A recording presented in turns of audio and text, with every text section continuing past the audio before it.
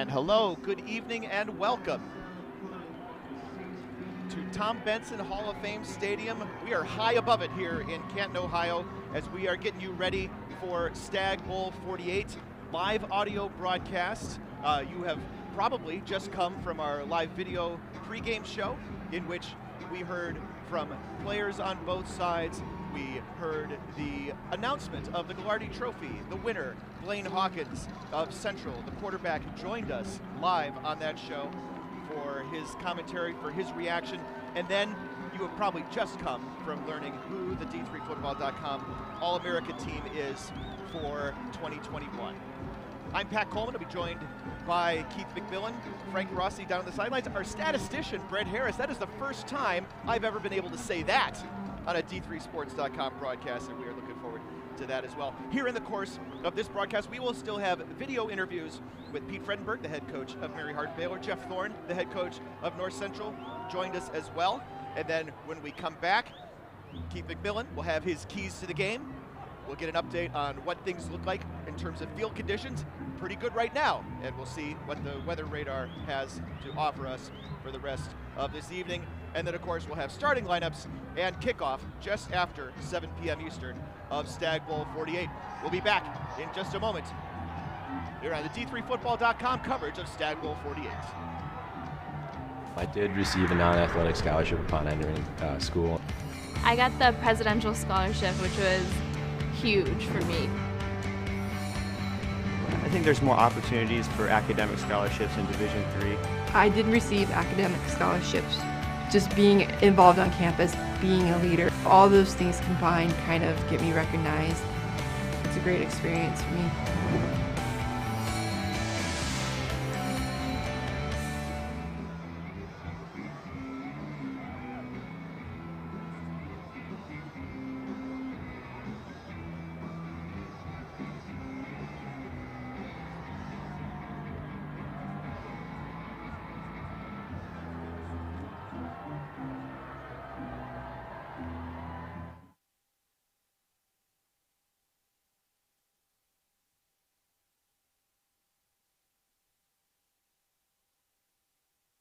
Now in the D3Football.com pregame show leading up to Stagg Bowl XLVIII, we're joined by Pete Fredenberg, the head coach of Mary Hardin Baylor.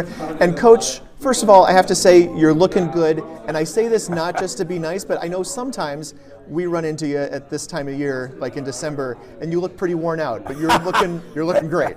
Well, God bless you for saying that. I am a little worn down, but it's just been a grind, and it's been great, though, and we're very, very excited to be here. I asked you earlier this week about the grind of, this being 20 games for your guys. I didn't really think to ask about what it's like for you guys and your staff. Yeah, it's been hard on my staff, and the thing that was really probably the hardest thing was last year, and it was recruiting, trying to get guys on campus, and with COVID and all the scary stuff that was going on. So they did an incredible job, and we had a great recruiting class, and were able to do it just out of the sheer hard work of our staff. That's a good question. I mean, it's a good point, right? I mean, you guys were, everybody in the conference obviously was dealing with the same thing, right? They were all playing games and trying to do all that stuff at the time where you're normally doing those things. And then when did Texas high schools play football last season? Well, they played throughout the year, and okay. Every once in a while they would have to cancel some games, but we got a chance to watch everybody and then recruit and do all of it. But there were a lot of concerns, coaches, some wouldn't let outside coaches in, and so then bringing kids on campus and stuff. So it was a unique time for all of us. So you guys are back here at the Stagg Bowl. Now, it's moved around. You guys are a relative constant compared to where we've played the game. What's it like coming so far to do this here in Canton, Ohio? Well, we would prefer Texas. Obviously. You had a couple of them. That's great. And you got one more coming up soon, too. Yeah, but obviously this is a very nice venue, and it's spectacular, just the size and scope. And so we're very excited to be here. And, anytime you get the opportunity to go to the Stagg Bowl, it doesn't matter where it's at. I think I have heard you say those words, Stagg Bowl, so many times in that particular way that you say them. had kind of little goosebumps heading back to Salem in my head a little bit. What I really want to ask you though about is talking about North Central a little bit.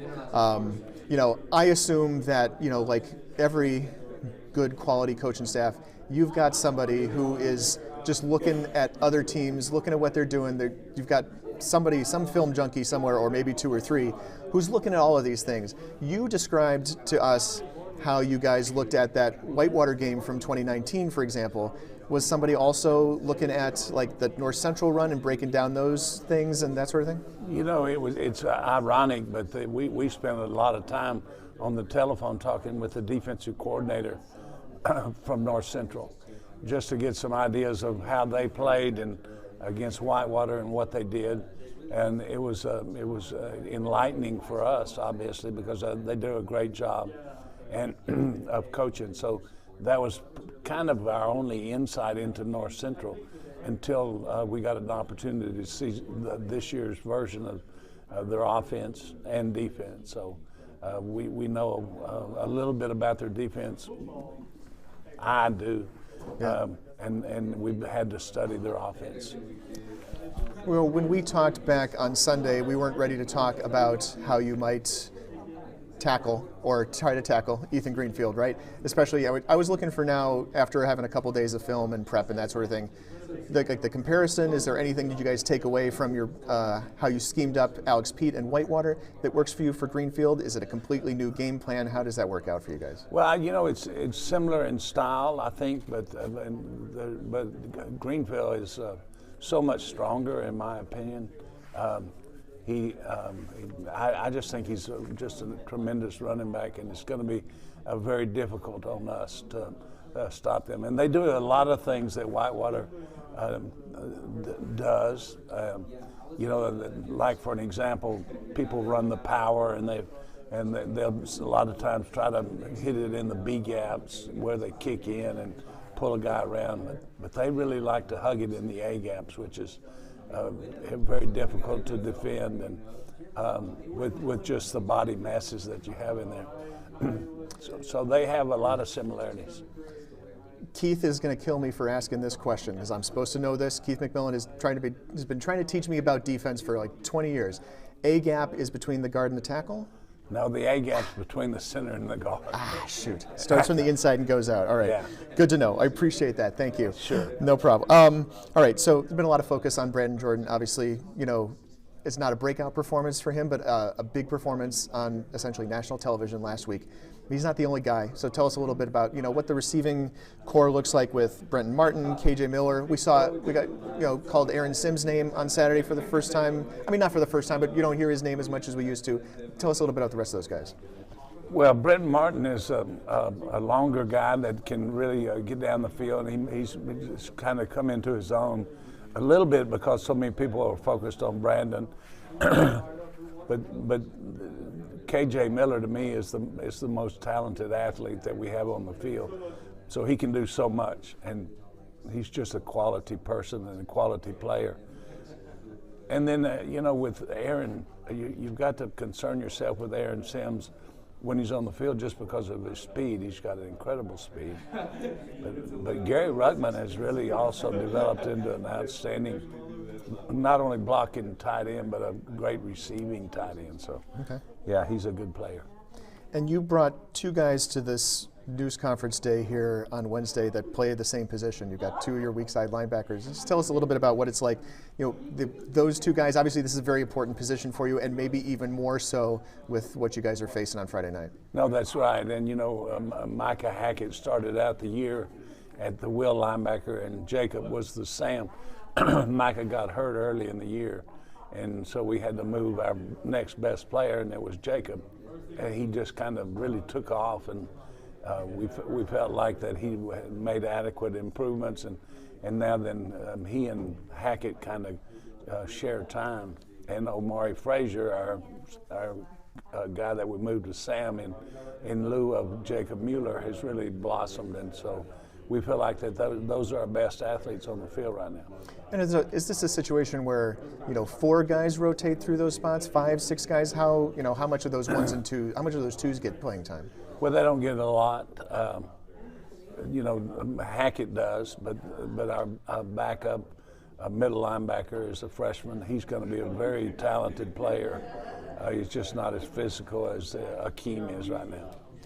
I'm always curious. One of the things that I don't get a lot out of watching practice. I'm pretty famously a baseball guy, maybe a basketball guy. Football is like my third sport from an X's and O's standpoint. But what I always like to watch is who's the guy on the scout team who's emulating the other team's big studs, right?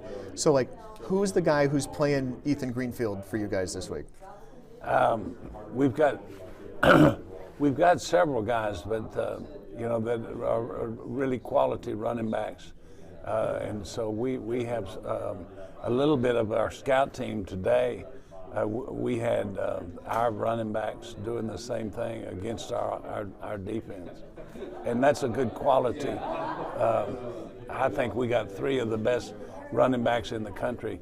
And but Ethan is in a room by himself, in my opinion. So I just think that we can emulate him a little bit with size and scope with Cromier and Montana Miller. I appreciate your time. Thanks for joining us. Thank you, Pat. I used to never really talk. Ever. I was scared and shy. It was hard to look at people's faces. I was afraid if I said something wrong, everyone would laugh at me. But then I started to play golf with Special Olympics. I made friends and won lots of gold medals. But I learned more than just playing golf. Special Olympics helped me to find my voice.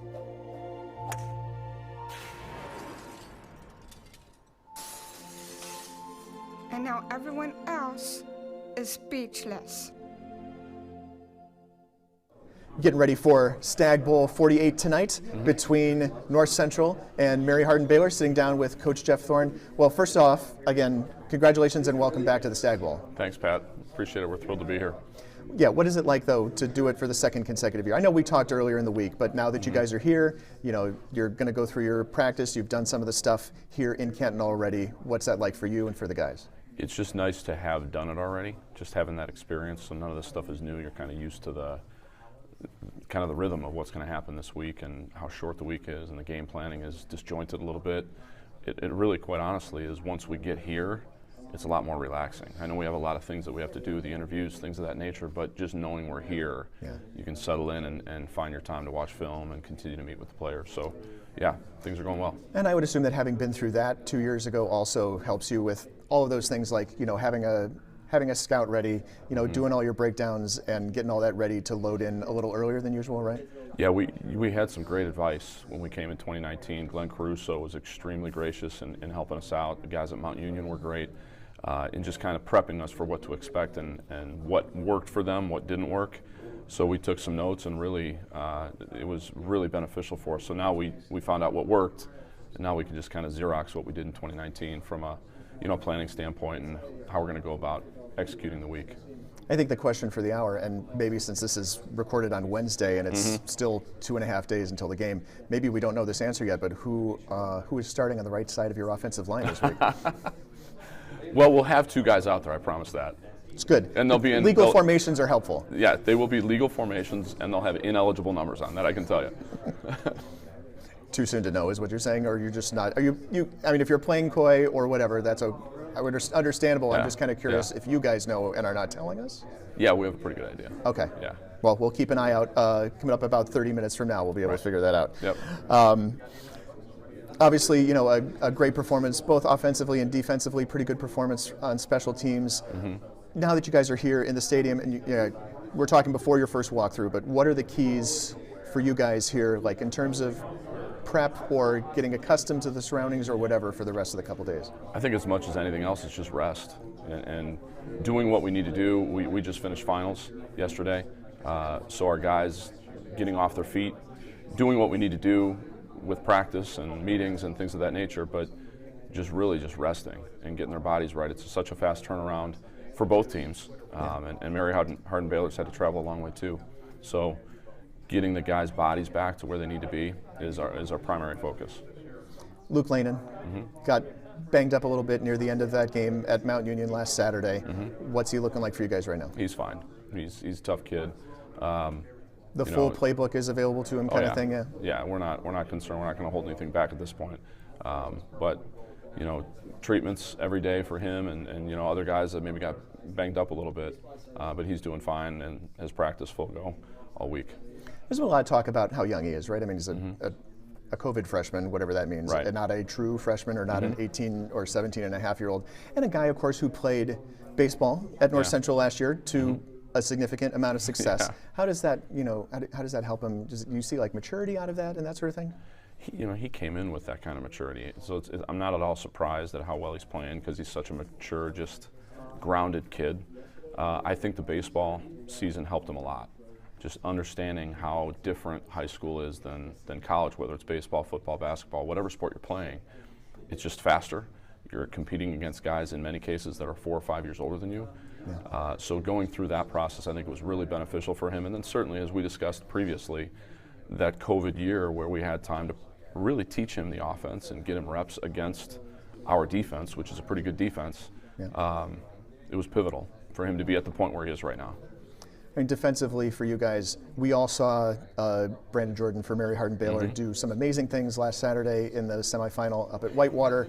You have some pretty tall corners, though. So what does that look like for you guys trying to defend a guy that big? Well, we have to pay attention. We have to know where he is all the time. I mean, he's really, really talented, but there's a fine line between overcommitting to one guy when they've got other players that are really dynamic too. I mean, they've got a couple other receivers that can really scoot. They're quick. They run great routes, and then their quarterback's a guy that if you don't have your eyes on him and he tucks it down and runs, he's awfully hard to tackle. So we have our hands full defensively, but I think it is absolutely a benefit that we've got a little bit of length in our secondary. If you're thinking about the 3 games that you guys would have on video from them, you got 2 games where King just threw the ball all over the lot, and you have one with a completely different quarterback.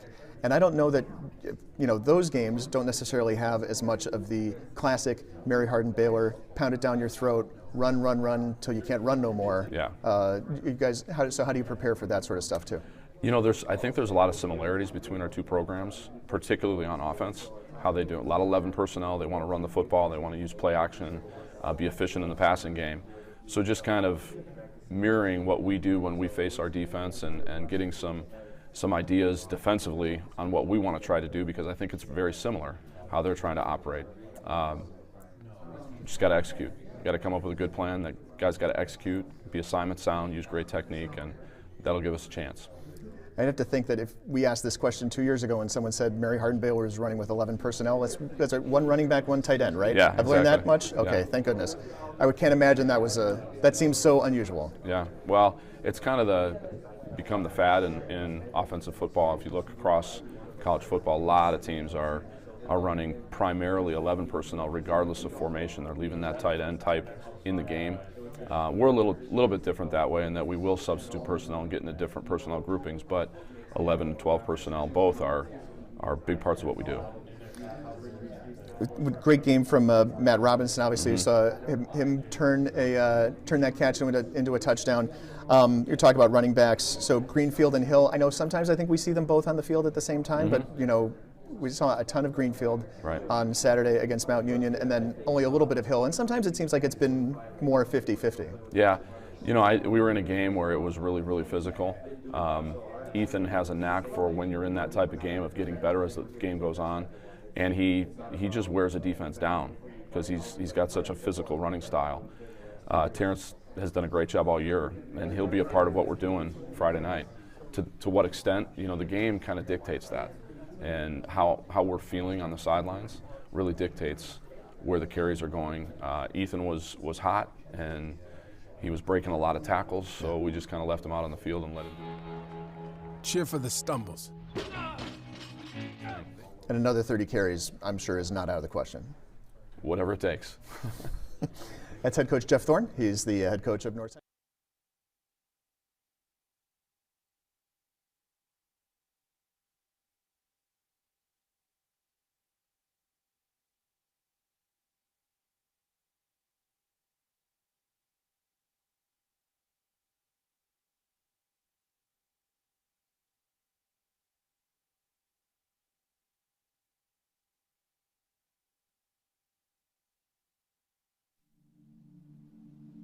I used to never really talk.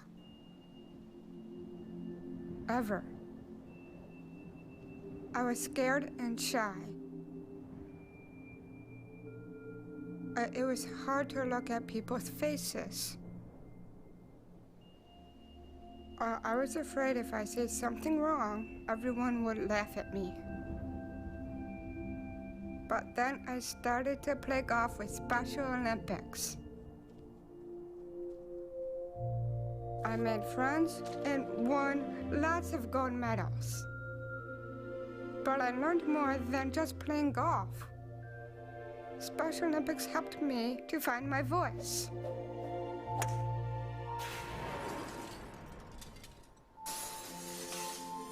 And now everyone else is speechless.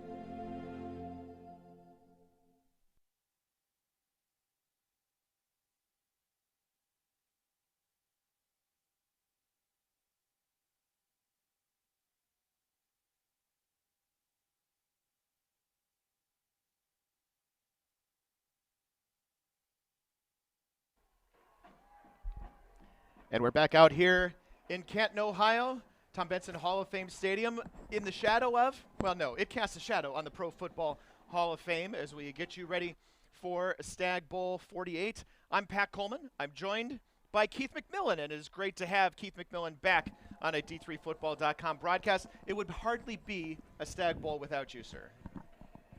Yeah, we've been doing them together since, 2000. I've been seeing, it's been a Christmas tradition for me since '97, and wouldn't miss this one, especially after we all missed one last year. We certainly did. Certainly glad to have a championship, have a season. All right, a couple of minutes here to talk about just looking at what the scene is like right now. This is one of those days right now where weather is not going to be a factor, but there's rain on the way. Do you think about trying to score quickly, trying to score ahead of the rain? Is that too much overthinking? Yeah, I do think that's overthinking. I don't think you change your style until you have to. And both these teams are happy to run the ball. I think it, frankly, would affect Mary Hardin-Baylor a little more than North Central, given that North Central likes to run it a good 60% of the time. And usually that's the crew MO. But as we've seen in the past couple of weeks, Kyle King to Brandon Jordan and friends has been really effective for them offensively. 49 points against Linfield in the quarterfinal round, and then a mere 24 last week, but it was plenty to win as they won 24-7. And I think that's what you're really going to be looking for early is to see which team is able to establish its running game out of the gate. Obviously very important for North Central, but you feel like Ethan Greenfield's going to get some of his yards, even though Mary Hardin-Baylor held Alex Pete and Whitewater to 20 carries, 43 yards last week. But you gotta see North Central, I think, get Andrew Kaminsky involved, D'Angelo Hardy. Kaminsky just 1 catch for 6 yards against Mount Union, 5 touches for Hardy. You got to see some diversity in that offense, and then we all want to know is Luke Landon going to be able to hit his throws, and is he going to be able to run the ball as well? It was a big factor last week, especially with a few option plays, including that 1 touchdown where he dove into the end zone. Absolutely. We talked a little bit about that. Now we'll be back in just a moment to talk a little bit more as we get you ready for our keys to the game and starting lineups here on Stagg Bowl XLVIII. I used to never really talk. Ever. I was scared and shy. It was hard to look at people's faces. I was afraid if I said something wrong, everyone would laugh at me. But then I started to play golf with Special Olympics. I made friends and won lots of gold medals. But I learned more than just playing golf. Special Olympics helped me to find my voice.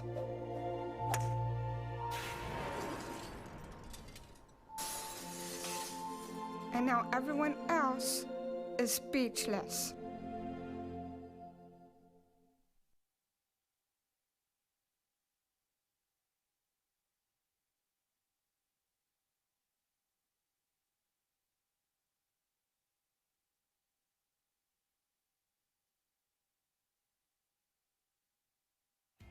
Something I discovered in myself is that if I have a goal, then I can accomplish it.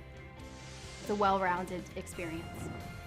At a Division III school, you primarily a student athlete, so the school is really shaped around you developing yourself as a complete individual. It helps a lot that you have a family with your team that can guide you.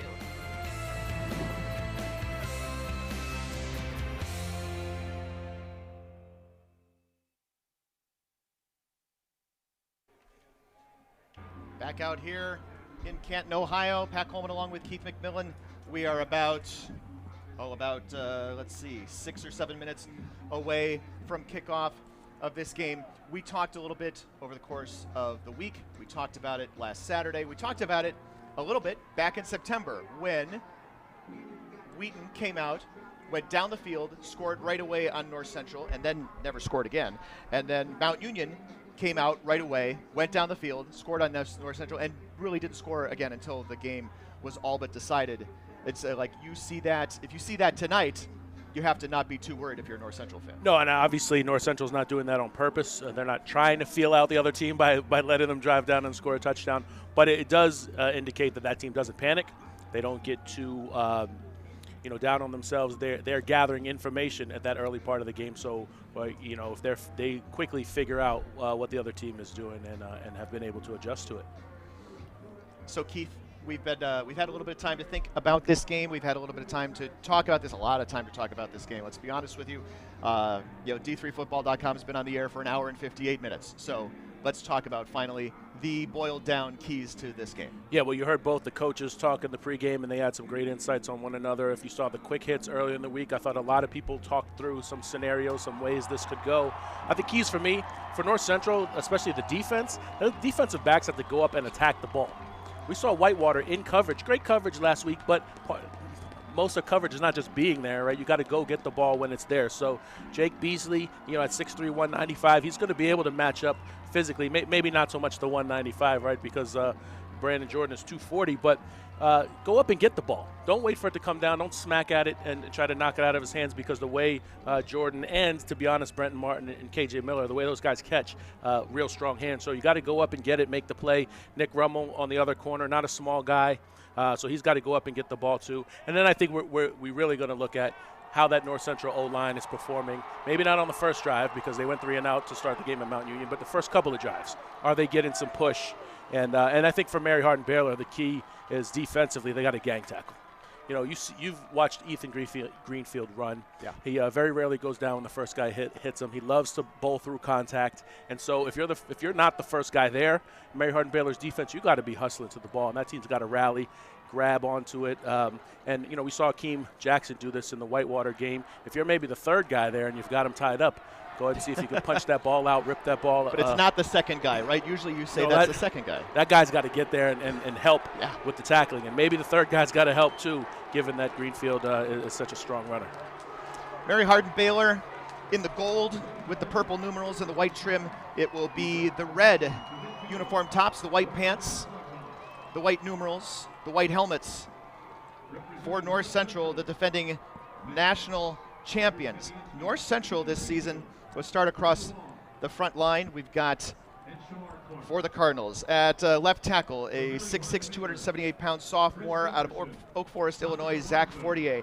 Left guard, talked about him a lot, including on the D3Football.com All-American team. That's Sharmore Clark, a 6'0", 263 senior, number 55. Gerard Thornton at the center, a 5'11", 302-pound sophomore out of Homewood, Illinois. Sam Pryor, a scratch. So Sam Pryor, a scratch. It will not be starting tonight for North Central. My understanding is that who is starting today will be Jesky Maples, who is moving over to guard. That's a 6'0", 265-pound freshman. And then it will be Will Ebert stepping in at the right tackle spot. That is what we have. We'll see if we can confirm that once the game starts. Quarterback, of course, Luke Lanin, just a 6'0", 185-pound COVID freshman, COVID sophomore, however you want to think about it. Guy who's completed 66% of his passes, throws for 237 yards. Game question is, how good is his shoulder after he got banged up a little bit late in the game against Mount Union? And then the wide receivers, Andrew Kaminsky, wearing number 11, D'Angelo Hardy, number 6, Blake Williams, Number 11, Ethan Greenfield in the backfield, has been talked about quite a bit. Matt Robinson, the tight end.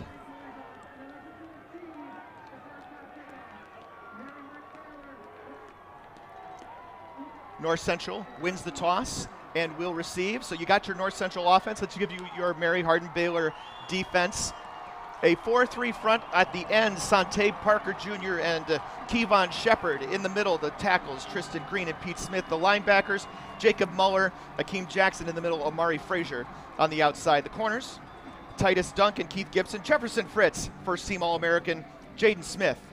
The two safeties, Smith, that crew back, monster back, that kind of hybrid safety linebacker combination. I want to go back, though, Keith, and talk a little bit more about defending Brandon Jordan, who we won't see, presumably, in this first offensive possession, unless, Mary Hardin-Baylor kicks onside. You were a taller cornerback, a taller safety, and Beasley, tall safety or tall corner, 6'3" himself. How do you defend a big guy like that? Well, the great thing is when you're 6'3" at corner, these are the games you're built for. And Jake Beasley is excited for this matchup, I'm certain. But again, coverage is not just being there when the ball's thrown and being in position. You got to go up and get it. You have to be strong with your hands. The way Brandon Jordan catches the ball, he catches it at the highest point and crushes it together with his hands. So Jake Beasley's going to have to rip through those hands, and he's going to have to go up and get it. All right, so running with Brandon Jordan, and again, Brenton Martin, not a small guy either. Running with them is not going to be enough today. You got to go up and make a play on the ball. Ball skills is really going to be where it's at. Getting ready to kick it off, our first Division III football national championship game in 1 year, 363 days.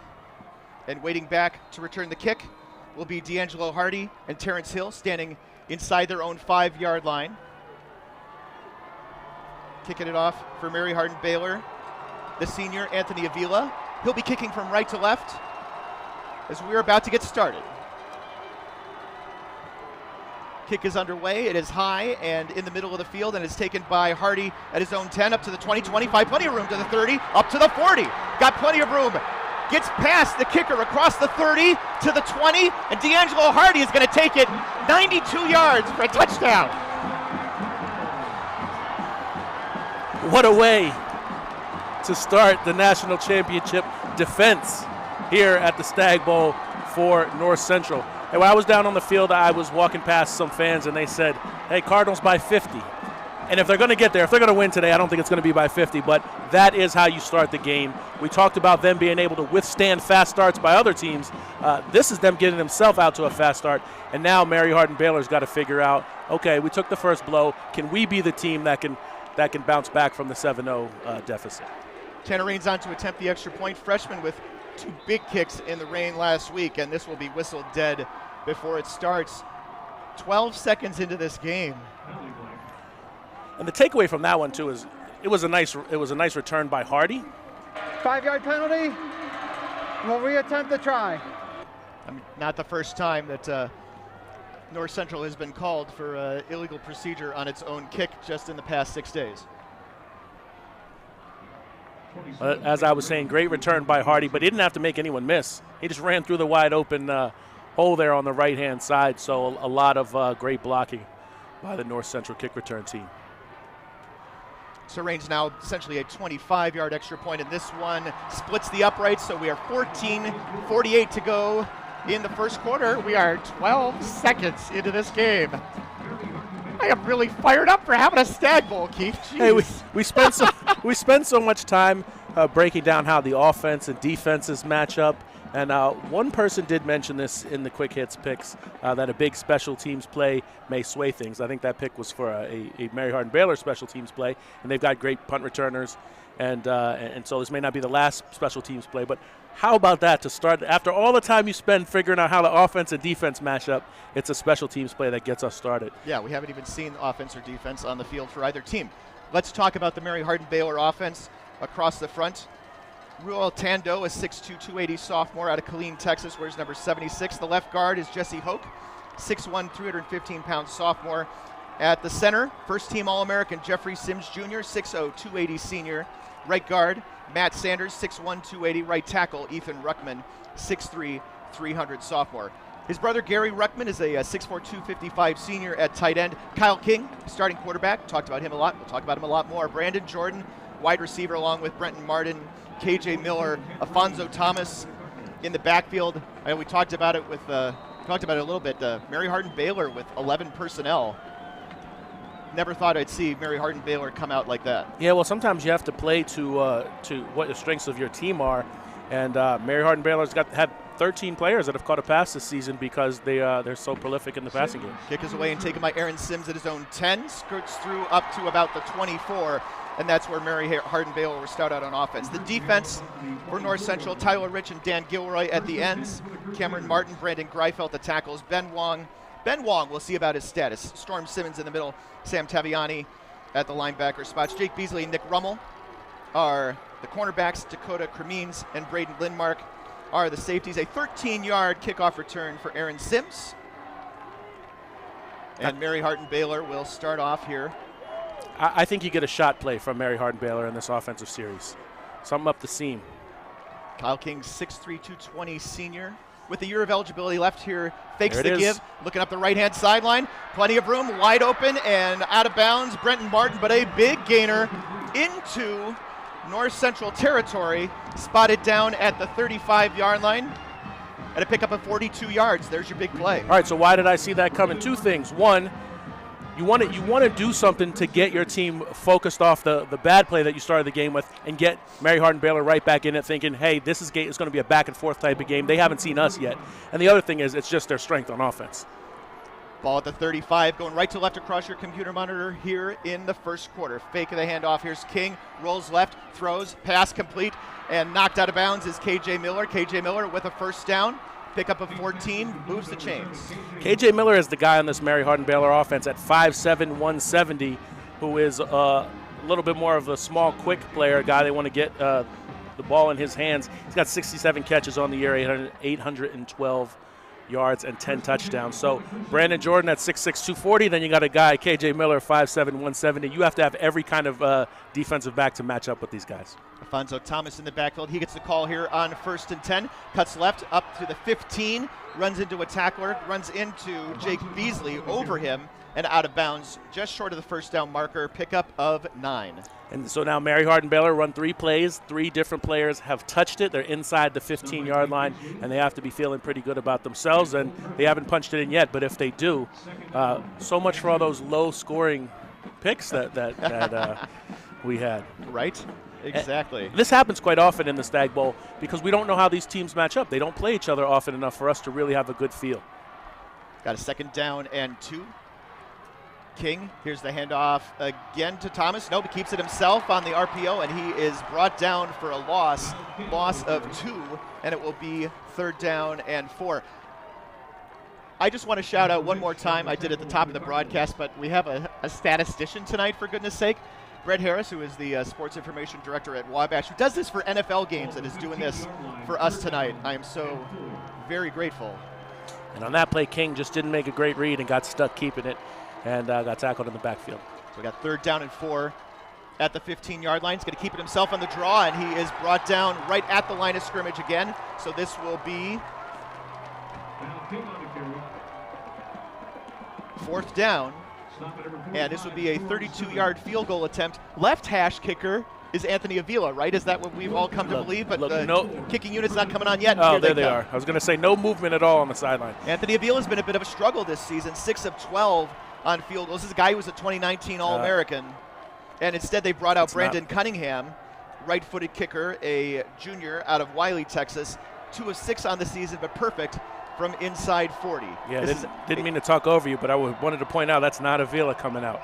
32-yard attempt out of the hold of Tommy Bowden. Kick on the way, has the distance, and it is good. So with 11:51 to play, Mary Hardin Baylor has cut into this lead. It's 7-3 North Central. We'll be back in just a minute. You're listening to audio coverage of Stagg Bowl 48 from Canton, Ohio. They should have had that. And the tears that linger. For in those moments, greatness lies. There, you will find the provoked, the determined, the unified. It's in those moments that champions are born.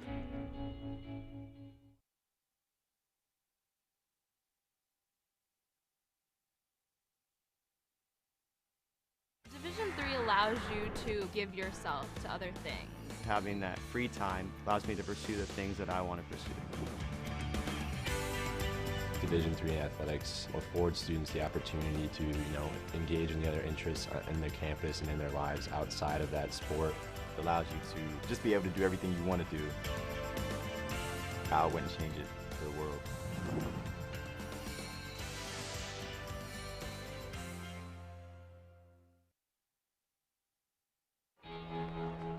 Cheer for the stumbles, the he shoulda had that's, and the tears that linger. For in those moments, greatness lies.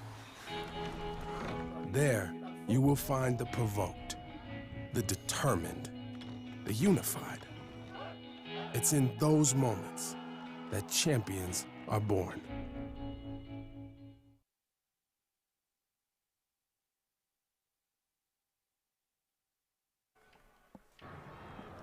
Back out here in Canton, Ohio, Pat Coleman along with Keith McMillan, the third member of our broadcast crew, is down on the field, and we're sending it down to Frank Rossi.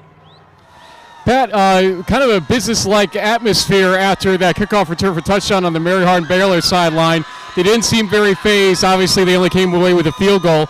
But on the other side, North Central, the crowd is boisterous, as you can hear behind me. They definitely traveled well to the stadium. Back up to you. All right, thanks a lot, Frank. 7-3 our score, 11:51 to go here in the first quarter. Yeah, right.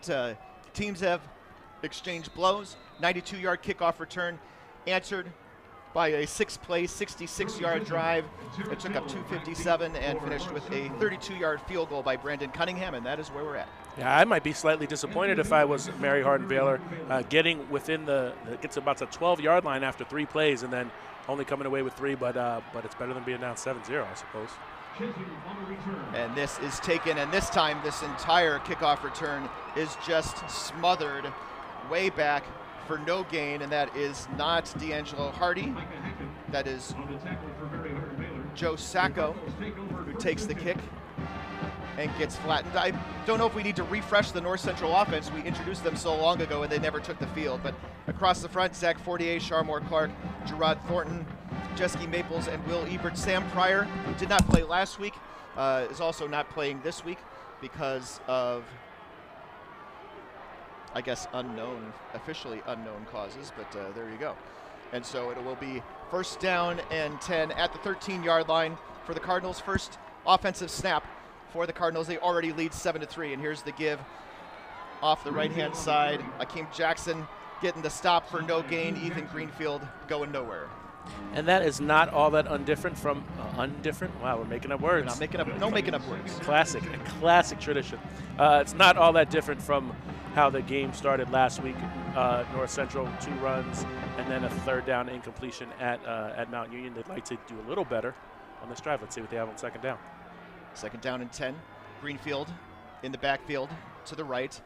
Gets the give once again. Tries to shake off a tackler, unable to do so. Kevon Shepard again for no gain. Now 3rd down and 10. And we talked about having to see Luke Lanin in an early passing situation. Here you go, 3rd down and 10 after 2 no-gain runs off the bat by Ethan Greenfield. Yeah, and one thing that's a little different about Mary Hardin Baylor's defense than some of the great teams even that North Central's played, the best 3 opponents they played, Mount Union, Wisconsin Lacrosse, and Wheaton. It's a very fast defense, especially up front.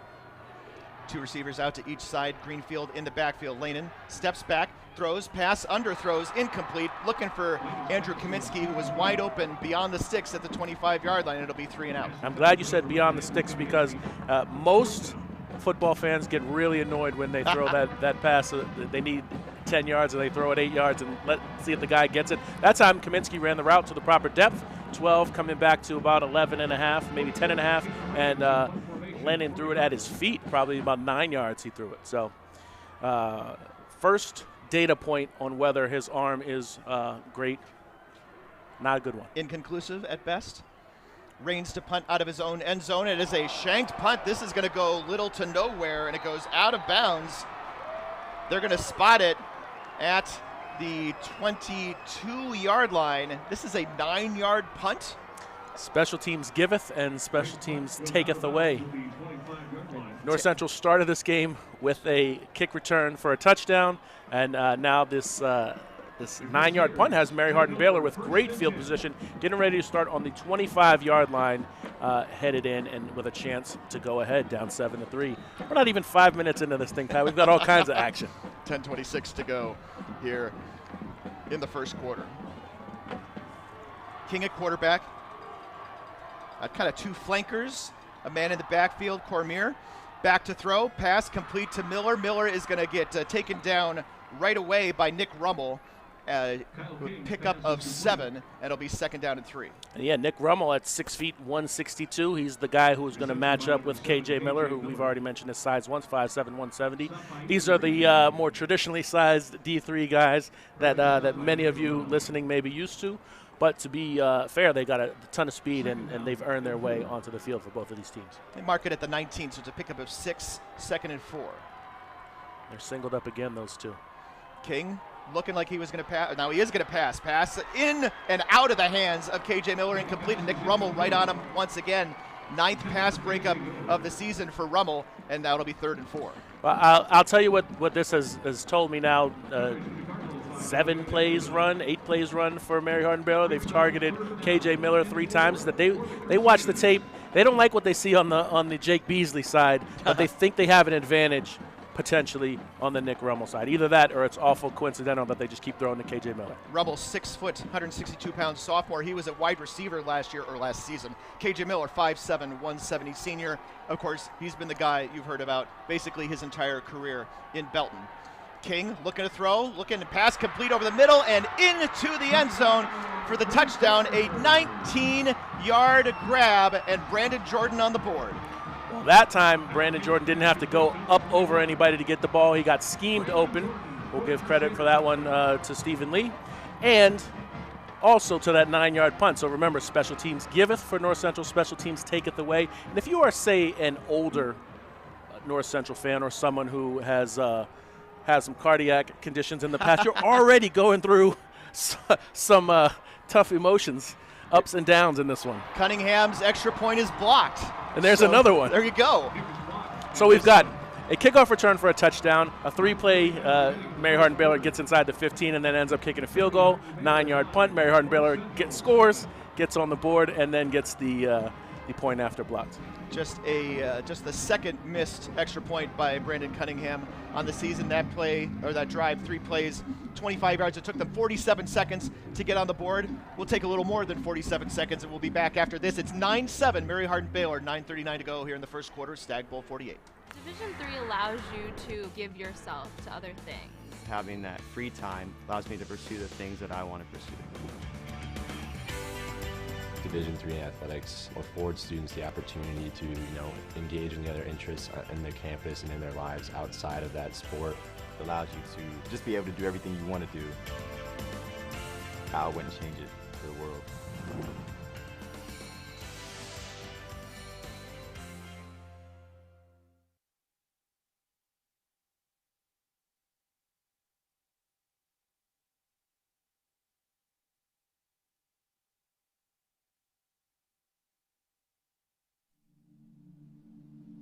I used to never really talk. Ever.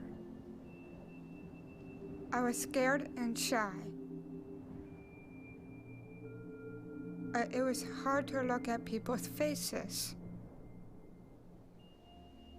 I was afraid if I said something wrong, everyone would laugh at me.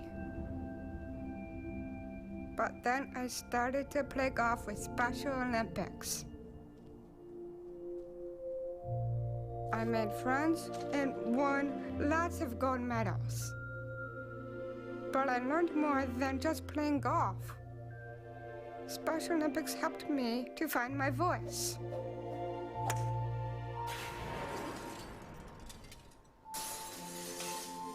and now everyone else is speechless.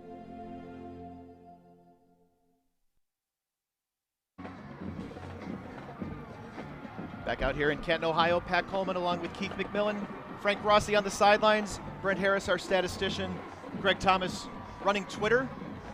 You follow him at Wally Wabash. That is our best tweeting going on right now. And the A team is back out for kickoff returns for the Cardinals, D'Angelo Hardy and Terrence Hill. As this game has taken so many turns, and we are 5 minutes and 21 seconds in, Mary Hardin-Baylor leads us 9-7.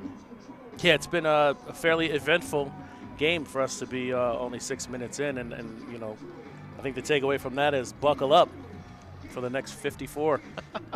You were talking about older North Central fans. I mean, I'm pushing 50. I don't know what my heart rate was on that kickoff return. Well, I was thinking back to that Mary Hardin-Baylor Whitewater game you and I called together down in Belton in the old Belton High School Stadium in, what is that, 06, 07, something like that. Neil Merkvicka returns the opening kickoff for a touchdown. Whitewater never scores again, but they win that one 7-3. So you thought this game may that highlight would have been the first play. Well, turns out we got more highlights coming. Here's Hill with the kickoff return at his own 3. Stutter steps at the 15, spins off a tackler, fights his way across the 20 and up to the 21-yard line, 19-yard return, and that is where the Cardinals will set up shop. They went 3 and out the first time, did not gain a single yard. 2 Ethan Greenfield runs stuffed at the line of scrimmage, and then a ball thrown to Andrew Kaminsky, underthrown by about 2 yards. You know, and if you're looking, especially if you're a Mary Hardin-Baylor backer or somebody who just wants that team to win, got to be pretty encouraged with how they bounced back from giving up a touchdown the first time the ball was put in play, are now have scored twice and haven't given up any yards. Blake Williams, the receiver, out to the far side on 1st and 10. 3 receivers to the right for Lanen, and Lanen gives the handoff to Greenfield. He leaps over a tackler at the line of scrimmage and gets his first positive yards. The Cardinals' first positive yards from scrimmage on the day, picks up 3, 2nd down and 7. Yeah, and even though that's just a 3-yard run, that's the first time of now 3 run plays where it looked like the North Central offensive line, and that was the left side with Zach Fortier and Sharmore Clark, so maybe we should expect it. But that was the first time it looked like the North Central line was pushing around the defensive line for Mary Hardin-Baylor. We detailed a little bit the changes in the starting lineup. Will Ebert, the starting right tackle. Sam Pryor, the titular starting right guard, is out. Here's a pass across the middle, and it's Kaminsky getting the ball and moving the chains across the 30 up to the 32-yard line. Well, they really have to get him involved. Kaminsky was the guy who had 31 touchdown catches in 2019, and of course, he grew up playing with Brock Rudder, so Rudder, I'm sure, looked for him a lot. Not quite as many touches this year, but also that North Central running game was so effective. So he was 67 for 1150 and 11 touchdowns, but only 1 catch last week, and it's got to be encouraging for North Central to be able to get him involved in the first quarter of this game. Pickup of 8, and it's 1st and 10 from the 32-yard line. One receiver is Kaminsky to the near sideline. Thornton, the tight end. Lanen looking to throw, not finding anybody, rolls out to the right. Still rolling, is going to take it himself across the 30 and then steps out of bounds at the 34-yard line, a pickup of 2. And again, you know, you call Luke Lanen a Froshmore. Froshmore, right? I like it. And make it 3 yards. You know, but someone who's started 15 college games now. He's been a long-time quarterback in high school, and that's one of the things that Coach Thorne loved about him. But went through his progressions there. All right, 1, 2, 3, times, right? Not open, tuck it and run, live to play another day. He's not forcing it into coverage. And there are going to be a lot of moments like that because Mary Hardin-Baylor sticks with 5 defensive backs on every play. Lanen just short of 500 yards rushing on the season. Here is the handoff to Greenfield. Greenfield tries to spin off a tackler at the line of scrimmage. Caleb Johnson brings him down for no gain. Yeah, and I don't think it's a coincidence that Mary Hardin-Baylor is a 4-2-5 team, and a lot of the great teams across Division III are as well, because it's hard to find great linemen and linebackers.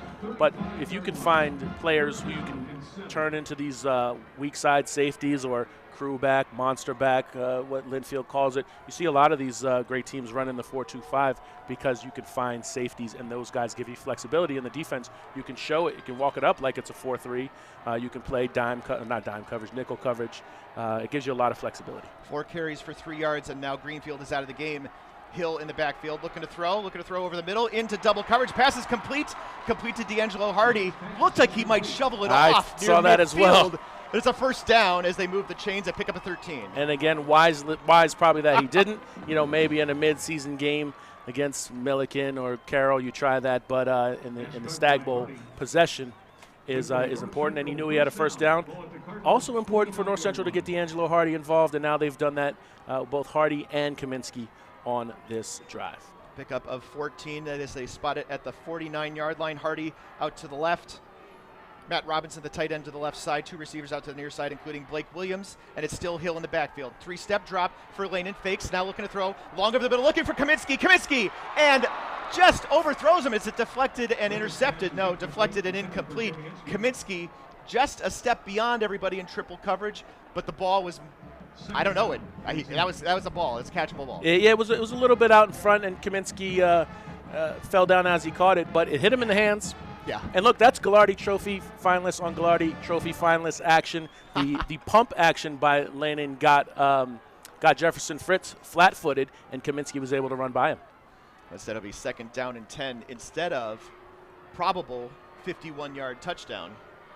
Yeah, and for as long as North Central's held the ball on this drive, they are still at midfield, or not even across midfield. That was a big chance, though.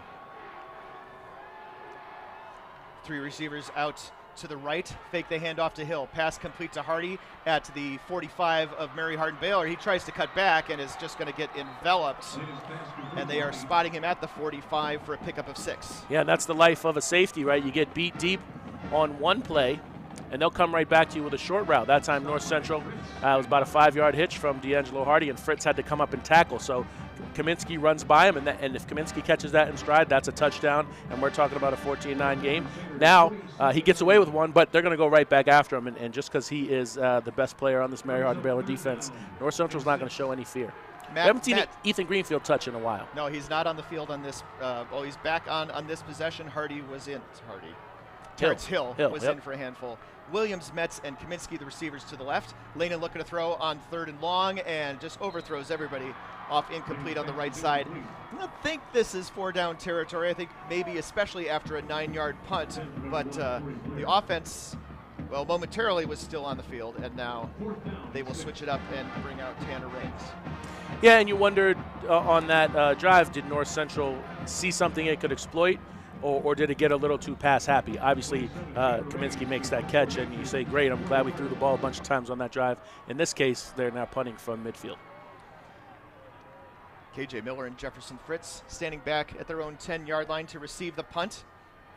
Raines gets it away. It is a high one that is taken at the 6, and running with it is Miller across the 15, still on his feet down to up to the 17-yard line.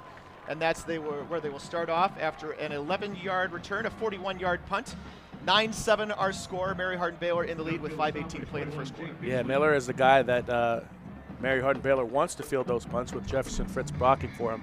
I think you see on both of these teams how all sold out they are to win the Stagg Bowl. No tomorrow. And so you got Jake Beasley running down in coverage. He's the first guy to miss KJ Miller, and we saw Jefferson Fritz on a kickoff get stiff-armed. So they're putting their best guys, their best players are playing special teams tonight because they're trying to win a national championship. I'm looking to send it down to Frank Rossi down on the sidelines. We are so far away from the field, it's sometimes hard to find Frank. Frank, are you with us? I'm with you. Go.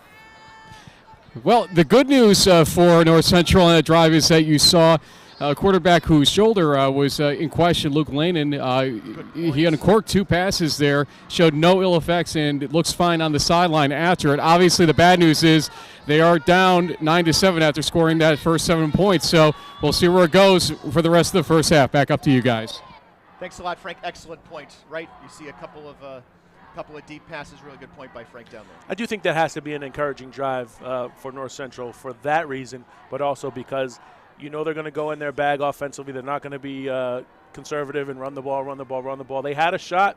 They hit Andrew Kaminsky in the hands, and man, again, if he catches that in stride, whether Kaminsky is just a teeny bit faster or that ball's a little bit more well placed. Again, North Central's out in front, and they're patting themselves on the back for scheming up that play to get him open down the seam on the double pump. For all intents and purposes, a beautiful night to play football in eastern Ohio in December. Temperature at kickoff 37 degrees, little to no wind. the feels like factor, I've never seen it be more than I'm coming from Minnesota where wind chill is a real thing. Here it feels like 40, and it's a pretty good night for offense. Yeah, and down on the field, it was it's chilly. You know, most of the Mary Hardin Baylor players who not necessarily used to this weather down in Texas have the long sleeves on. But there were a couple players, D'Angelo Hardy for North Central being one of them, who had his shirt pulled up to his shoulder pads. Right, he's got the stomach out because it's that kind of night here. And as you mentioned, Pat, no wind to speak of, so you're going to see some deep balls completed in this game, I believe. So Mary Hardin Baylor back up in their own end for this drive here as they're starting at their own 17-yard line.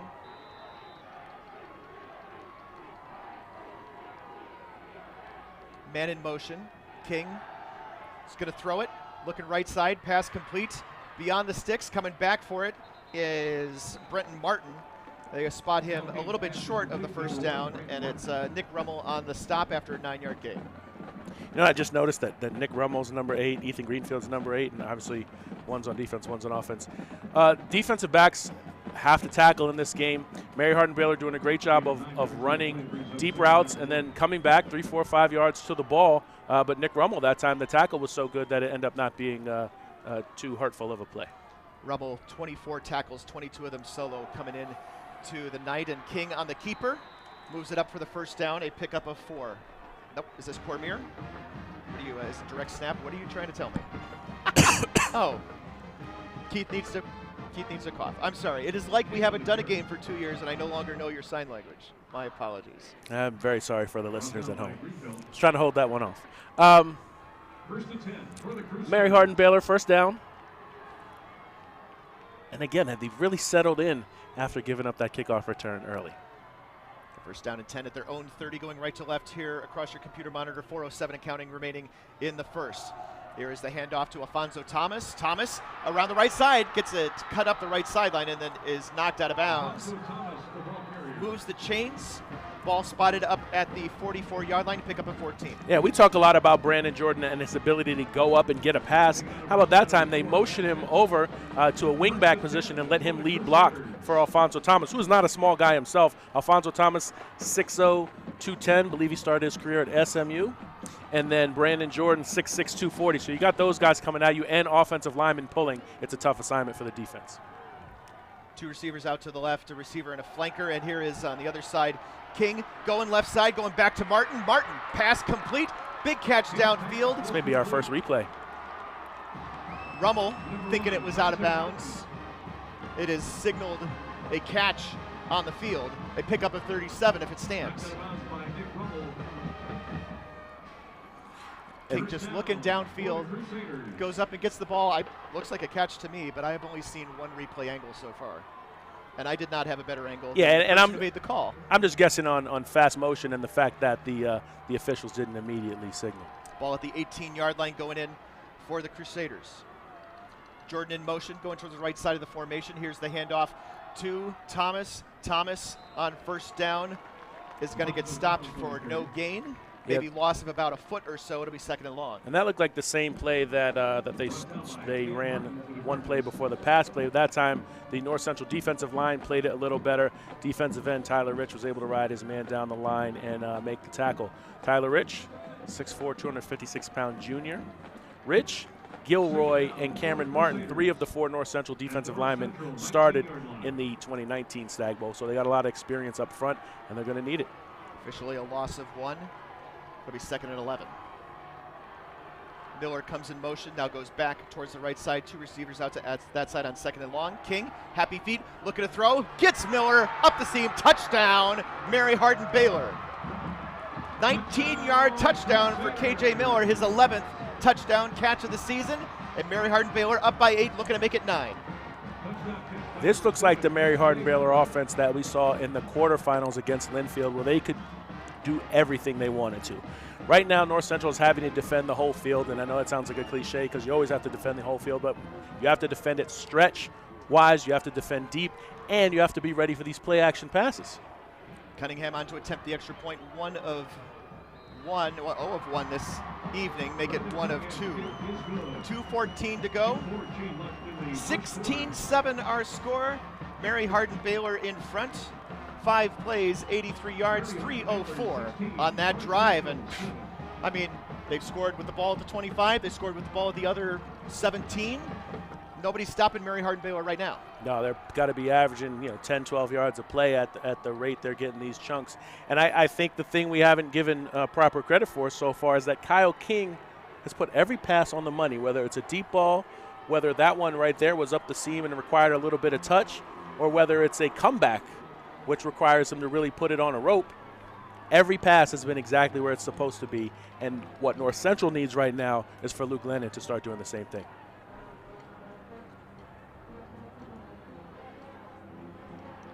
Terrence Hill and D'Angelo Hardy back to receive this kick. Started off so well for North Central. D'Angelo Hardy with a 92-yard kickoff return for a touchdown, and 12 seconds into the game, the Cardinals, the defending champs, had a 7-0 lead. It's been a 16-0 run for the Crew since then. Here is taken by Hill at the 9-yard line up to the 19, make it the 20, where he is finally spun down. 11-yard return, and it will be the Cardinals offense coming back out. Well, North Central on the evening, Keith, 32 yards of total offense, just 6 of them on the ground.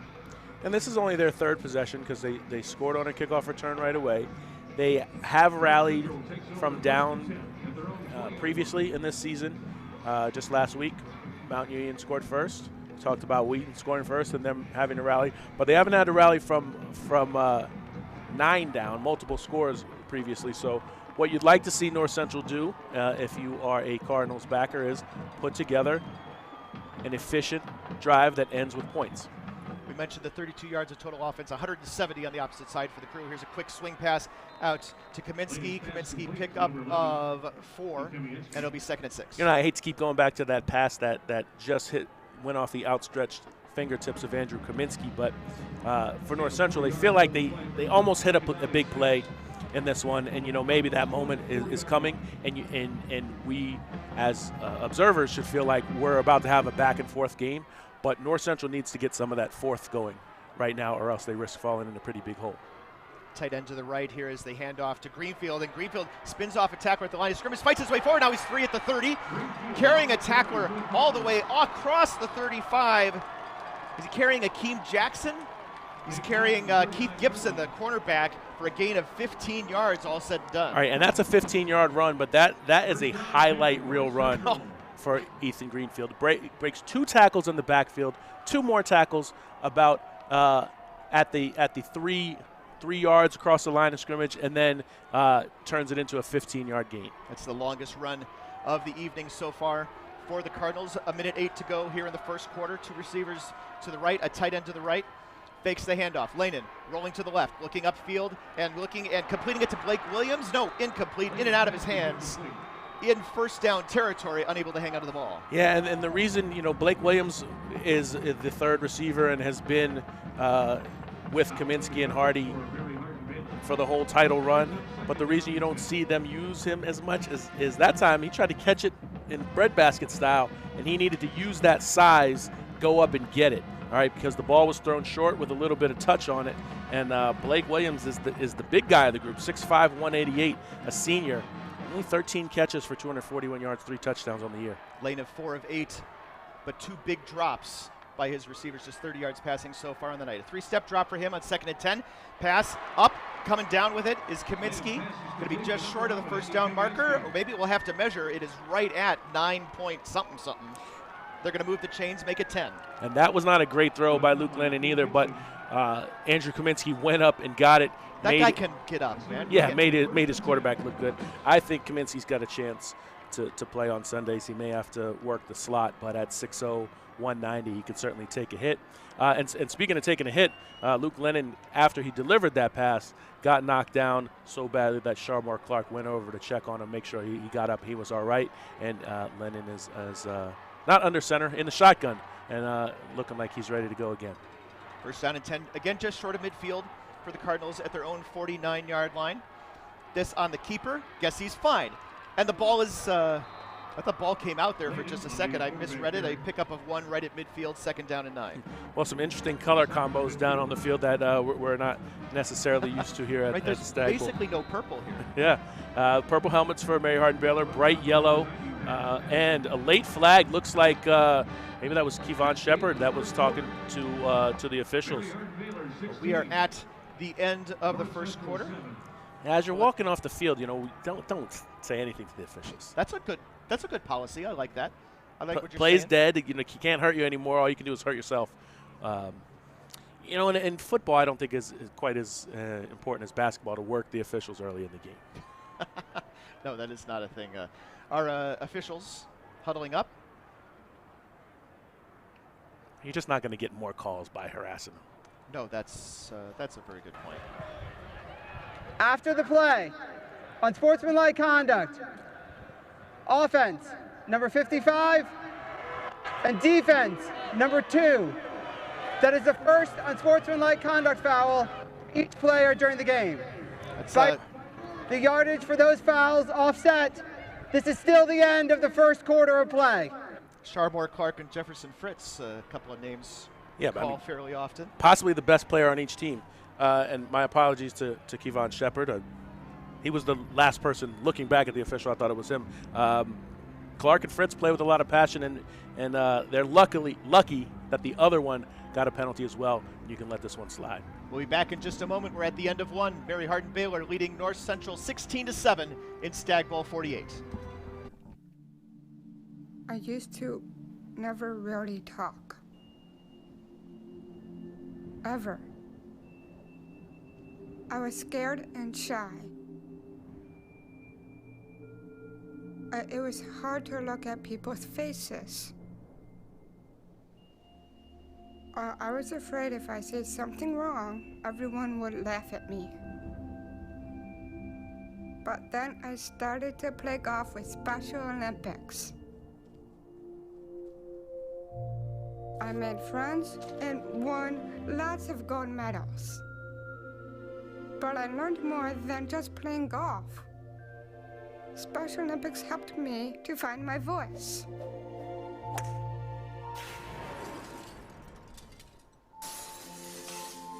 And now everyone else is speechless.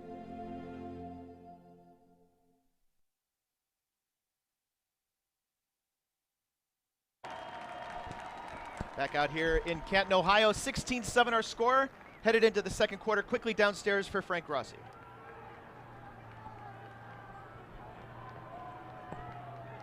Super quickly, so quickly you didn't hear it. First quarter stats.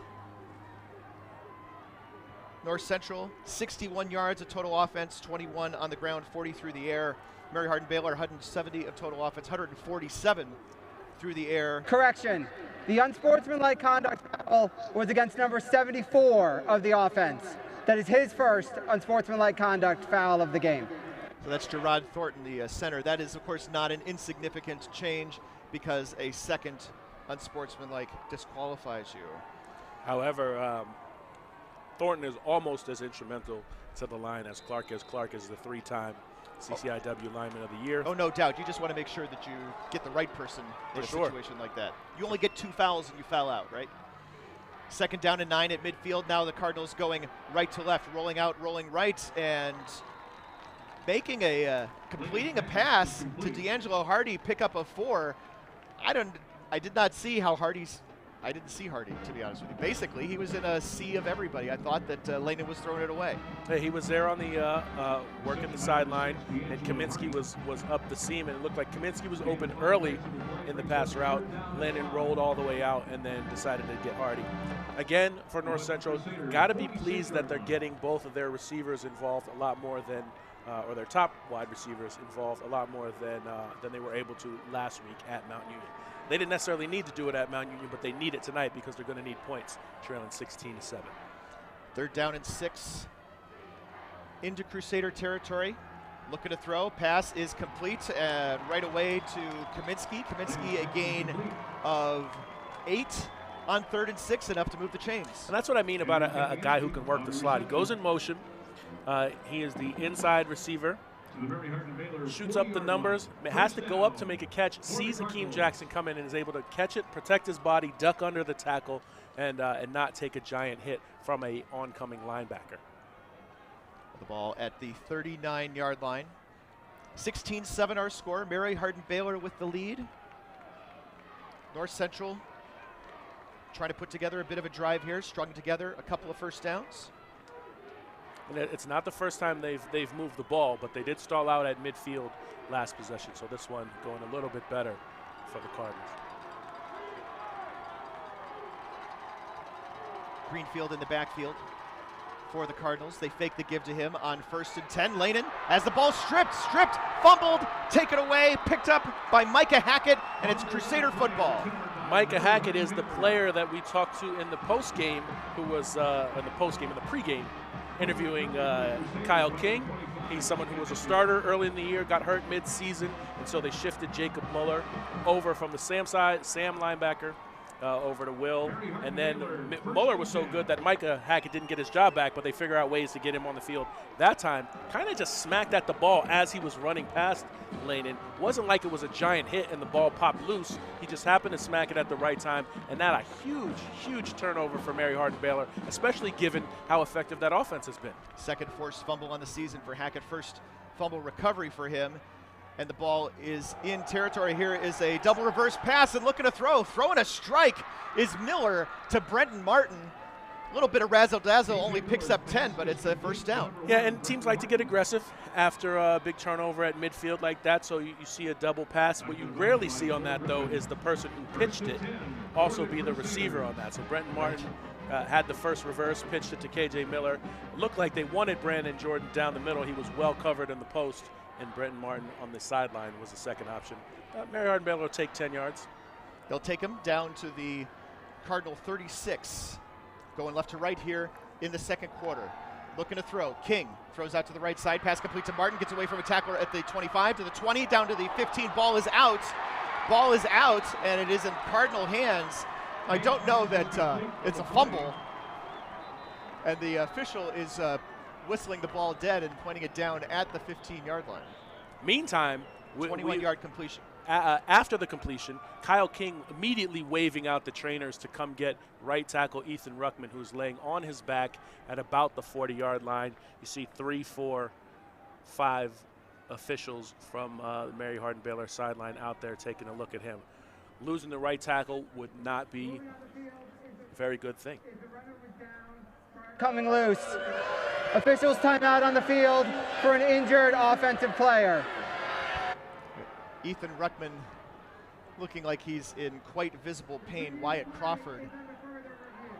And they will review this just to make sure, but looks like the review that we're getting up here in the booth looks like the correct call was made, that as long as play is stopped, it will be looked at. And Keith, as you know, things get looked at all the time, regardless of whether they stop play or not. Well, the North Central fans don't like it. But I see what you see, Pat. Yeah. I see a guy whose knees down when they start to rip the ball loose. Again, Mary Hardin-Baylor has another concern on this play, not just whether they turn the ball over down at the 15, but they have an offensive lineman down on the 40-yard line. So this could end up being a very bad play for Mary Hardin-Baylor, even if the ruling on the field stands. We're going to take a break. We'll be back with more here at Stagg Bowl 48. Division III allows you to give yourself to other things. Having that free time allows me to pursue the things that I want to pursue. Division III athletics affords students the opportunity to, engage in the other interests in their campus and in their lives outside of that sport. It allows you to just be able to do everything you want to do. I wouldn't change it for the world.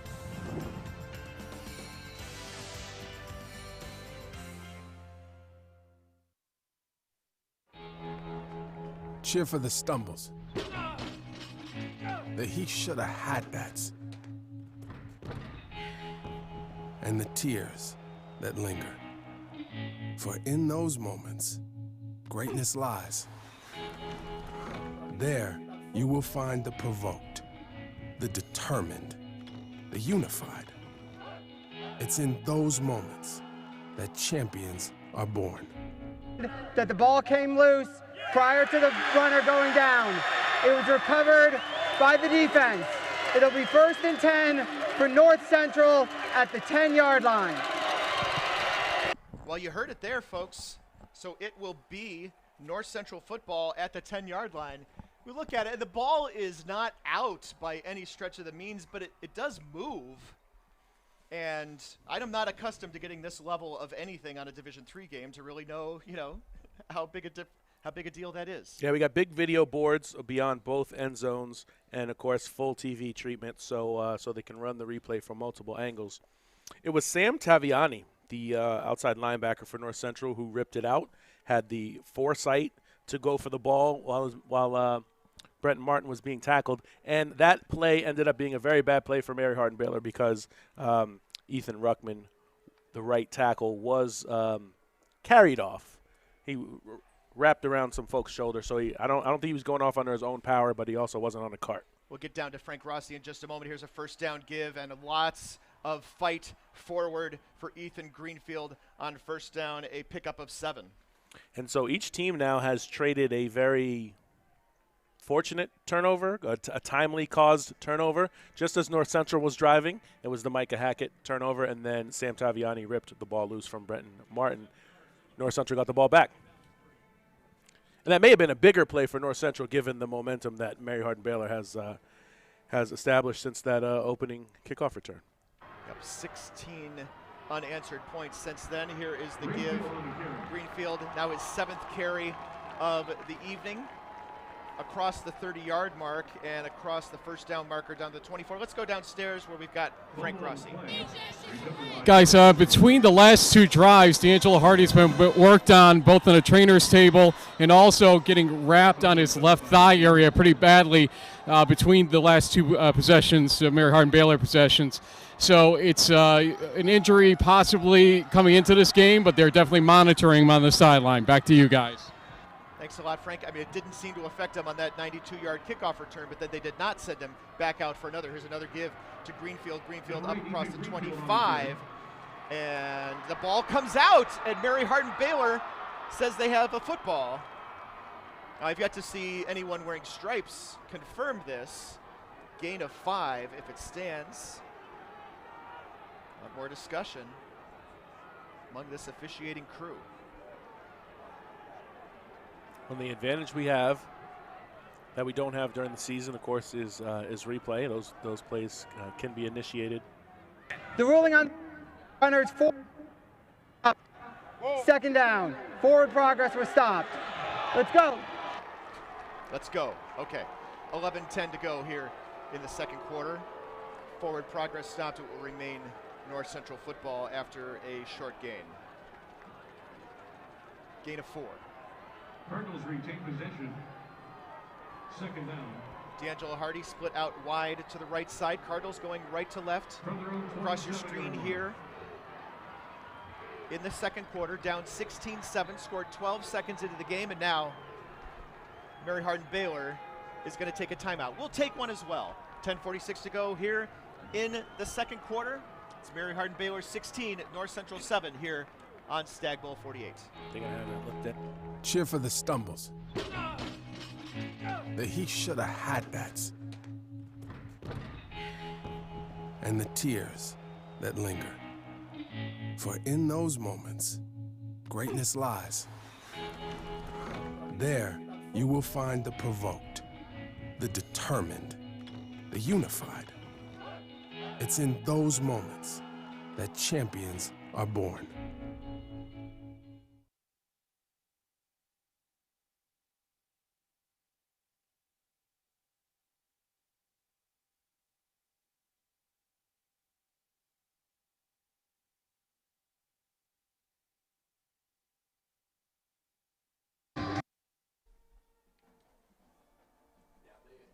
Back here in Canton, Ohio, where the officials have just announced that that play is not reviewable because you cannot review whether forward progress was stopped.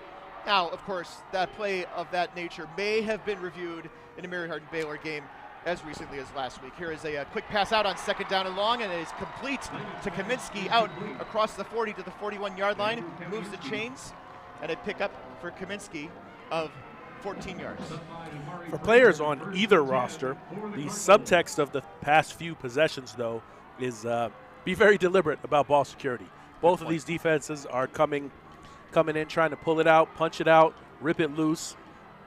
If the second, third guy there is looking to create a turnover, and so far they've been successful 2 out of 3 times. Here's a handoff to, a keeper. Lanin looking to throw, and then just throws it over everybody's head, looking right at Hardy, and I guess essentially threw it away or just missed really badly. On the play for intentional ground, the quarterback was outside the pocket, and the ball got beyond the. I don't understand a lot about intentional grounding, but I understand that was not one. That was the run pass optioniest RPO I've ever seen, right? Because he's rolling out, he cocks it a couple times, then tucks it, then decides the run option doesn't look so well either. I'm just going to throw it out of bounds. Live to fight another day. 2nd and 10 for North Central. Lanin had completed his last 5 passes before that intentional incompletion. 2nd down and 10. Here's the give. Nope. Here's the keeper. Lanin looking to throw, rolling right side. They're going to keep it himself, and is going to get hit out of bounds, and they're going to throw the flag on Keith Gibson. Gibson hitting him pretty hard, and maybe Lanin was giving himself up. Gibson not super happy, having to be restrained, or, pushed away from everybody else.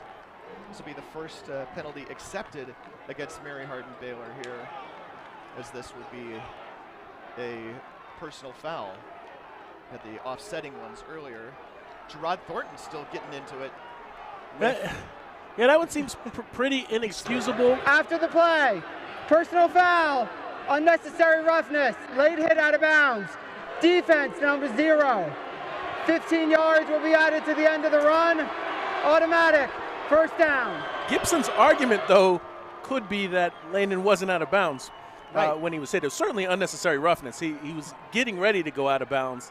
Hadn't quite given himself up as he had turned upfield.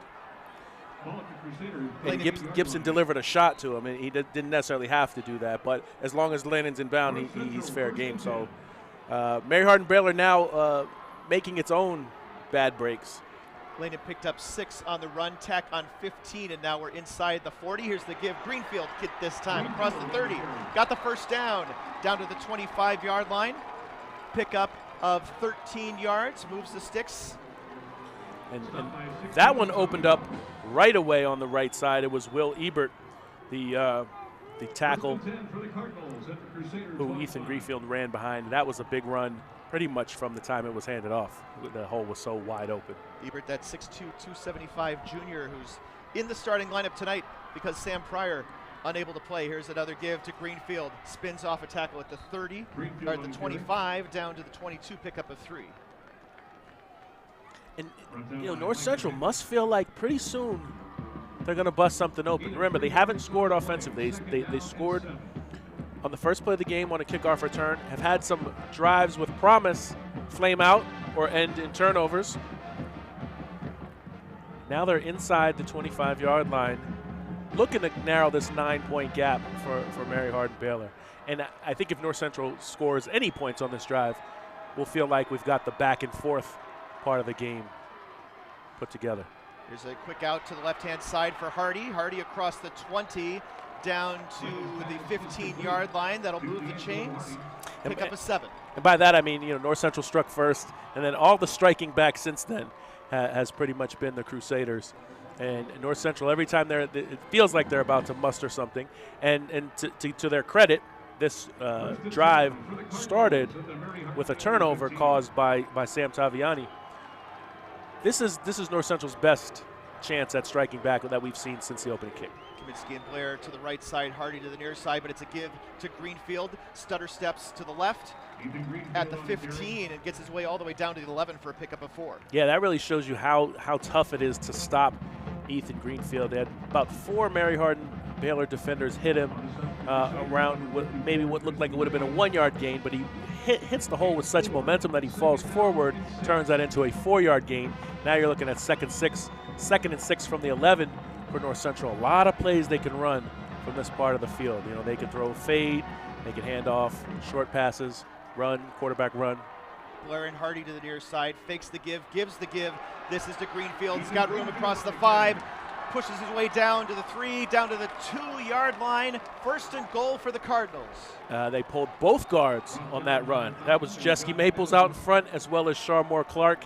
And when you see the double guard pull and Ethan Greenfield behind it, it's not very fun to be a defensive back trying to jump up in the mix with that and make the stop.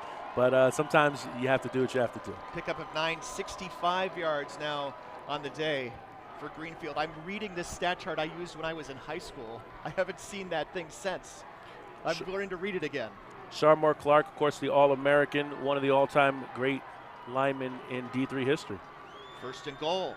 Here's the give to Greenfield. Nope, the keeper by Lanin, and he is stopped short.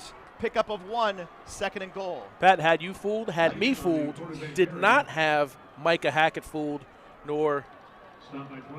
They're better at their job than I am at mine, I guess. Yeah, nor Keith Gibson was not fooled on that as well. 10th play of the drive coming up here on second down and goal from about a yard and a half out. Kaminsky, the receiver, out wide to the far sideline.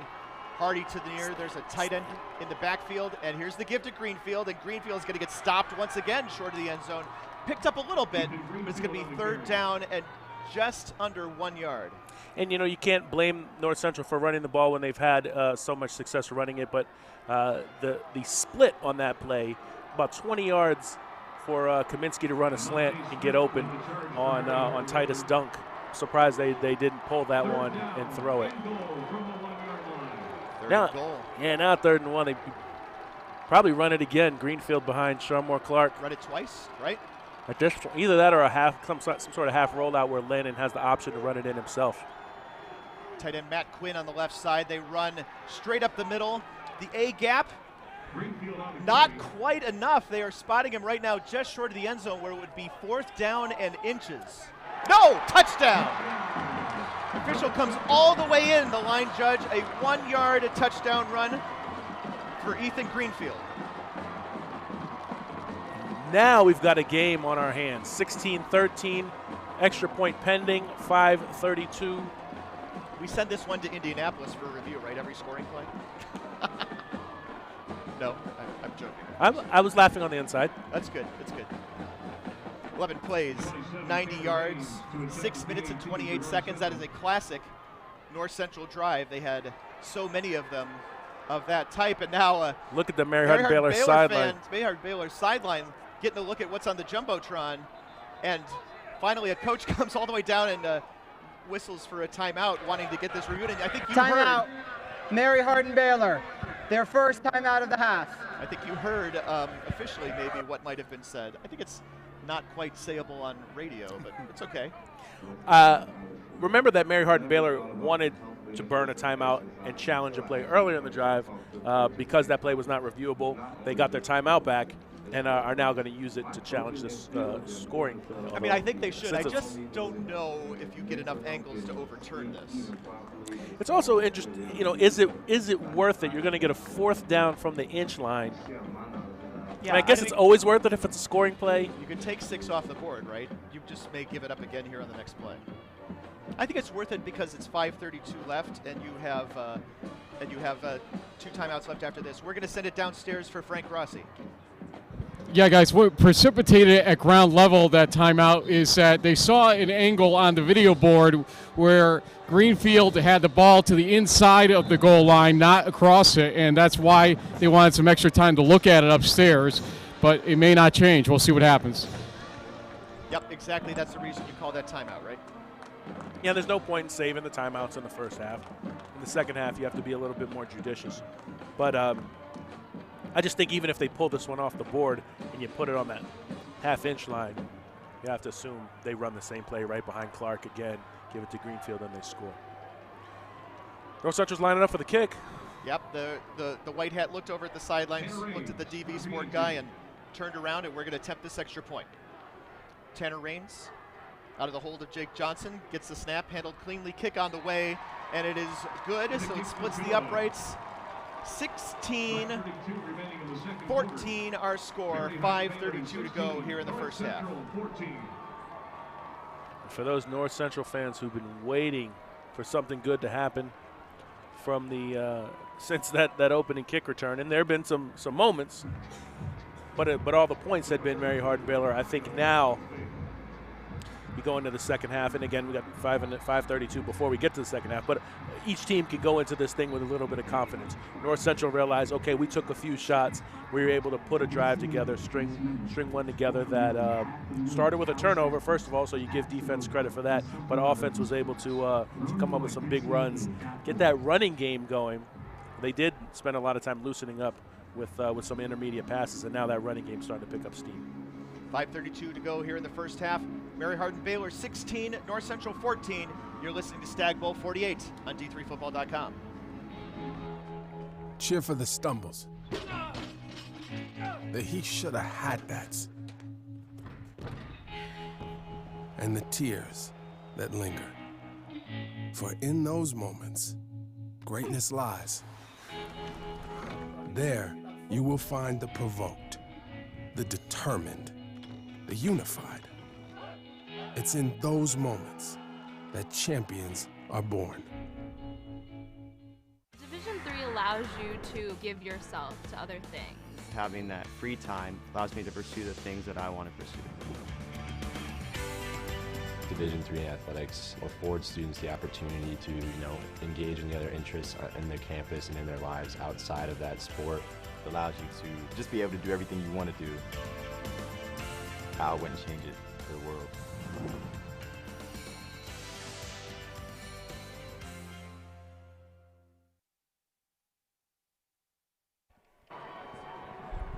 Back out in Canton, Ohio. Pat Coleman along with Keith McMillan, Frank Rossi on the sidelines, Brent Harris, our statistician, Greg Thomas, our Twitter operator here at D3Football.com. And we've got a bit of a barn burner. It was an exciting first 5 minutes. Things settled in a little bit. North Central has cut it to within 2, and Rains, a bit of a pop-up kick that is taken at the 10-yard line. Coming up the middle with a little bit of room to work with. And it will be downed at the 31-yard line after a 20-yard return. That's Tommy Bowden. He's the guy who's the third-string quarterback, that is also out there returning kicks, a guy who's got some athleticism and they want to get some touches to. The one thing about Mary Hardin-Baylor that we've learned over the years, they don't care what part of the season it is where you start showing something in practice. If they feel like you can help on the field, they'll find a place for you. And, of course, Tommy Bowden is someone, just like the backup quarterback, Ryan Redding, someone who had started games for the crew over the years. And Kyle King, the Howard Payne transfer, eventually took control of the job, missed some time this season, came back in the playoffs, and has been dominating the last 3 games. King looking to throw on first down, and Jordan just basically gets tangled up, tries to run over D'Angelo Roberson. Incomplete. We had 170 yards of total offense at the end of the first quarter for Mary Hardin-Baylor, and right now we're at 178. And yeah, did I get that correct? 206. I'm looking through notes here. 206. Jordan, just ran into Roberson. Jordan's going full speed. Roberson is backing up. And I'm fine with the no call there, but I don't know if I get up if I'm Roberson and celebrate like I made a play there. I mean, Brandon Jordan happened. has a touchdown catch already today. He's got he's the record holder for Mary Hardin-Baylor with 17. He's one of a trio of wide receivers out wide to the left here on 2nd down and 10. And they're throwing in the flat to the back guy. That is Miller. Miller with a little room to run. He's got the speed, and he's knocked out of bounds after a big pickup near midfield. In fact, they'll spot him into Cardinal territory, gain of 21. Yeah, those guys lined up in a triangle formation. The three, Brenton Martin, KJ Miller, Brandon Jordan, and then they just bubble screen it to KJ Miller with Jordan 6'6", 240, and Brenton Martin 6'1", 180 blocking out in front. And KJ Miller such speed once he gets the ball in his hands is a very positive play for Mary Hardin-Baylor. First and 10 at the Cardinal 49-yard line, going left to right here are the crew. King looking to throw, and he is hit as he gets rid of it. Ball is on the floor, on the ground, covered and picked up by the Cardinals. So another rolling on the field, recovered by the defense. First down. Kyle King has been doing a little of this faking the draw, right? Faking the run, stepping up to throw. Not as much of that this time around. For a half second, looks like he might run. Then he comes back and he's blindsided by Jake Beasley. Yeah, corner blitz. Down, corner blitz. Give him the sack. Loss of 6 yards, loss of the football. And it will be Cardinal football in Mary Hardin-Baylor territory once again. Yeah, there was a ton of game within the game there, because I would give that if it's not a coverage sack, it's a coverage corner blitz fumble sack, because a coverage hurry Kyle blitz. King Yeah. fakes it and turns, he has a throw he wants to make, and it's just not open, and that created the opening for Beasley to hit him and cause the fumble. Give to Greenfield on first down, across the 40, down to the 38-yard line, gain of 7. I would say there's a lot of chess match within the game, you might say, so far in this first half, and be real eager to see what the two teams do at halftime adjustment-wise. But a lot of turnovers caused in this game. Two teams going at it about as hard as you possibly can. 4:08 and counting remaining in the first half.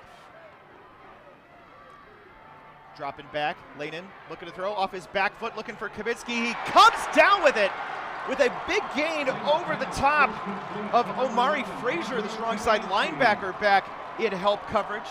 Gain of 24, move the chains, under 4 to go, 1st and 10 for the 12. And that is how you go up and get the ball, all right? Andrew Kaminsky may not be 6'6". In fact, he definitely is not 6'6" like Brandon Jordan. But at 6 feet 190 with a good vertical leap, that's probably a good 39-inch vertical he had there. Went up on the sideline and made the play. 1st and 10 from the 12-yard line. Here's Lanin with the give to Greenfield. Greenfield tripped up by Sante Parker, and possibly a touchdown-saving tackle. Even after he got tripped up, it's still a gain of 8. It was the linebacker, Amari Frazier, who was in coverage on the Kaminsky play. And then North Central very wisely, I don't know if I'd call it going tempo, but they definitely quickly had the handoff in the outside zone run to Greenfield. 3 receivers out to the right. It's Hardy, Kaminsky, and Corey Blair. Blake Williams to the left. Greenfield in the backfield. He gets the call, and he is wrapped up right at the line of scrimmage by Tristan Green for no gain, make it a loss of 1, tackle for loss, and it will be now 3rd down and 3. Yeah, Pat, we didn't make a very big deal about the Mary Hardin-Baylor missed point after at the time, because it was so there was so much after they went down 7-0 and they were able to kick a field goal and come back, score a touchdown, take the lead. But now, if Mary Hardin-Baylor comes up with a stop on this drive, North Central kicks a field goal, they'll have a 1-point lead because of that missed PAT. And coming all the way out, practically to the numbers, Jeff Thorne looking for a timeout. North Central calls its first timeout of the half. Well, it'll be a full media timeout. We know why Jeff Thorne did that too, right? Because he doesn't want to get 3 at this point. Right? No, you want to get 7 if you get this close to the end zone. They will take a timeout. We'll take one as well. We'll be back in just a minute. 2:17 to play here in the second quarter. Mary Hardin-Baylor 16, North Central 14. Cardinals are driving. Division III allows you to give yourself to other things. Having that free time allows me to pursue the things that I want to pursue. Division III athletics affords students the opportunity to, engage in the other interests in their campus and in their lives outside of that sport. It allows you to just be able to do everything you want to do. I wouldn't change it for the world.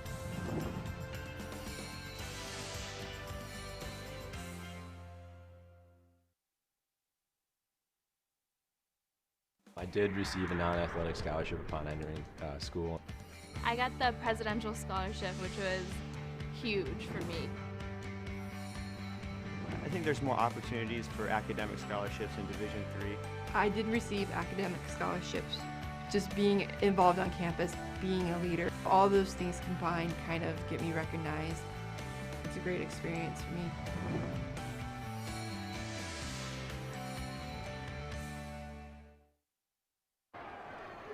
Back out here in Canton, Ohio. For the Cardinals. 3rd down and 4 from the 6. North Central coming out of a timeout. They're down 2 with 2:17 to play here in the second quarter. What a huge play this is for both the defense and the offense here. Mary Hardin Baylor nursing a 2-point lead. North Central with the ball on the 6-yard line. 3rd down, 2 minutes before the half. So North Central likely to get points on this drive, but a big difference between getting 3 here and getting 6, 7, or 8. Ethan Greenfield's been big here in this second quarter. If you think back to his first 4 carries of the game, they went for a total of 3 yards, 13 carries for 78 cents.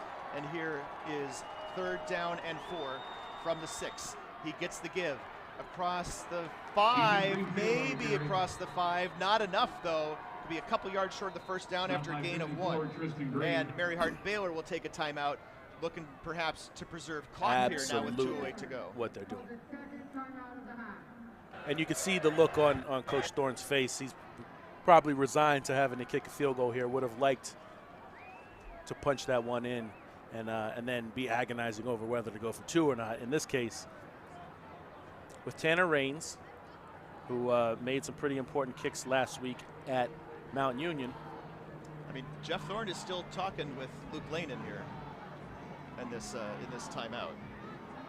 I also don't see Raines kicking. Raines. There he is. Yeah, he's not kicking. Right, he's done just warming stretching his leg. Yeah, you're right at this point. You got to be ready to go on the field. But not some relief pitcher taking 3 more warm-up tosses, right? You're always going to sneak a baseball reference in, Always Pat. baseball. You know I got a baseball. Game within the game. It's just a different game. But, Pat, you correctly and wisely pointed out that Mary Hardin Baylor went ahead and burned a timeout there. They get the ball back. They had a nice kick return the last time they returned a kick as well. So and they get the ball back, and they presumably get the ball to start the second half. So points here, even if you're mentally giving up the lead, right? You think, okay, we're going to go down 17-16 right here. Offense is staying on the sidelines. Tanner Raines in the kick unit is coming out on the field. That was a very, very convoluted way of saying that. I was going to say misleading, but I even thought that was a little harsh on you because you eventually got it right. I did. I saw offensive numbers, and then I saw Raines. I think it's a no-brainer to kick here. Yeah, this is a 22-yard field goal attempt out of the hold of Jake Johnson from the left hash. Snap is good, handled cleanly, kick is on the way. Of course, plenty of distance, and this one splits the uprights. I mean, it's not a 30-mile-an-hour crosswind. It's not raining. This is easy for Tanner Raines. And Pat saying that because Tanner Raines kicked into that wind in the rain at Mount Union last week. The Cardinals 17 and the Crusaders 16. And he's got the leg, long of 42 this season. That was an easy kick. How about North Central? Scoring first, giving up 3 scores to Mary Hardin Baylor, then working their way back into the lead right before the half. We've got 2:05 to go. 6-play, 39-yard drive, took 2 minutes, 35 seconds. That scoring drive did for North Central. Now they're back in front with 2:05 to go. A lot of these Stagg Bowls, Pat, we think, all right, they're going to be a great back-and-forth game. These teams look so evenly matched, and sometimes they are, and then sometimes one team just blows the other one out of the water. So far, first 28 minutes in the books, it's been everything we've hoped it would be. We'll catch up with Frank Rossi here before we go to the half. But meanwhile, once upon a time, you would have thought maybe Mary Hardin Baylor might have trouble scoring with 2:05 to go and 1 timeout before half. And now it's like, could they score twice? Yeah, Mary Hardin Baylor's previous trips to the Stagg Bowl, 10-7, 24-16, 12-0 loss. Low-scoring games. At the 20, across up the left side to the 30, the 35, and it's Tommy Bowden again. He is wrapped up and knocked down at the 38-yard line, a 23-yard kickoff return. Frank, what do you got? Offensive lineman Ethan Ruckman was on the trainer's table for a while with his right knee being iced. Check that left knee being iced, excuse me, but he's now standing on the sideline with the coaches, but does not look to be going back in the game at this point. Back up to you guys. Thanks a lot. Yeah, he did not look happy. He looked very much in pain, shall we say, as his injury was taking place. Wyatt Crawford is the guy who's coming to replace him. He's the backup right guard, a sophomore out of Round Rock, Texas, outside of Austin. Not all that far away from Mary Hardin Baylor. Here is the give to Cormier on first down. Rolls off a tackler. Still on his feet across the 45, across midfield and into Cardinal territory. Moves the chains for the first down. A pickup of 12. And then wisely runs right back, gives the ball to the official. Mary Hardin-Baylor is going to line up for another play. They've only got one timeout left, so that if they're going to run the ball in the middle of the field. Minute 40 to go. Here's King, rolls to the right side, looking to throw. He's got Cormier near. He's got Brenton Martin for a pick up down to the 36-yard line, gain of 13. Look, and the great teams do 2-minute offense. They do 4-minute offense all the time. As you know, it's a day in practice. You know, every Thursday we do 2-minute for the last 20 minutes or something like that. So this is old hat by the 15th game of the season, or the 20th game of the season, as it were, for Mary Hardin-Baylor. 20th game of the year, at least. It's first down and 10 at the 36-yard line of North Central. Always copy editing that, Pat. I got to do it sometime. Nobody pays me to do that anymore. Nobody pays anybody to do that anymore. And there's a pass complete to KJ Miller. Going to move the chains once again for another first down to the 22-yard line, gain of 13. Yeah, Mary. And I'm sorry, there's a penalty marker down back at the line of scrimmage. Oh, well, that could be a hold. There are two of them, two flags. Lots of rolling out, right? Yep. Often that's a hold. Well, also the body language of all the Mary Hardin-Baylors walking back toward midfield tells you they've gotten the news already, and it's not good for them. Preliminary holding call by the umpire anyway. It's been a pretty clean game tonight. You know, you've had the fumbles, but I mean, penalty-wise, it's been pretty holding offense, number 76. 10-yard penalty from the previous spot. Still first down. Rule Tando called for that second penalty on the Crusaders. 2 penalties for 25 yards. A couple of biggies, of course, the personal foul at the end of the run that helped keep a North Central drive alive. This one, one that knocks them back 10 yards and puts them back near midfield. Yeah, well, they were about to set up shop at the 23-yard line with 1:25 to go and 1 timeout. So then they would have had the whole playbook. They run the play, run short intermediate passes, not have to work the sidelines. It's still a lot of time, 1:25 from midfield, but they'd much rather be at the 23 than the 47. Jordan, 1 of 3 receivers out to the right here on first down and 20. King looking to throw, looking right side, looking for Jordan. Jordan comes back, makes the catch at the 26-yard line, and it's right at the sticks, a pickup of 17. And that ball probably, for a pickup of 17, probably traveled 40, 45 yards in the air. Kyle King rolls out to the home sideline, the Mary Hardin-Baylor sideline from the numbers, more like the hash mark on the home side of the field, throws it all the way to the visiting sideline where Brandon Jordan was waiting. And Brandon Jordan hadn't been shut down today, but he hasn't made too many huge plays. Obviously, the touchdown catch was nice, but they've done a nice job at trying to keep him a little bit bottled up. North Central has. Minute 20 to go. 1 timeout remaining. Mary Hardin-Baylor, a little shovel pass over the middle to Jordan. Jordan's got plenty of room. Cuts back at the 15, spins, and then runs himself out of bounds at the 12-yard line for about a 14-yard gain. Stops the clock with $1:11 to go. Yeah, pretty nifty move on the sideline. Dodges a diving tackler, picks up about 2 extra yards, still gets out of bounds. You might say generally it's an unnecessary risk, but he had a good read on how out of control the tackler was coming in. And now Mary Hardin-Baylor right back where they were a few minutes ago, actually a little further inside the 15 now. Trips to the left, and King is going to keep it himself and try to run to the right, and gets nothing, no gain, 2nd down and 10. That was not a great play for them because the clock is running, but from 1:25. Maybe you're getting to your right hash mark, though. Fair enough. It's true. They may be happy to have the clock running. Now you can take a shot in the end zone, and you see that triangle formation, or trips, whatever you want to call it, tight trips. Yep, you got Jordan, Brenton Martin, KJ Miller out to the left. Cormier in the backfield to the left of King. King looking to that left side and nearly picked off, but it's pass complete to Miller. Miller wrapped up by Jake Beasley short of the end zone. But who's that who jumped that route? Sam Taviani. He said, you got me on it 1 time. You're not going to get me on it 2 times. Unfortunately, his mind was working a little faster than his limbs could work. He read it. Man. And I'm telling you, Taviani, is 6 inches longer, his arms. He picks that thing off, takes it back the other way for a game-changing play. Longer, he knocks it away. Yeah, I mean, what a close, tight throw that King made there on that bubble screen. 3rd down and 1 at the 5 after a pickup of 8. Here's King.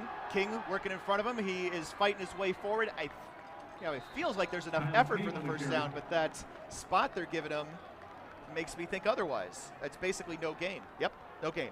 Well, Mary Hardin-Baylor still sitting on the timeout. 21 seconds to play. And remember, their kicker has had some struggles, and they used a different kicker to kick the field goal earlier in the game. 4th down and less than a yard. Clock Fredenberg running. just looking to run this clock down. Yeah, he's going to take it down to about 3. And take this timeout. Comes over, whistles for it, gets it with 4 seconds to play. Mary Hardin-Baylor calls its 3rd and final timeout of the half. Now, It'll be a 30-second timeout. Does Anthony Avila run out here? Does Brandon Cunningham run out? I mean, Brandon Cunningham has taken all the extra points, and this is essentially an extra point plus 2 Yeah, points. and Cunningham kicked it. Well, that's what I meant earlier when I said no matter what part of the season it is, Mary Hardin-Baylor they'll change somebody out if they think the other person's they're not too sentimental. And you know, when you got 210 kids in the program or whatever it ends up, whatever it actually is, there's always somebody ready to take your job if you're not performing. Avila, I mean, has been an all-star kicker in the past. Literally an All-American. Yes. I wanted to say that, and I was just like, make it totally sure. It happened. And now, you know, in the biggest game of his life, Brandon Cunningham is handling the kicking. If you want to be critical of Mary Hardin-Baylor there, why don't you stop the clock earlier, maybe with 10 seconds left, take 1 shot into the end zone because, it is 4th down. Never mind. I thought I was reading that backwards. I said 1st down with 4 yards to go. Here's out of the hold of Tommy Bowden. And it is Brandon Cunningham. And North Central will take a timeout. No point in taking any timeouts Prior to the snap, to the break with them. North Central calls its 2nd timeout of the half. It'll be a 30-second timeout. It's sort of weird, though. I mean, I guess you're icing the kicker, but it's not like you want to see what they line up in, right? They're lining up as a field goal, yes. right? So yeah, you're just icing the kicker here, giving him some time to think about it. He is a junior. It's 31 of 32 points after. Now 32 of 34. Right, I was going to say coming in, so he's kicked a couple today. He was 2 of 6 field goals on the season. Anthony Avila was 6 of 12 field goals coming in. Avila had a big miss late in the Whitewater game. Wasn't that big in terms of the score at the time, but it was confidence sapper. Exactly, that was big in terms of probably one of the reasons why he's not doing the kicking. At tonight. the half, Greg Thomas will be talking with Brian Proud, a former Mount Union football player who works now for the Pro Football Hall of Fame. Get to see your office from here. Not quite. We'll talk a little football. We'll talk a little X's and O's. We'll talk a little Stagg Bowl in Canton. But right now, Mary Hardin-Baylor try to convert this chip shot field goal and going into the half. Kick is on the way, and it is good. So the half ends Got excited. with a field goal. And Mary Hardin-Baylor will go to the break with a 19-17 That is the end of the first half of play. And they'll come back with the football to start the second half. I don't know why that has me cackling, but Hayes, Shazier, I don't know. His the left guard on field goal team was really excited about that field goal. Mary Hardin-Baylor should be really excited to take the lead into the half, 19-17. It's been a back and forth first half, delivered a bunch of highlights and heroics, and we've got 30 more minutes after the break. We'll be back in just a bit. We're at the half in Stagg Bowl 48. Your score, Mary Hardin-Baylor 19, North Central 17. Ladies and gentlemen, the NCAA would like to I thank our used to corporate champions. never really talk. Ever. I was scared and shy. It was hard to look at people's faces. I was afraid if I said something wrong, everyone would laugh at me. But then I started to play golf with Special Olympics. I made friends and won lots of gold medals. But I learned more than just playing golf. Special Olympics helped me to find my voice.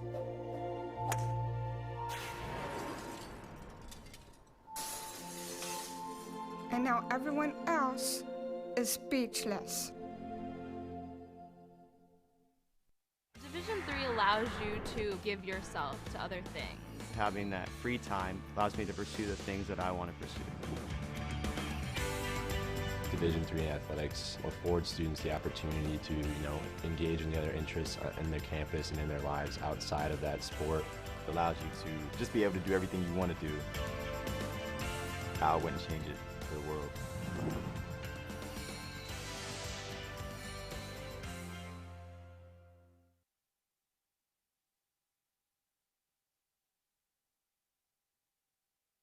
to be a part of tonight's Division III championship. And we're back at halftime at Stagg Bowl 48, where Mary Hardin Baylor leads 19-17 over North Central in a very exciting first half. I'm joined at halftime by Brian Pound, former Mount Union punter. Is that right, Brian? Yep.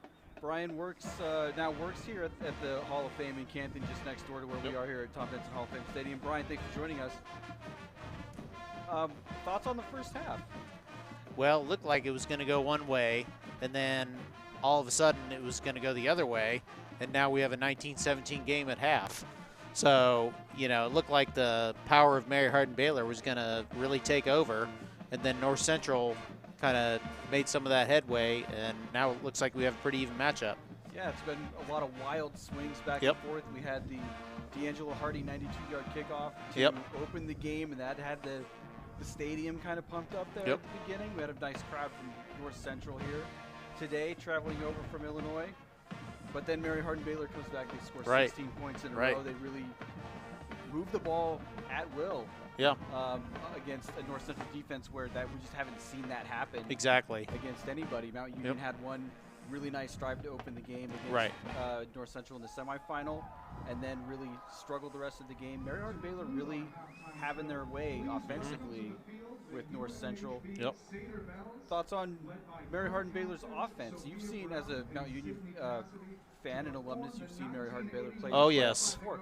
Little different vibe to their offense this year, right? Well, I was a senior on the 2004 Mount Union team that lost to Mary Hardin Baylor at home at Mount Union, 38-35. So the power that they showed that day, that's what sticks with me to this day. They had I don't remember his name, but a particular fullback that they had. He just, oh my gosh, he probably ran for 180, 190, 200 yards. Just the power that they display, coming from Texas, whether it's the running backs, the offensive line, the defensive line, that's really what sticks with me about Mary Hardin Baylor.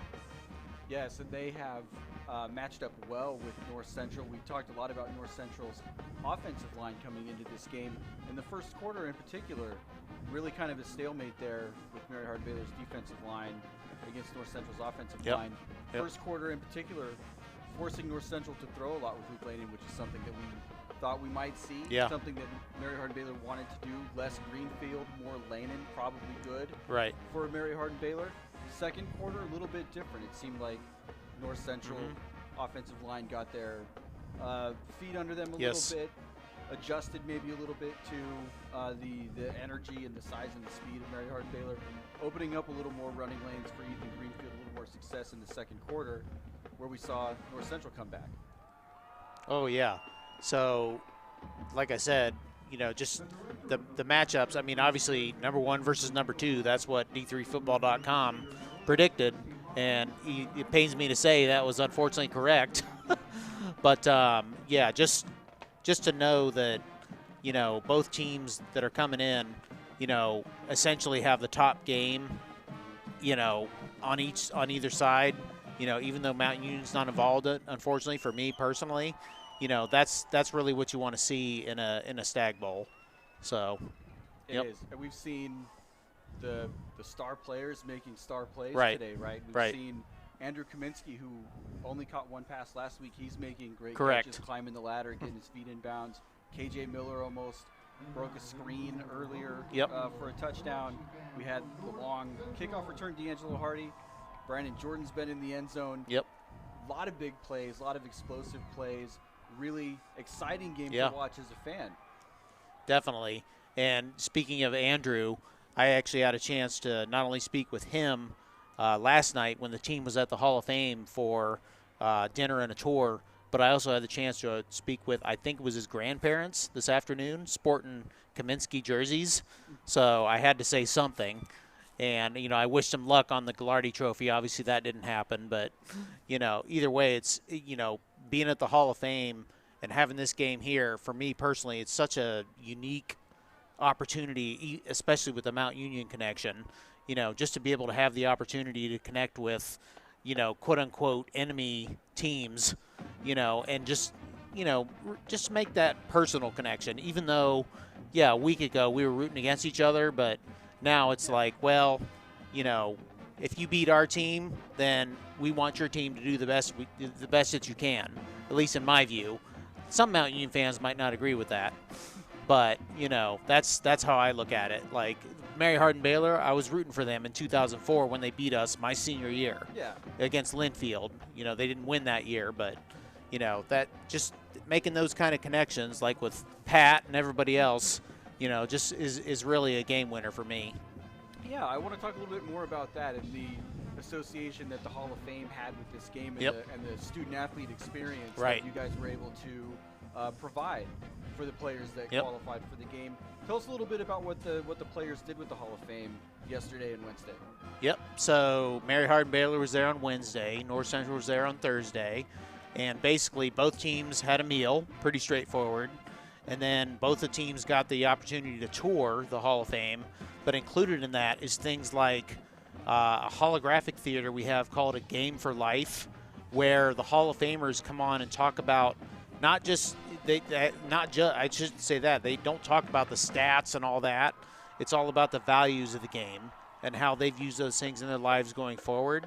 And then they spin it around at the end and talk about, here's how you, sitting in that seat, can talk about, you know, your personal journey and how you can use these things in your lives going forward.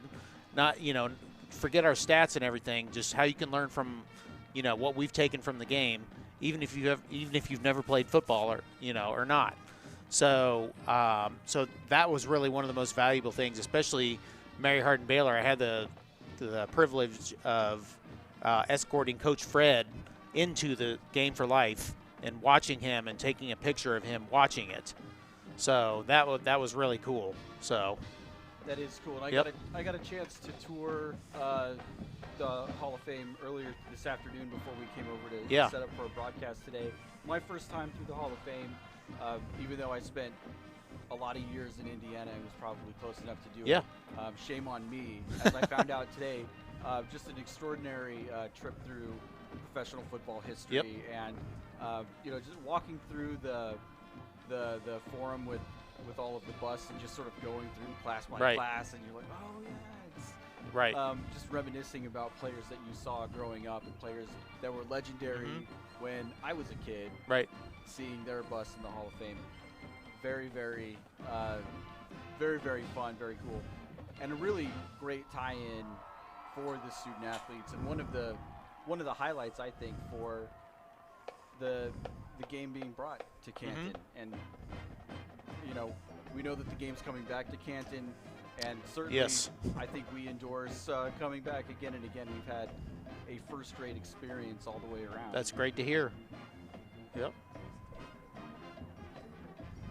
All right, we're going to be back with more halftime with Brian Pound in about 30 seconds. Division III allows you to give yourself to other things. Having that free time allows me to pursue the things that I want to pursue. Division III athletics affords students the opportunity to, you know, engage in the other interests in their campus and in their lives outside of that sport. It allows you to just be able to do everything you want to do. I wouldn't change it for the world.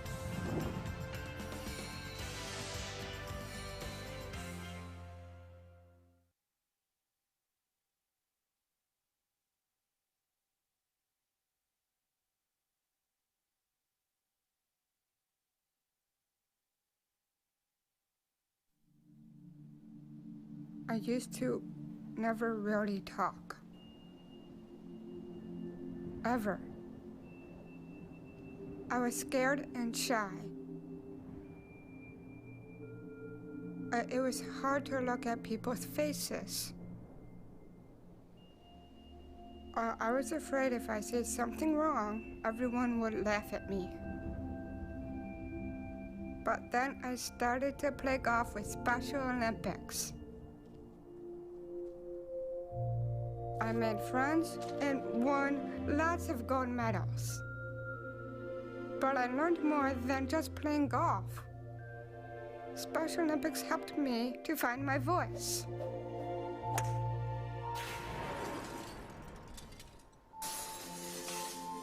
And now everyone else is speechless.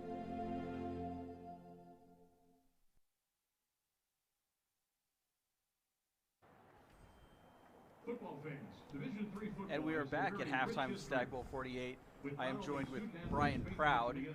As I was informed, I mispronounced that on the way out there. Brian, we're back. Let's talk a little bit about what maybe the coaches might be saying here at halftime. We can pretend that we are Coach Fred and Coach Thorne. Let's start with Coach Fredenberg.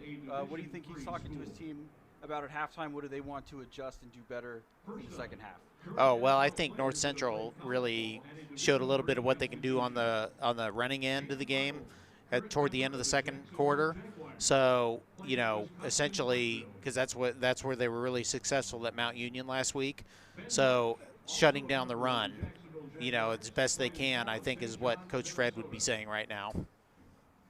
They did a great job of that in the first quarter. Greenfield got going a little bit in the second quarter. And you've seen Greenfield last week run through some Purple Raiders. Did a little bit of that this in the second quarter particularly. So yes, absolutely. Offensively, Mary Hardin-Baylor, any adjustments? I mean, you know, it essentially came down to, you know, a game of inches. Like, it seemed like there were a couple plays where they could have got a couple more. Just from where I was sitting down on almost the field level, it looked like if they just a couple players got a couple more blocks or one more block on one of those plays, they could have got a couple inches further and maybe got a touchdown instead of a field goal. But, you know, I think essentially just taking advantage of, you know, what's in front of them. You know, if they need an inch, let's get a yard. If they need a yard, let's get 2 or 3 yards. So, Absolutely. Everything working pretty well for Mary Hardin-Baylor offensively in the first half. 285 yards. Total offense, 258 yards. Passing, Kyle King, 13 of 15 in the first half. He hasn't missed much. You know, one note I might have, Mary Hardin-Baylor, 2 fumbles in that first half. That's about the only mistakes that you can point at, and one of them on a long pass play that needed review to uncover that fumble. So really clean game from them offensively. Let's go into the North Central Cardinal locker room with Jeff Thorne. Obviously, they got the big explosive play, a lot of emotion right out of the gate. And then really kind of we're stuck in first gear for the rest of the first quarter. Notes for North Central offensively for Jeff Thorne. Yeah, I think, you know, trying to establish that run as they were able to do somewhat at the end of the second period, second quarter. Just, you know, go back to what you know works, you know, especially with a freshman quarterback, even as proven as he is. Just go back to what you know first, and then if you need to relent to, you know, Lennon and the passing game, you know you can do that as well, but go what you know with first. Luke Lennon, 10 of 15 for 97 yards in the first half. 15 throws, probably about what we thought we would see from him for the game. He's doing that in the first half. So that's an indication that things aren't going exactly to script for North Central. Defensively, if you're North Central, maybe a few more notes. Oh, yeah. I mean, you know, if you're able to, you know, pound for pound, you know, just knowing what Mount Union was when I was there in the early 2000s and what they are now offensively, power blocking versus zone blocking, just knowing what Mary Hardin-Baylor is able to do, it really reminds me, both teams really remind me of what Mount Union was as far as offensive line in the first part of the century. You know, if they can just really establish that line, I think that's, I mean, frankly, that's just the big key right there, without saying too much more. It is. We've got Mary Hardin-Baylor. They are getting over 10 yards per play, 18.4 yards per pass completion. Sounds so about right. Every time they complete a pass, big yards for them.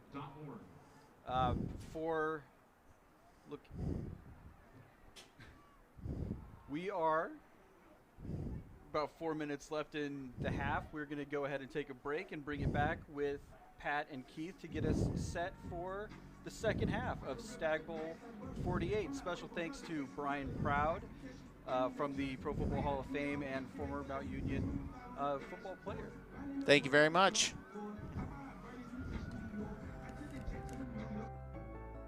It's on us. It's on all of us. And it's time to act now. It's on us to start the change. It's on us to be the change. It's on us. It's on Division III. It's on all of us to stop sexual assault.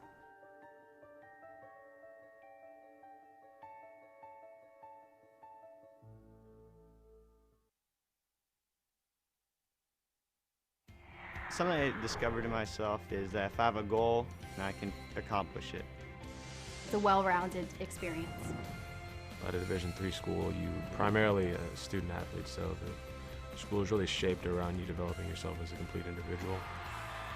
It helps a lot that you have a family with your team that can guide you.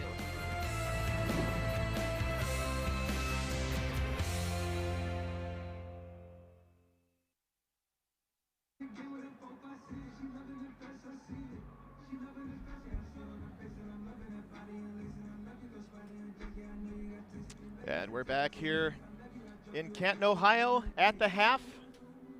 Mary Hardin-Baylor leading North Central by the score of 19-17.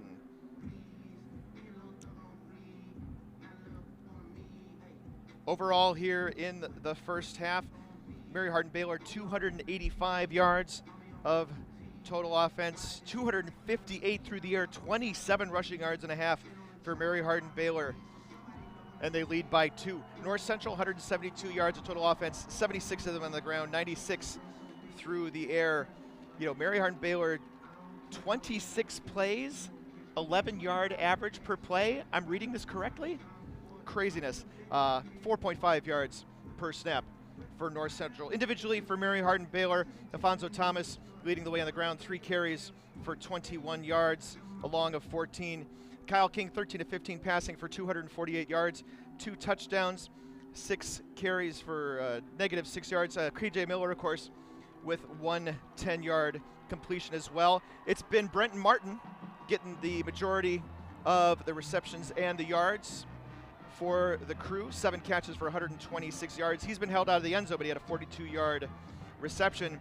KJ Miller with a touchdown catch on the night, 4 catches for 54 yards. Brandon Jordan had the first touchdown of the night for the crew. He's got 3 catches for 52 yards. Individually, on the North Central side of the ledger, Ethan Greenfield, 18 carries for 80 yards and a touchdown. Luke Lanin, 5 carries, -4 yards on the ground. But Lanin passing 10 of 15 for 96 yards. Big target. Andrew Kaminsky, 6 catches for 67 yards. D'Angelo Hardy, 4 catches for 29 as we welcome back in Keith McMillan. We talked about the rushing numbers, the crazy amount of offensive numbers for Mary Hardin-Baylor, a first half in which they averaged 11 yards per play, but only snapped the ball 26 times. Yeah, I think the thing for Mary Hardin-Baylor is that they haven't had to run the ball very often. They've been able to get a lot of what they wanted through the passing game. And if not for a couple of timely plays by the North Central defense, including the turnover caused by Sam Taviani, this could be a much bigger lead. So North Central's defense is certainly has its work cut out for it in the second half. By the same token, they've made a couple of plays that have kept the team in the game. So Mary Hardin-Baylor deferred in the first half, and the crew will take the ball here to start the second. I think from the North Central side, you just have to be encouraged that you open the game with a kickoff return, and you're like, oh, it's going to be our night. And then all of a sudden it's Mary Hardin-Baylor. And for them to struggle a little bit, figure themselves out enough in the second half to take the lead briefly before Mary Hardin-Baylor kicked the field goal going into halftime, I think it's got to be encouraging for NCC fans. And, yeah, whoever makes these better adjustments, especially coming out here first couple drives in the third quarter, maybe the team that walks away with the national championship tonight. Mary Hardin-Baylor ended that first half with an 8-play, 55-yard drive that took the final minute and 58 seconds, ended with that field goal, that 22-yard field goal that gave them the lead back once again, 19-17. Mary Hardin-Baylor has KJ Miller and Tommy Bowden back to receive the kick of Rains, and Miller is going to take it back at his own 7-yard line. No, it's Aaron Sims cutting back all the way across the other side of the field to the 15, and finally runs out of bounds at the 17-yard line, a 11-yard return. Refreshing the Mary Hardin Baylor offense across the front, it's Ruel Tando, Jesse Hoke, Jeffrey Sims, Matt Sanders and Wyatt Crawford now presumably at right tackle after he replaced the injured Ethan Ruckman. Gary Ruckman, the tight end. Brandon Jordan, Brenton Martin, KJ Miller, we mentioned them all as the receivers. Alfonso Thomas in the backfield, Kyle King after that 12-yard return. Are we seeing Ethan Ruckman out there? Is that what you're pointing at? Ethan Ruckman back. Did not look happy as he was lying on the ground. We'll refresh that North Central defense in just a moment. Here's the give on first down to Alfonso Thomas, straight up the middle, up across the 20 to the 21, pickup of 2. North Central, 4-man front, Tyler Rich and Dan Gilroy on the outside, Cameron Martin, Brandon Greifeld on the inside, Sam Taviani, Storm Simmons, the linebackers. I'm going to look for one more linebacker in a moment. Jake Beasley, Nick Rummel at the corners, Dakota Cremines, Braden Lindmark at the safety positions. And it will be 2nd down and 8. Going left to right here across your screen in the 3rd quarter. King looking downfield for Brandon Jordan, who had an arm tied up, almost made a one-handed catch, trapped against his body, but unable to do so. Yeah, and I know why he wanted the call, but I think that arm tie-up probably came as the ball arrived, therefore it's legal. And quite a play by Jake Beasley. They see that everybody now sees this on the big board, and you get big reaction. Yeah, you're allowed to grab his arm once the ball gets there. Keith McMillan, former Division III defensive back. Just saying. I mean, I just feel like I have to disclaim that every once in a while, right? I just get excited when they call offensive pass interference. Other than that, totally unbiased. I just get excited when we start the game with 92-yard kickoff returns, apparently. Here's 3rd down and 8. 5-step drop. King now getting chased out of the pocket. Has to throw it off his back foot. Coming back, getting the ball. Catch at first down the marker. He may have come back too far, Miller. Yeah, but they give him the first down. Oh, Good well, that job. was awful nice of them. No, he caught it at the 9 and then came back with or he caught it at 9 yards down and came back on a 3rd down and 8. That is your opinion. And obviously the officials agree with you, so you're right. But I thought he may have come back to the 9-yard line, the 9-yard mark. I'm more agreeing with the officials rather than the other way around. Here's a give on first down. Alfonso Thomas all the way for a pickup of 11 on first down. And Mary Hardin Baylor, we get so excited about their 3 great wide receivers and how well Kyle King has been playing. We forget that Thomas not only went over 1,000 yards, 12 touchdowns this year, but is a load, 6'0", 210. That means you're pretty low and stocky to the ground. Big guy, as you see him here on the big board for those of us in the stadium. 2nd carry of double digits here on the night, and on first down, another give up the middle. And again, because Mary Hardin Baylor has had so much success throwing the ball, gain of 7. They haven't had to run the ball a lot, and so we haven't seen a ton of Thomas. But wise of them to try to start wearing this North Central defense down with some run plays, maybe lulling them to sleep a little bit, and then try to go up top again to Martin, Miller, or Jordan. It's Martin and Miller here on the right side, Brandon Jordan on the left here on a 2nd down and 4. Mary Hardin Baylor at its own 48-yard line. Here's the give to Thomas, and Thomas is hit at the midfield stripe and knocked down there. Pick up of 3 officially, and it will be 2nd down and short.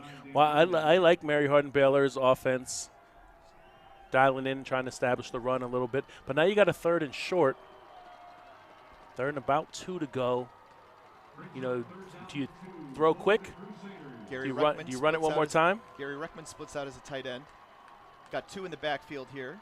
Do you quarterback run it? Including Brenton Martin. King, little pass in the flat to Martin. Martin working off a block. He's got the first down. It's Martin holding the block, and KJ Miller taking the pass out of the backfield for a gain of 5. And maybe statistically a carry. Yeah, our crack stat staff of 1 here notes that lateral to Miller counts as a rush. It also counts as a first down, which is pretty big for Mary Hardin Baylor. Pat Coleman, Keith McMillan, Frank Rossi down on the sidelines, Brent Harris, our statistician, Greg Thomas, our halftime host, Twitter operator, follow at D3 football. Two receivers out to the left side as Miller goes in motion. King going to take himself in the draw across the 45. Got room to 40, slides down at about the 39-yard line. Pickup of 6 on first down to be 2nd and 4. So I think what Mary Hardin Baylor has picked up on is that safeties, Braden Lindmark and Dakota Cremines, have had to give lots of attention to deep ball, particularly Brandon Jordan and Brenton Martin, and therefore there are creases. There are short throws available. And again, Mary Hardin Baylor making North Central defend the whole field, the width and the length. Here on a 2nd down and 3, 11 minutes remaining in the 3rd quarter. 2-point lead for Mary Hardin Baylor. They have the football. King rolling out to the left side, looking deep downfield in one-on-one coverage. Up there forever for Jordan and knocked away from behind. Jake Beasley breaks it up. And that may be the first time tonight Kyle King's had a throw that wasn't that great of a throw. You know, even at least he gave his 6'6" receiver a chance to go up and battle for it with Jake Beasley, who, as we have noted many times, 6'3", not a small guy himself. No, and it does not look like there's much of a difference here, is there? But and that's what we said in the keys of the game. DB's got to go up and get the ball. But I think Kyle King has been so on point tonight. It was actually a little jarring to see a ball like that thrown up for grabs. Boy, it just, like I said, it hung up there forever. There's basically no wind to speak of. Here, Mary Hardin Baylor on the 10th play of the drive, a 3rd down and 4. Little throw in the flat, a lateral to Miller. Miller going left side, got the first down across the 35, run out of bounds by Beasley at the 30-yard line, and another opportunity for Mary Hardin Baylor as they move the chains. And we haven't called Gary Ruckman tonight for a catch. He's the big 6'4", 255-pound senior tight end, but he held his block there just long enough to give KJ Miller the corner and enough room for the first down. Miller gain of 9. Very similar to the tight end on the other side, Matt Robinson for North Central. Both Robinson and Ruckman don't get a lot of catches, but they're really heavily utilized in the run game. Jamal Hamilton, one of 3 receivers, a little bunched up triangle on the right-hand side here. 1st and 10 at the Cardinals' 30-yard line. Blitz coming, gets the ball away, pass complete, and that is to Hamilton deep downfield at the 15-yard line. Pick up at 15. Jamal Hamilton, someone who's come into this game with only 4 catches on the season, and the crew doesn't usually use too many more than those main 3. Nice blitz pickup there by Alfonso Thomas. Wasn't pretty, wasn't textbook, but just enough of a chip to give King time to roll out and hit Hamilton. Yeah, D'Angelo Roberson, the backup cornerback, coming from King's blind side. But he had enough time to get rid of it. Here's Alfonso Thomas, gets the give on first down, across the 10, drags Beasley, and into the end zone. Touchdown, Mary Hardin Baylor. Alfonso Thomas from 15 yards out, and Mary Hardin Baylor up by 8. Alfonso Thomas proving that Ethan Greenfield isn't the only back on the field that can run through tackles. Whew. Thomas, after we just gave him some praise for a blitz pickup, that time got the ball, found an easy crease, had a couple of guys hanging on him around the 5-yard line, and by the time he crossed the goal line, there were 4 North Central defenders hanging on him, and none of them managed to stop him. Brandon Cunningham on to attempt the extra point. Kick on the way. And it is good. 9:39 to play here in the 3rd quarter. 12 plays, 81 yards, the first 5:13 of the 3rd quarter. And Mary Hardin Baylor is up by 8. We'll be back in just a moment. Something I discovered in myself is that if I have a goal, then I can accomplish it. It's a well-rounded experience.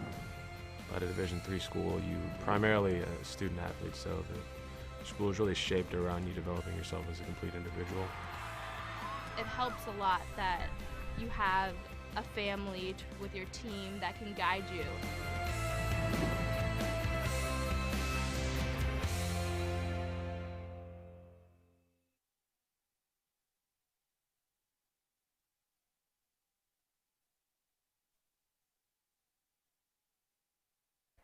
(26-17) our score here in Stagg Bowl 48. The scoreboard says 25-18 and has really prompted us to do some soul searching and some quick remembering as to what the score was 2 minutes ago before that touchdown run by Alfonso Thomas, just an amazing individual effort. Well, Pat, they figured out that Mary Hardin-Baylor has 26. They still got NC with 18. They'll figure it out. I believe in them. There it is. There we go. 26-17 is the score here. And for North Central, the offense, those guys have been sitting for a long time and eager to get the ball.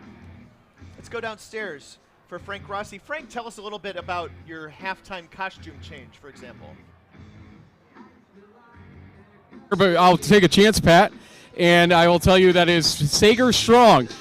We had a costume change vote basically on Twitter. We started out with a purplish pinkish one, it went to a gold one, and it is in order to raise awareness of cancer research and money for it. We raised about $1,400 thanks to our Facebook campaign. So if you haven't given already, folks, please go to Twitter or to Facebook under @Frank Rossi on Twitter, and you'll see a link eventually for our Facebook campaign. Thanks for everything you guys have done. Back up to you guys.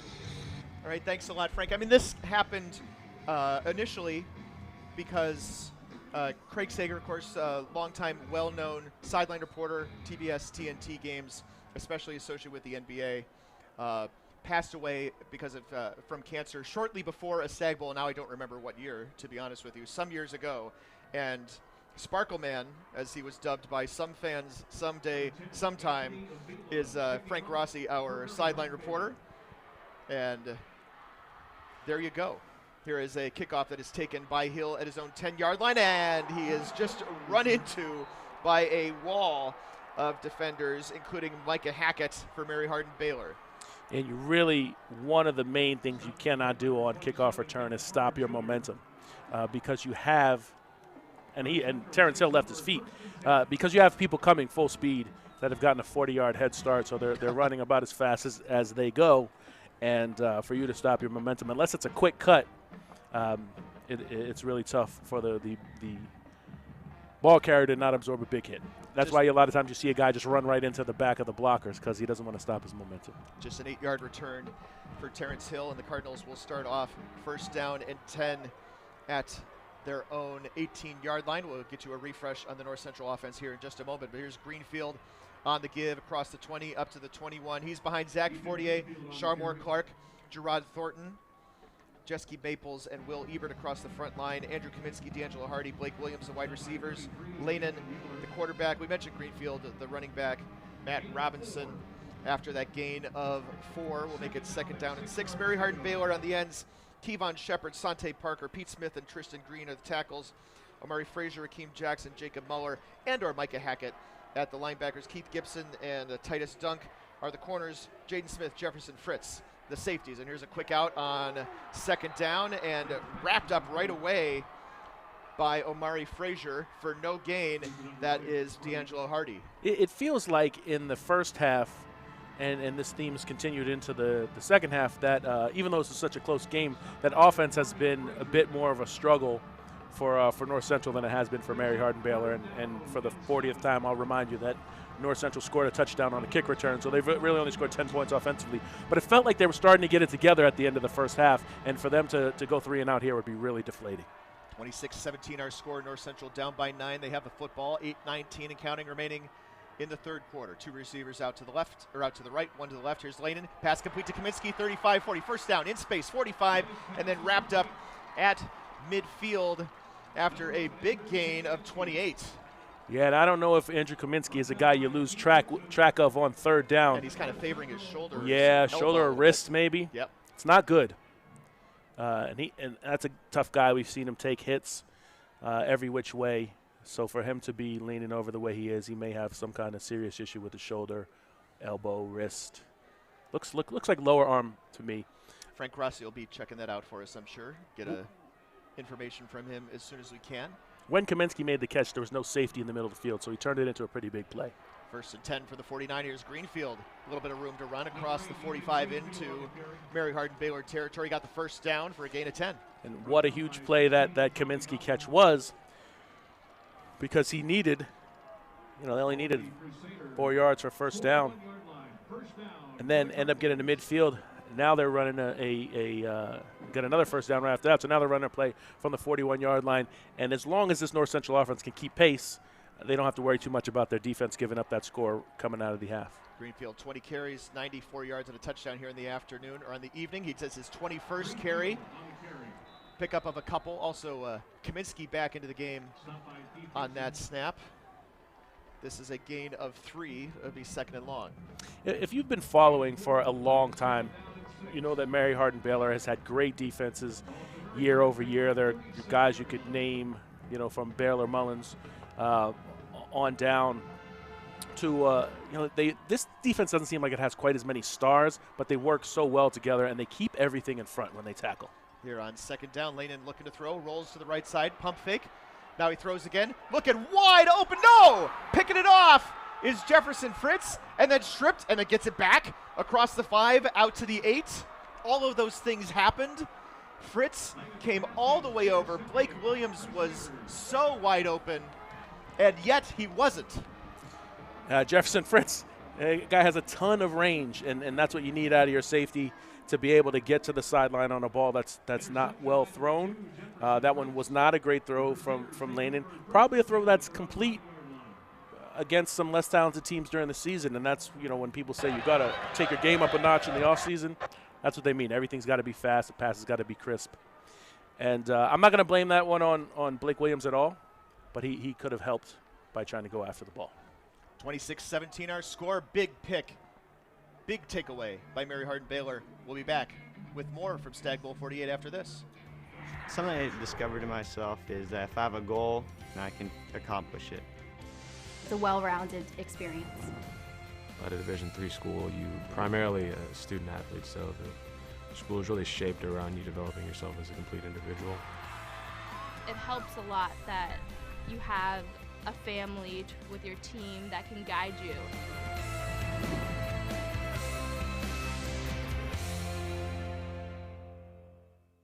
Division III allows you to give yourself to other things. Having that free time allows me to pursue the things that I want to pursue. Division III athletics affords students the opportunity to, engage in the other interests in their campus and in their lives outside of that sport. It allows you to just be able to do everything you want to do. I wouldn't change it for the world.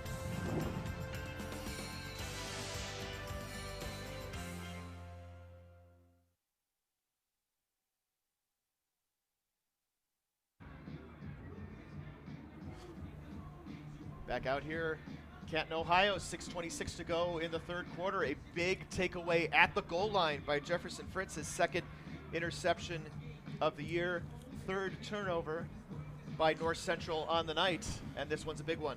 Yeah, both the Gallardi Trophy semifinalists. I always get semifinalists. They're finalists. All right, the final 5 are finalists. I get that confused every time. Andrew Kaminsky makes a huge catch, gets North Central to midfield. That's North Central's finalist, and then Jefferson Fritz, the safety / punter finalist for Mary Hardin-Baylor, ranges over to the pylon to make a big interception. And now Mary Hardin-Baylor, they've got momentum, they've got a chance, even though they've got to drive pretty much the length of the field here, got a chance to really put their foot on North Central's neck. And Keith, you pointed out Kyle King just keeping his arm loose, throwing here during the course of this timeout.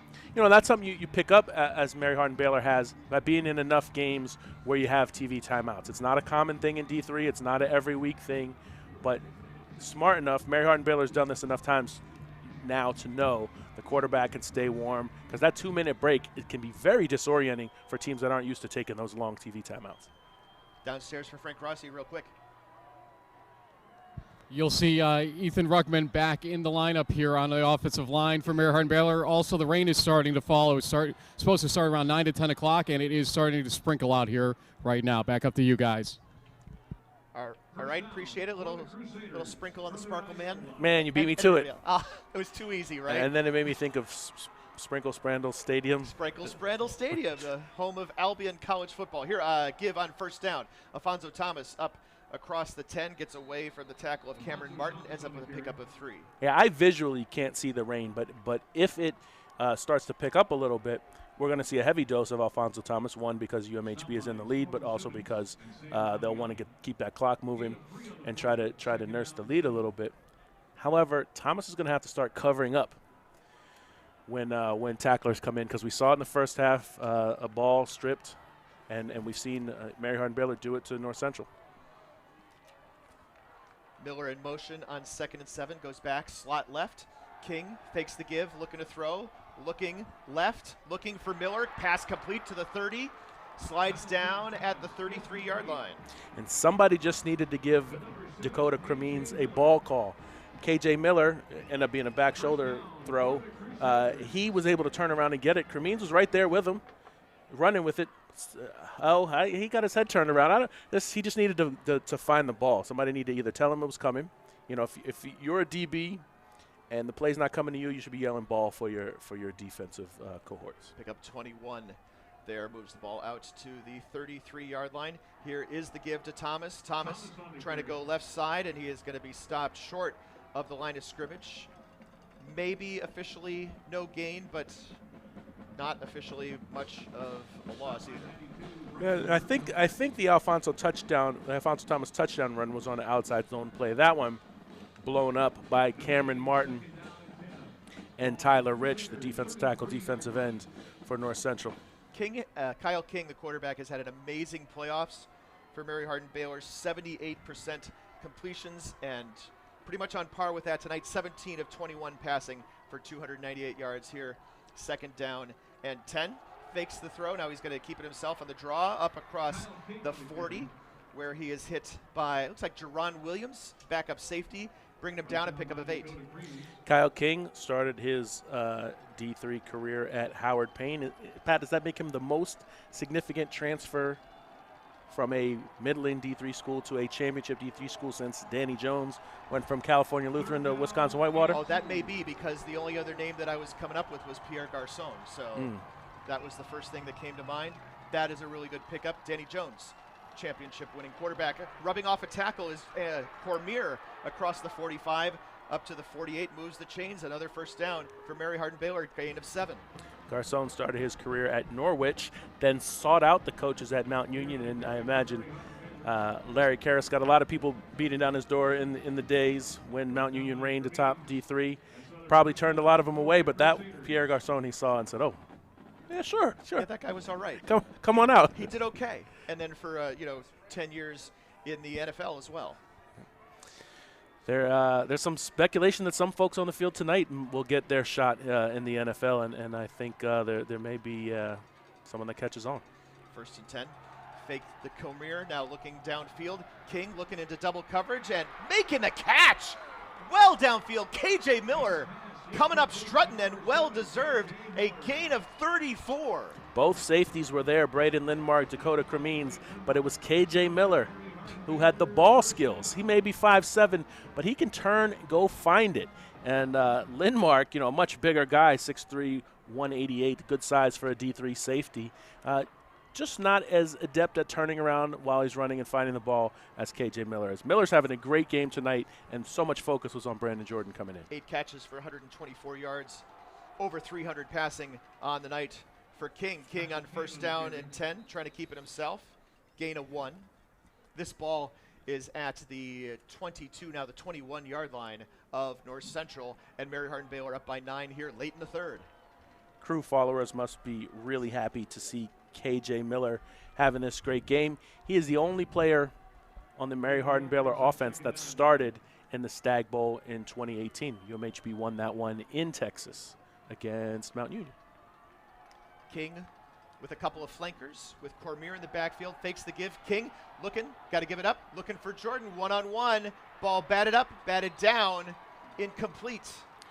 So Jordan straight up tried to box Jake Beasley out. That's the second time it's been a go-get-it jump ball from King to Jordan. Beasley is holding his own. Hey, we talked about people who are going to have a chance on Sundays. I don't know if Jake Beasley has the speed at corner, but he certainly has the ball skills. Number 21 breaking up the pass intended for number 21. Isn't that coincidental?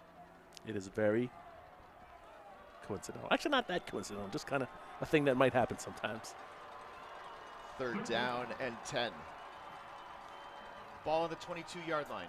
King, 5-step drop, looking left side. Oh, underthrows Jordan. Jordan comes back and gets it That's enough for the first down, but a throw in stride would have been for 6. And it didn't even have to be in stride, just had to be a little closer than it was. Somebody lost track of Brandon Jordan. I don't think it was either wasn't Jake Beasley's responsibility that time, or somebody lost track of him. But Brandon Jordan does a great job of getting underneath that. The ruling on the field of a completed pass is under further review. It doesn't touch the ground. 2 hands, 2 arms, and he's got white sleeves on, so it's going to be really easy to tell if the brown ball touches the green grass. White sleeves, also brand new, double XL white gloves. He was testing them out in pregame, thinking they felt a little bit tight. How big do your hands have to be for double XL gloves to feel tight? That's really the reason I told that story, right? I mean, my goodness. We're looking for. Yeah, one of the one of the ways you see if the ball hits the ground is if on a turf field the rubber pellets kick up. Getting lots of good looks at this. They're definitely having plenty of opportunities to figure this out. And it was ruled a catch on the field. And that's the burden of proof you have to overcome. This is the angle I want to see. After further review, the ruling on the field is confirmed. Completed pass, first down. And we will take a break with 1:51 to go here in the third quarter. Mary Hardin-Baylor leading at North Central 26-17, and they're knocking on the door. Back with more on Stagg Bowl 48 in just a moment. Division III allows you to give yourself to other things. Having that free time allows me to pursue the things that I want to pursue. Division III athletics affords students the opportunity to, engage in the other interests in their campus and in their lives outside of that sport. It allows you to just be able to do everything you want to do. I wouldn't change it for the world.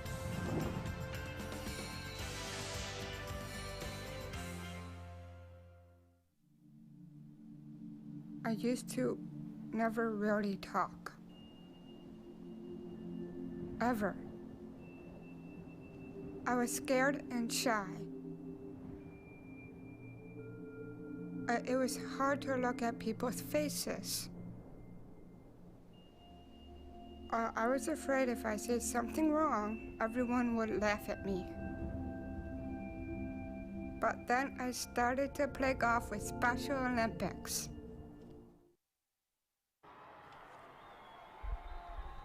Back out in Canton, Ohio. First down and goal from the 3. 10th play of the drive, a drive that started back at the 9-yard line for Mary Hardin-Baylor. King with the give to Thomas. Thomas fights his way into the end zone for the touchdown. And now it is a 15-point lead for Mary Hardin-Baylor with an extra point upcoming. Yeah, what a big difference for Mary Hardin-Baylor scoring a touchdown there. North Central really would have liked to hold them to a field goal. Mary Hardin-Baylor leaving no doubt at the moment.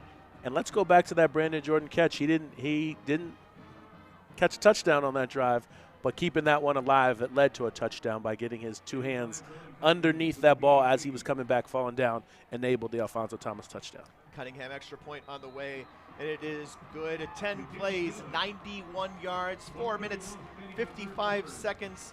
A drive that started with a Jefferson Fritz interception at the goal line, a ball he nearly fumbled away, recovered, and the Crusaders have taken this 91 yards the other way, and they are in control with 1:31 to go in the third.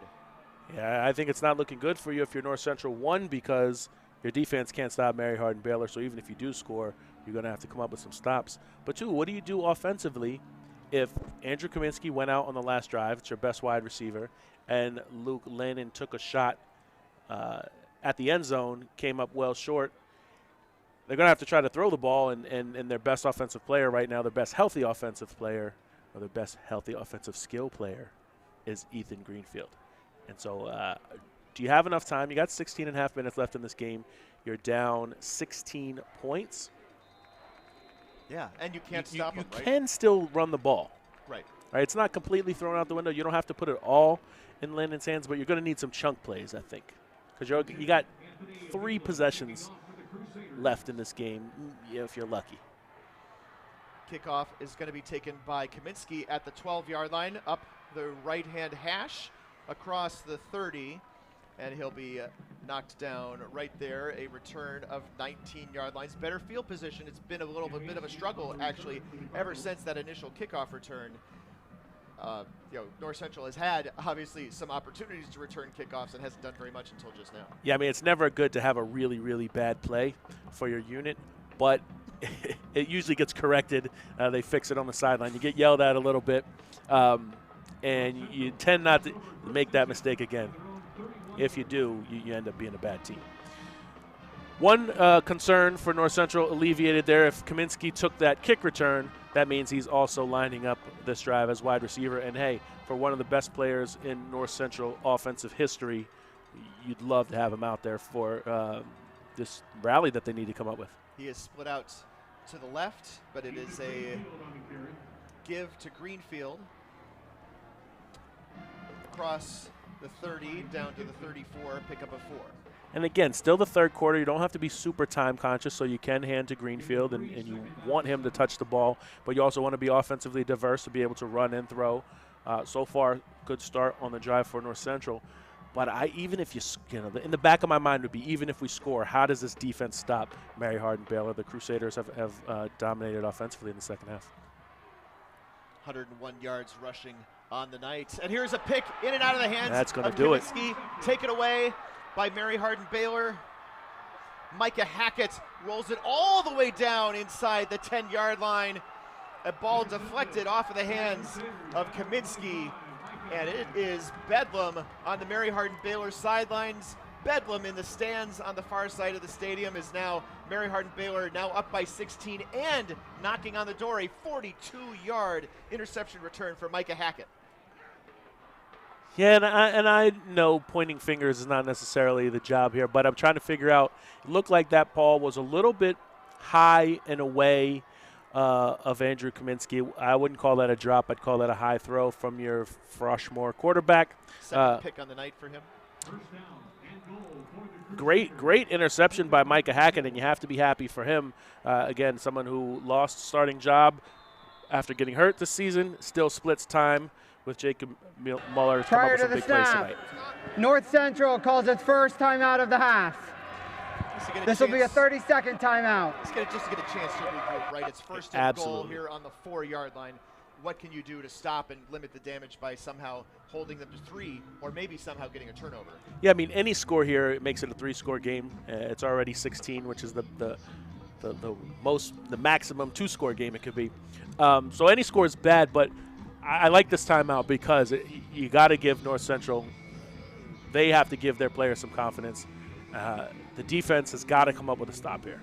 That's it. That's it. There's no other option for North Central. And for their coaches, they need to talk to their defense and say, look, whatever you got, man, it's the championship. You're already digging deep as it is.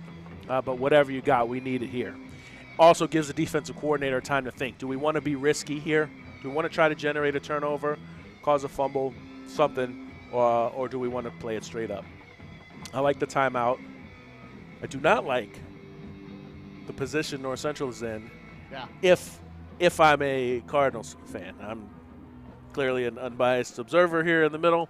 And for Mary Hardin Baylor, not the number 1 team on all ballots all season, looking very much like the number 1 team here in Canton tonight. First down and goal from the 4. King fakes here on the little end around. Is Martin. Martin looking to throw, and Martin throws it out beyond Braden Jordan, incomplete. So Greg Thomas and I are walking around the Pro Football Hall of Fame, which is right beyond this stadium here, earlier in the day, and we go by the Philly special exhibit in the Super Bowl part of the thing, and Greg says to me, over under 0.5 Philly specials tonight. I took the under. I lost. The crew just ran it there. It almost always works. Third player to pass for Mary Hardin Baylor tonight. What was the over-under on the podcast? Was one pass by somebody else, right? We've had a couple of those. Here's the give to Thomas on second and goal. Fights his way forward for a short gain of about 1. Yep, it'll be third and goal from there. And you've seen Mary Hardin Baylor. This is textbook. This is something you file away if you're Whitewater, Mount Union. Wheaton, St. John's watching this. After a turnover, Mary Hardin Baylor is going to do something aggressive, trick play, file that one away. They did it both times tonight. North Central still hanging on. They're going to walk all the way down to the other end of the field to play 15 more minutes to save their chance at repeating as champions. The end of It is the end of the third quarter. Our score, Mary Hardin Baylor 33, North Central 17. We'll be back with more on Stagg Bowl 48. Division III allows you to give yourself to other things. Having that free time allows me to pursue the things that I want to pursue. Division III athletics affords students the opportunity to, engage in the other interests in their campus and in their lives outside of that sport. It allows you to just be able to do everything you want to do. I wouldn't change it for the world.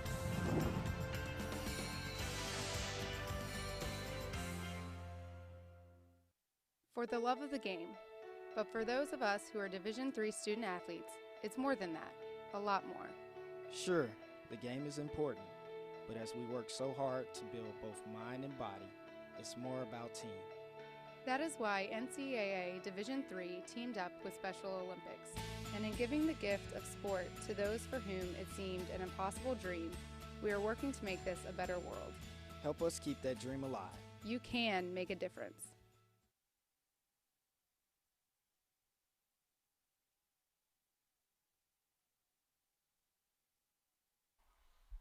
Start of the fourth quarter here in Canton, Ohio, Stagg Bowl 48, and we're sending it downstairs for Frank Rossi.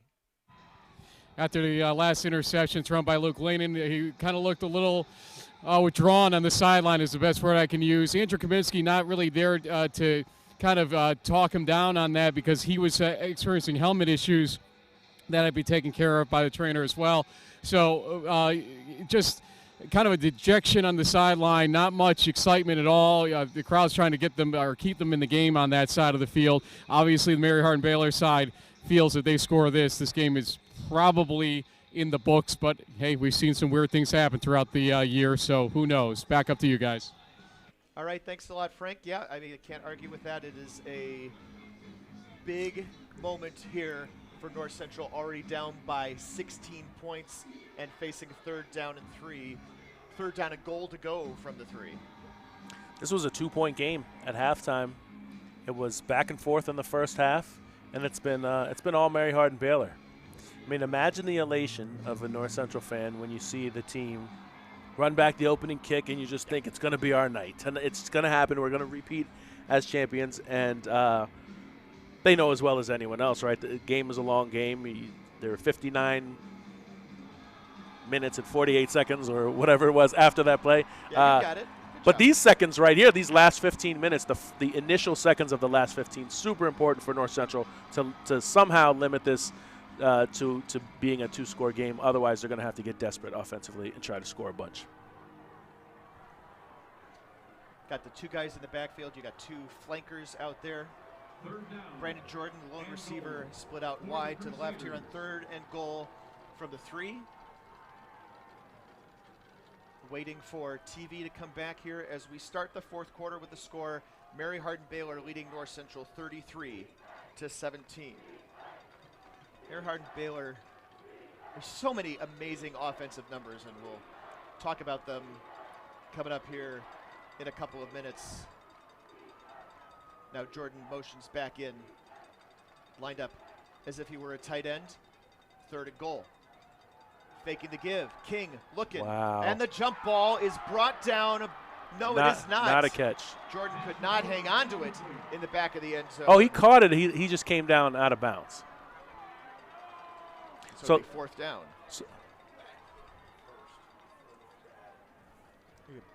There you go.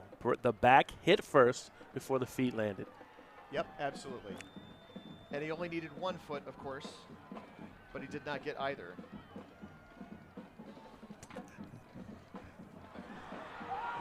It's a really well-designed play. Oh, does his knee hit inbounds first before he lands? Wow, man, replay is amazing. It just shows you things that you just totally did not see in real time. The ruling on the field of an incomplete pass is under further review. And it seems for good reason. Yeah, and obviously this review or the call on the field being confirmed or upheld is North Central's best hope here at somehow salvaging this game. Down 33-17. That was the first play of the fourth quarter.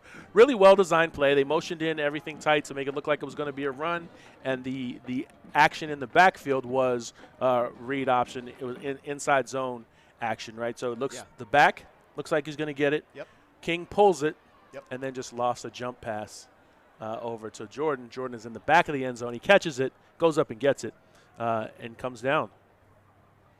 And if this was overturned and what it looks like on replay is then confirmed, this would be the 18th touchdown catch on the season for Brandon Jordan. He already has the record for most touchdown catches in a single season by a Mary Hardin Baylor player. I was going to say not by any player, because the person with the D3 record is on the other sideline, Kaminsky. Yeah, that was like 30-something, right? Yeah. Yep. Mary Hardin Baylor, of course, if this is a touchdown, would hit 40. And if you're looking at 40-17, we'll have plenty of time in the fourth quarter to talk about it. But if we're looking at 40-17, if Mary Hardin Baylor wins this thing going away, what does that do to your ballot when you think about where Whitewater belongs? Then again, North Central beat La Crosse by a couple touchdowns, so maybe that watch. Trinity. Hardin Simmons that didn't even make the postseason and nearly beat After Mary Hardin further Baylor. review, the ruling on the field stands as called. Incomplete pass. It'll be fourth down from the 3-yard line. Well, that may be a bit of a Rorschach test, because you could have seen either thing you wanted to see there. And a field goal unit coming on the field. This would be a 20-yard attempt from the right hash. I mean, I think on further review, it did look like his knee may have touched before his back. I kind of thought so, too. Obviously, the professionals looked at it. We'll trust their word, and for UMHB, a field goal attempt here is probably fine. Out of the hold of Tommy Bowden, 20-yard field goal attempt on the way, and it is good. So it is 36-17 with 14:49 to go here in the ball game. We'll be back after this Stagg Bowl 48 from Canton, Ohio. Division III allows you to give yourself to other things. Having that free time allows me to pursue the things that I want to pursue. Division III athletics affords students the opportunity to, engage in the other interests in their campus and in their lives outside of that sport. It allows you to just be able to do everything you want to do. I wouldn't change it for the world.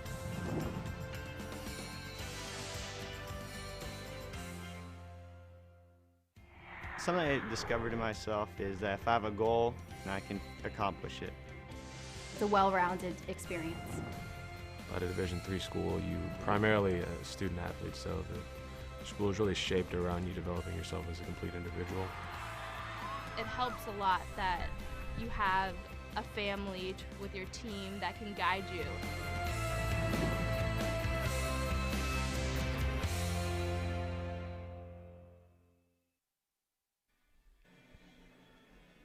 Back out here in the fourth quarter. Mary Hardin Baylor, big lead on North Central. Here's a key stat for you, Keith. Mary Hardin Baylor on first down tonight, averaging 11 yards a play. It almost doesn't matter what the North Central number is after that. It's 3.9 yards a play on first down, but averaging a first down conversion. 14 plays of 15 yards or more. I don't know what the math or what the definition of a chunk play is, but that certainly seems like it would be in the ballpark. Yeah, I know you bring me here for my high-level analysis, but I'll just say 11 yards a play is good. That is good. That is good. Let's get Frank Rossi in on this too. Frank Rossi, what you got?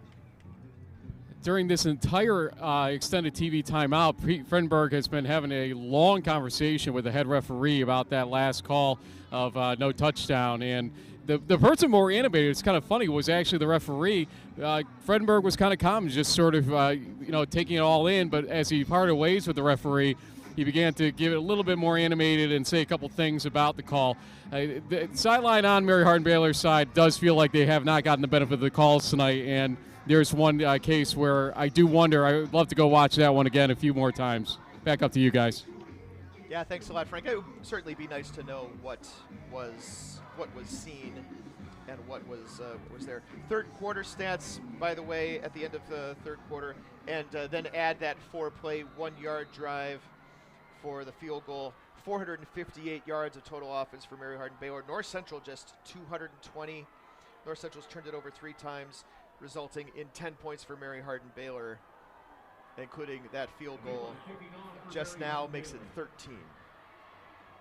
And here it's taken by Hill, the kickoff at his own 8-yard line, cuts back at the 20, gets loose at the 30, being pursued across the 45, and finally is going to get wrapped up and thrown out of bounds after 48-yard return. Anthony Avila, the kicker, along with Shaka Watson, bringing him down. Well, I'm happy we get to talk about Terrence Hill. He is the proverbial, he'd be starting if he was at any other school player, but because he splits time with Ethan Greenfield, and Greenfield gets the majority of the time. Hill is not necessarily a all-time stat leader, but certainly a great runner and someone who battled through injuries to come back. One was on the 2019 national championship team, and doesn't look like they're going to win another one tonight, but they got back here. Here's Lanin, dump off over the middle for Ethan Greenfield. Spun around at the 40, at the first down sticks, down at the 39, pickup of 11. Terrence Hill, 100 carries for 794 yards coming into the night. You math majors know that's about 7.8, 7.9 yards a carry. Ethan Greenfield, even better than that, a little bit under 8 yards a carry himself. Neither of them has had much in that regard tonight. I mean, Greenfield is over 100 yards and now over 105 after that pickup on first down, a gain of 5. But, man, there's only 220, now about 235 yards of total offense. Yeah, I mean, a lot of Greenfield's yards, too, are hard-earned yards, meaning that he's after contact picking up 3, 4, 5, 6 more yards and dragging tacklers. Trying to up the tempo here. 2nd down and 5. Lanin rolls out, rolls right. Now is being pursued, and he is brought down. Micah Hackett with another big play defensively all the way back to the 47-yard line. A sack for a loss of 13 yards. Boy, that may be your MOP. As you get in the fourth quarter, and anyone up here in the press box knows we got to turn these most outstanding player ballots in at some point. And Kyle King will get it because quarterback. Yeah, and he's honestly hit most of his throws have been pretty well on point. Tonight he spread the ball around offensively, so you can't give all the credit to one person. But Hackett had the interception. He had a strip and a fumble recovery in the first half, and then that sack right there. Lanin with a little flare out for Greenfield, makes a man miss or evades a tackler. Back down to the 41-yard line, near the original line of scrimmage, to pick up a 5. Yeah, unfortunately for North Central, started the drive with a nice out of the backfield throw to Greenfield, went backwards, got all those yards back, and here they are now with a still 11 to go.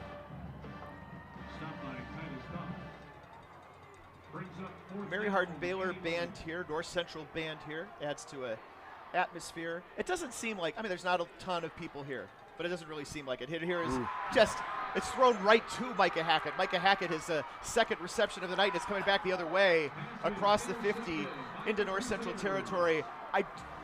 There was no receiver in the area for North Central, and Hackett with his second pick of the night, and now his 3rd interception of the season. I mean, what a time to have the game of your life. In the Stagg Bowl, you're a senior. He had a tweet earlier tonight that said, "Last ride with the boys." And who knew he'd be driving during the last ride? He is a former starter at linebacker, a sort of part-time starter now, obviously on the field a lot, even though technically Jacob Mueller is listed as a starter on the depth chart. Amari Frazier is the guy on the other side. Keem Jackson is a linebacker in the middle, but Micah Hackett has made all kinds of plays tonight. 2 interceptions, 1 on a tip ball. Frank Rossi texts up from the field to put Micah Hackett down as his most outstanding player vote. Well, I don't know if you could tell, but I was clearly making my decision in real time, and then that interception didn't hurt. That is what we do. 1st and 10 at the 44-yard line. King getting chased out of the pocket by Rummel. Pass and just out of the reach of KJ Miller incomplete. It'll be second down. Not a lot of incomplete passes for Kyle King tonight. This time chased out of the pocket, just his 6th incompletion. Pat, I think if North Central isn't able to get anything going, and this margin doesn't get any closer, or conversely, if Mary Hardin-Baylor tacks on some more scores here, we're going to start. Obviously, we're going to have a new king of D3 in that there's a new champion. But 4 Stagg Bowls in 5 years. 3 of them they've won. Here's Cormier on the carry on 2nd down and 10. Gain of about 5. No, I'm sorry, Brett. I just start 6. I'm just start freelancing again. For a second, I forgot. I don't have to think for myself anymore. You start to think about Mary Hardin-Baylor being the premier program in Division III. Yeah. Went to Whitewater last week and won. First time ever that they won at Whitewater. Yeah, teams have played a bunch of times in both locales. Blitz. King able to get it away. Looking for Miller. And again with the ball skills. Another big gainer for Mary Hardin-Baylor. That ball down inside the 15-yard line. A pickup of 26. Dakota Cremines is not going to want to rewatch this game. He's been on the bad end of a lot of pass plays, and it's not because he's out of position or blowing assignments. Just Mary Hardin-Baylor guys with the ball skills to go find it when the throw is not perfect. I mean, that wasn't a great throw by Kyle King, but he gave his receiver a chance, and KJ Miller made him look good. Absolutely did. There's another candidate for most outstanding player. They are all wearing yellow tonight. 11:06 to go in the ball game. 36-17. Mary Hardin-Baylor with the lead and the ball. Cormier fights his way forward. And it is down at the 11-yard line. Pickup of 3. I'm just laughing at Gary Ruckman finishing that block with a pancake about 7 yards downfield. Finishing it with authority. Just an impressive all-around performance right now for the Mary Hardin-Baylor offense. I mean, I know I keep harping on this point, but these are not the things that I have been accustomed to saying over the course of the past 20 years in Division III football. I mean, Mary Hardin-Baylor has happily kept the ball on the ground, won low-scoring games in these big games. You know, their first Stagg Bowl victory was 10-7. Another give to Cormier. Cormier breaks through, and he breaks into the end zone. 11-yard touchdown run for Kenneth Cormier, his 9th touchdown carry of the season, and it is 42-17 with a point after it upcoming. This is not how North Central saw it going tonight.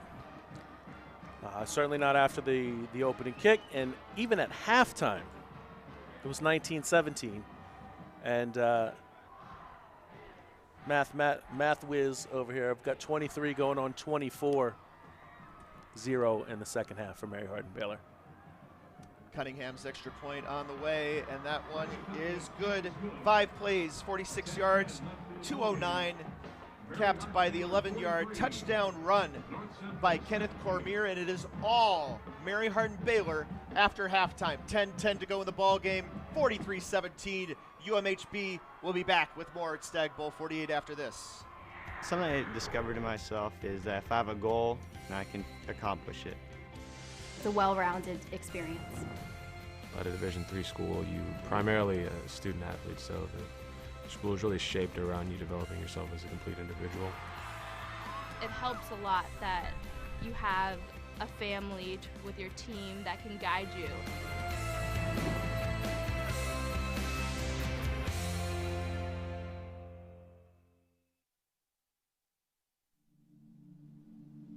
I used to never really talk.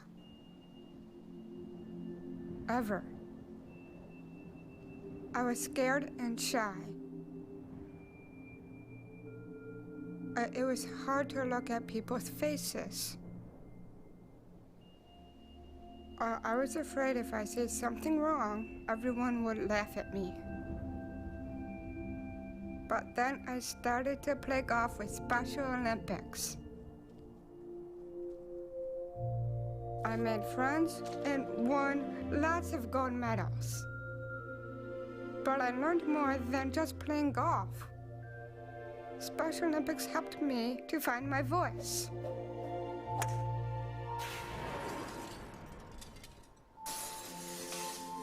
And now everyone else is speechless.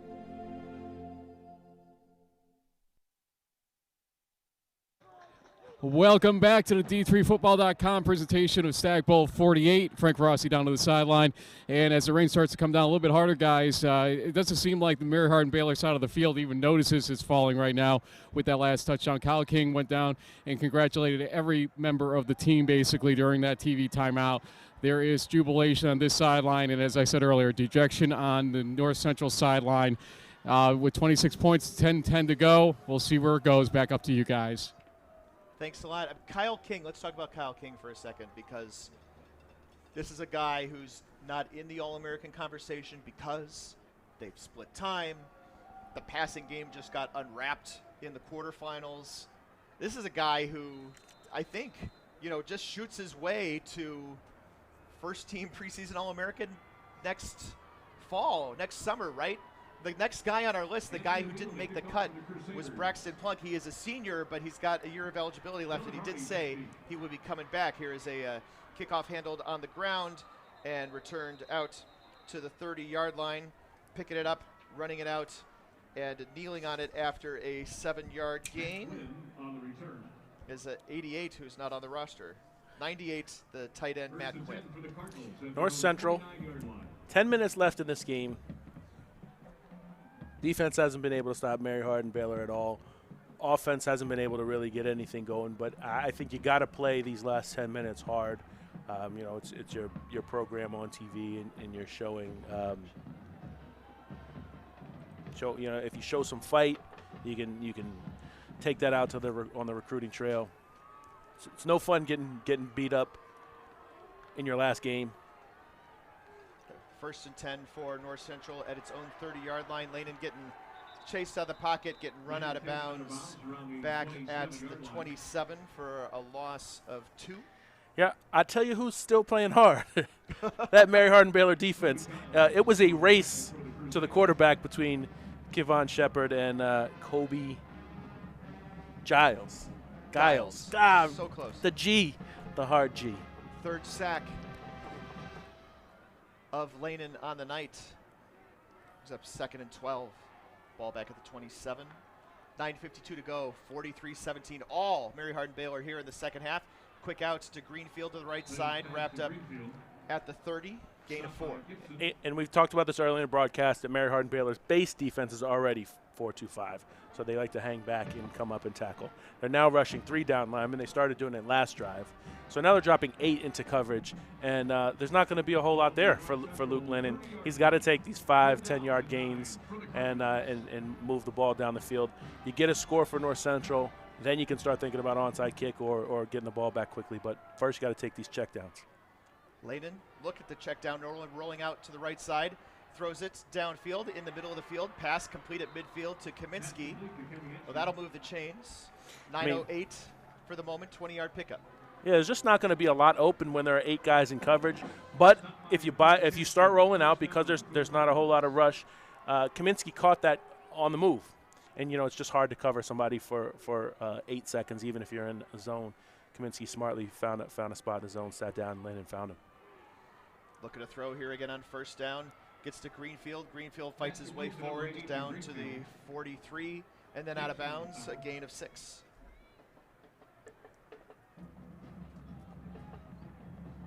Second down and a short 4. With the ball now in Mary Hardin-Baylor territory. 8.5 to go.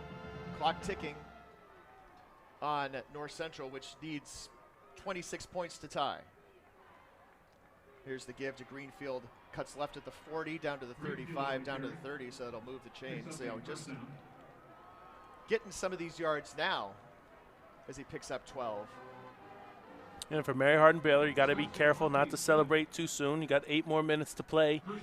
And if North Central is going to score here, at least make it as difficult as possible. Don't let them score too easily if you're Mary Hardin-Baylor. Trips to the left side and one to the right side is Williams, looking over the middle and unable to come up with the ball over the middle in traffic is D'Angelo Hardy. Yeah, a little bit of alligator arms there, and you know, who can blame him? You got a linebacker, actually, in Amari Frazier coming across. And again, you know, it looked like Tommy Bowden may have had a shot at him, or maybe that was in any case, Hardy didn't really want to get hit, or maybe he was trying to snag the catch out of the air really quickly and take the hit as well. But that would have been a big gain for North Central, and they needed it. You know, if this is a one-score game, he probably makes that catch, to be quite honest. 2nd down and 10 here downfield, and coming up with the catch and taking it into the end zone. Blake Williams, a 30-yard touchdown catch with 7:47 to play. Never a bad idea to take a shot at your 6'5" wide receiver. Blake Williams has been singled up. He's been on the single side of the formation for much of this drive, and just went and got one. And that, for Mary Hardin-Baylor, that's probably the definition of letting them score a little too easily. 8 minutes left. 7 plays, 71 yards, 2 minutes, 19 seconds. If North Central were to go, they're going to kick here, so I don't cut it to 19. Yeah, I don't know what the chart says when you're down by that many points with 7:47 to go, but the kick is good. 7:47 to play. It's 43-24. Mary Hardin-Baylor will be back with more from Stagg Bowl 47 after this. Something I discovered in myself is that if I have a goal, then I can accomplish it. It's a well-rounded experience.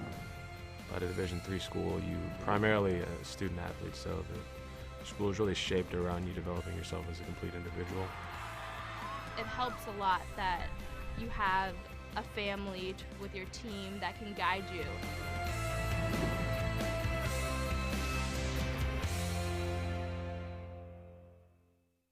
For the love of the game, but for those of us who are Division III student athletes, it's more than that, a lot more. Sure, the game is important, but as we work so hard to build both mind and body, it's more about team. That is why NCAA Division III teamed up with Special Olympics, and in giving the gift of sport to those for whom it seemed an impossible dream, we are working to make this a better world. Help us keep that dream alive. You can make a difference. Back out at Tom Benson Hall of Fame Stadium here in Canton, Ohio. North Central, a 7-play, 71-yard drive here midway through the 4th quarter to cut this lead to 43-24. And yeah, I think we all assume we see onside kick attempt upcoming. Yeah, because they're down so many scores, you know, a lot of times when you have timeouts and a lot of time on the clock, you go ahead and kick it deep. And you may see that here just if North Central's interest is trying to keep it respectable. Maybe they think their best bet is Mary Hardin-Baylor is going to try to run the ball 3 times. We'll sell out for the run and see if we can't get a 3-and-out, have them punt it back to us really quickly. But you don't have a lot of great options. Try to hold them to less than 11 yards on 1st down. Luke Lanin, 18-27 passing for 202 yards. He's thrown 1 touchdown, 3 interceptions. Ethan Greenfield might not get too many more carries tonight. Don't know how many more times North Central will run the ball. He's at 25 carries for 118 yards. North Central on the season is onside kicks twice. They've recovered 1 of them. Brett Harris, our statistician, with that. Tanner Raines, the kicker, lines up. Kick is on the way. It bounces one side. It was touched before 10 yards, and then it was recovered by Mary Hardin-Baylor anyway. Keith Gibson right there to take it. Flag comes out because of the illegal touching. But this will be Mary Hardin-Baylor football. I just want to point out, too, that Micah Hackett appears to be on Hans' team for.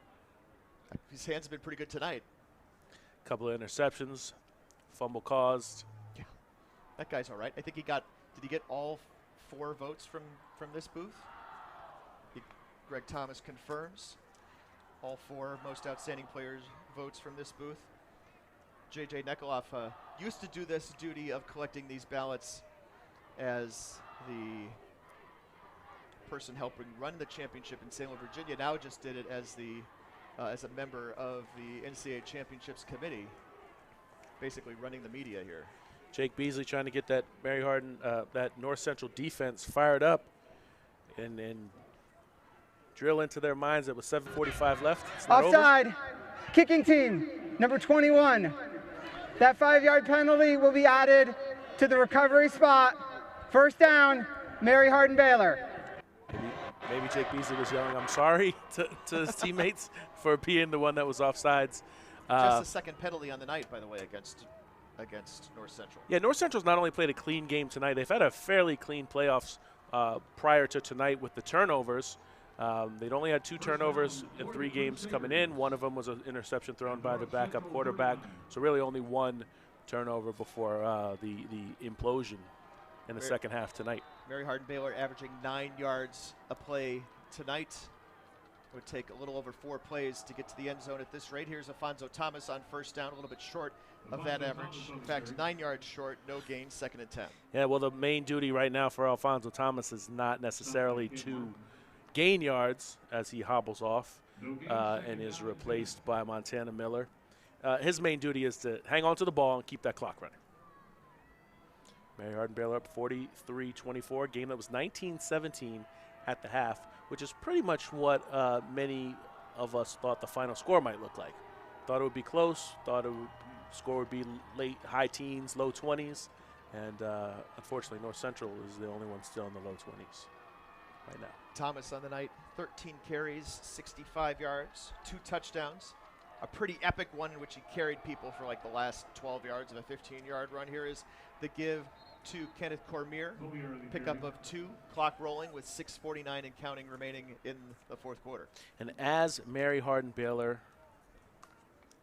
tries to run out the clock here on its wink, wink, 3rd national championship, what would be its 3rd Stagg Bowl win. There you go, 3rd time winning its last game of the season. At the championship site. The 2016 championship, for folks who don't know, was vacated for use of an ineligible player. Well, the player was ineligible because he was lent a car. Yes. Anyway, the reason this says whistle dead before it starts. And you know, prior to the snap, Mary Hardin. I think that is that a timeout? A timeout. Thank you by Mary Hardin Baylor.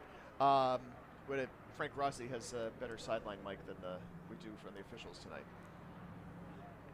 Frank Rossi also has a better sideline jacket, I think, than any of us, the, than anybody. I was going to say the officials, but you're right.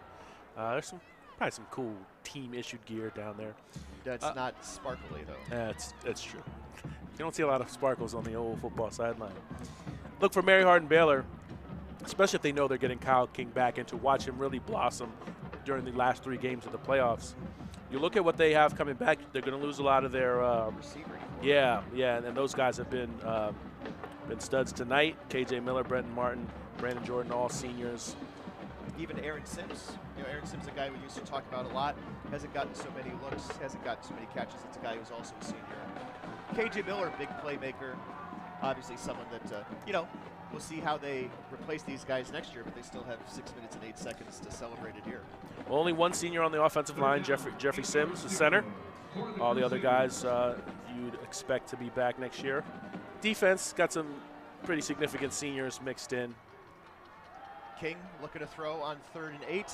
Puts it up for Aaron Sims, and Aaron Sims in stride easily.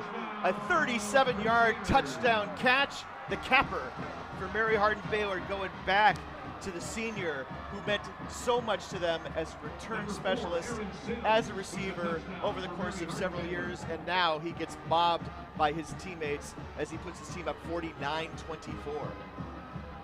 That, by the way, is the score of Mary Hardin Baylor's quarterfinal win over Linfield. And again, for those of us who have top 25 votes, does that mean we put North Central and Linfield in the same spot? It's going to be I thought I had this thing scribbled out, and now I don't know. Pat, you called that touchdown the capper. We've got 6 minutes left.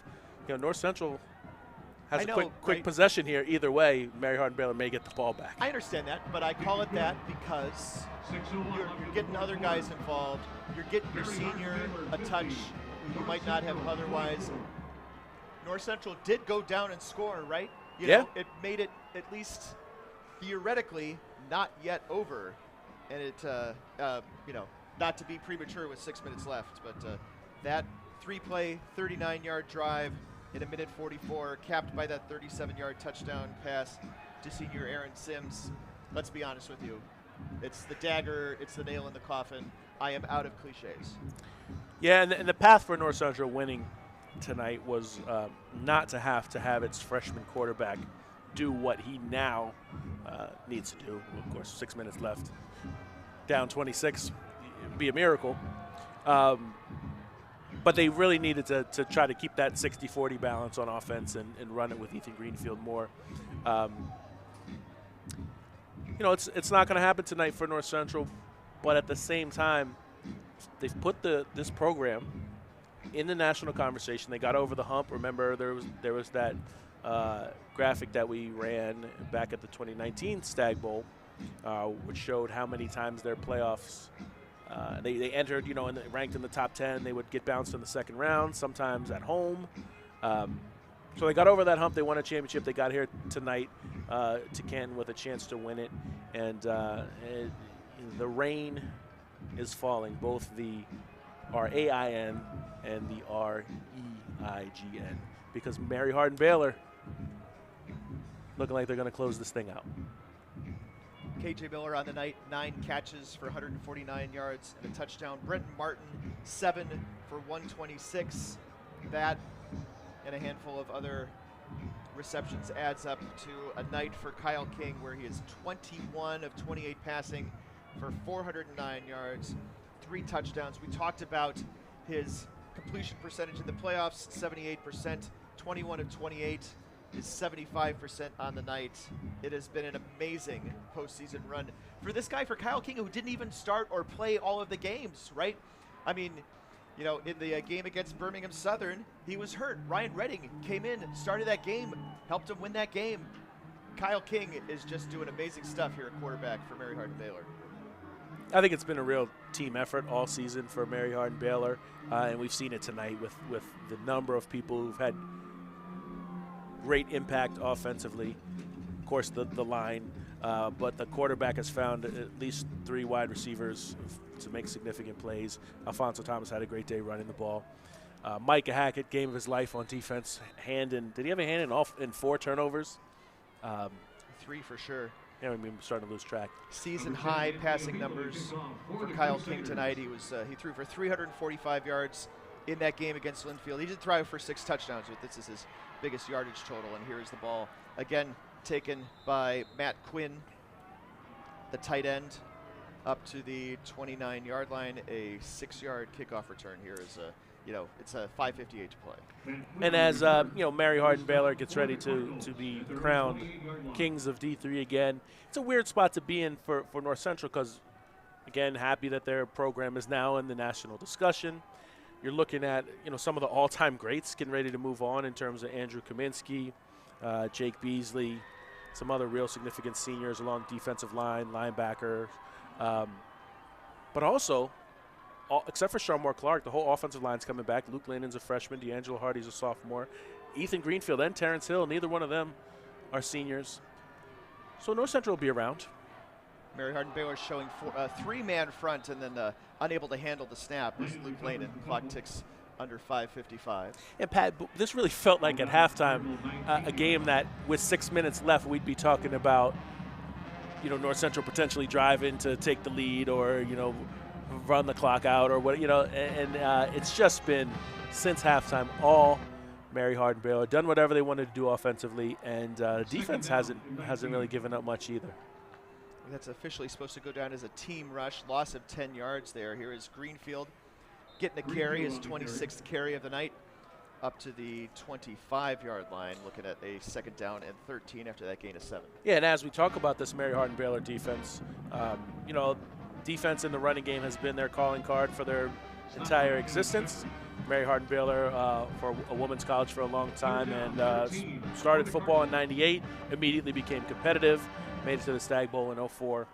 Defense has long been their calling card, and they've been really great this year. 24, I believe, is the high number. And he loses the ball again, does Lannon. His offensive lineman, Sharmore Clark, picks it up, tries to run with it. He was like, might as well. can't hurt. After, I think Zach Fortier had tried to fall on it and could not. Clark tries to take it and run with it. It'll be the 4th sack credited to Mary Hardin Baylor on the night, and this was an offensive series that went fully backwards to the tune of minus 17 yards. And North Central will be punting from its own end zone. And this is going to be a real soul-searching moment for Luke Lennon. Because his kick is away, and everybody gets waved off. It's going to roll into Mary Hardin Baylor territory. Is this just the second punt of the night, right? The first one, the 9-yard shank, and this one scores out a little bit better, 44-yard punt. Number 21 of the receiving team must leave the game for 1 play due to losing his helmet. Oh, Keith is pointing out to me in the championship program, Mary Hardin Baylor still credited with the 2016 national championship. They forgot to vacate it from all places. And we vacated it from our website even. What the heck? Come on, NCAA. Well, the reason I have this thing open is I was looking for the filler material. It's not what I would publicly call it. Sorry. I was looking for under 4 to go. 50-24, Mary Hardin Baylor leading North Central. Here's the give to Cormier. Looks like on first down, up to midfield. Clock rolling. It took me long enough to find it that Mary Hardin Baylor doesn't even have they're not even on defense anymore. But I was going to say the team that scored the most points against them this season was Hardin Simmons in that 34-28 win. Famously, Hardin Simmons lost that game by 6, did not get into the postseason field. Certainly today would point at that game and say, I think we belonged in. They did okay. They didn't really have they had no signature win. It's very right. difficult. Nobody else on their schedule besides Mary Hardin Baylor where they could point at and say, look, this is how good we are. They may finish ranked in the top 10 though. 2nd and 7. King rolls out. Pass complete downfield to Brenton Martin. Inside the 25 down to the 23. Yet another one of those big chunk plays for 27 yards. And Kyle King now pushing 450 yards. I mean, at 429, but pushing anyway, 450 yards passing tonight as we're under 3 minutes to go. I mean, Mary Hardin Baylor is throwing the ball with 3 minutes left because that's what works best. Remember, we were down 17 at Mount Union back in 2004, and yep. we were there for this one. It was so rare for Mount Union. It still is rare for Mount Union to lose at home. And the thing that was so amazing about that game is even down 17, Mary Hardin Baylor was still handing off. Now they can't even find time to hand off. Well, here's a handoff.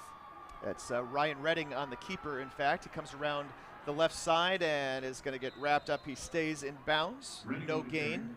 Under 2.5 to go. And Redding, not your typical backup because he's got so much starting experience over his career. He's a senior here at Mary Hardin Baylor. And that is Mary Hardin Baylor tipping the cap or saying in some way, hey, we're taking the starters out as we see Ethan Ruckman. Well, I was going to say Wyatt Crawford come back in for Ethan Ruckman. Remember, Crawford replaced Ruckman when he was injured in the first half, so good to see Ruckman back. We got Sims out here in the slot. Jordan is off. KJ Miller is off. Brenton Martin is still in the game, though. He just may not have a backup at his position. DJ Weaver, a senior receiver, has only got 9 catches this year. He's split out wide to the left. Here's a give to Cormier. Spins off a tackle inside the 20, down to almost the 16-yard line. The clock rolling at a minute 30, 7-yard gain. After the game, stay with us. We will have the post-game awards ceremony. They will award the trophy down on the field. We will find out whether Micah Hackett wins the most outstanding player trophy or not. Frank Rossi will, once ESPN clears the field, gets off TV, we have the ability to then go talk to somebody. Frank Rossi will be going in there and talking to whomever will speak into an open mic here as Mary Hardin Baylor trying to put the finishing touches on this win and come away from the Stagg Bowl with a championship for the 3rd time. Redding rolls, throws, and it is knocked away, incomplete, nearly picked off by D'Angelo Roberson, the cornerback, so it'll be 4th down. It's just going to be really, really mixed feelings for North Central.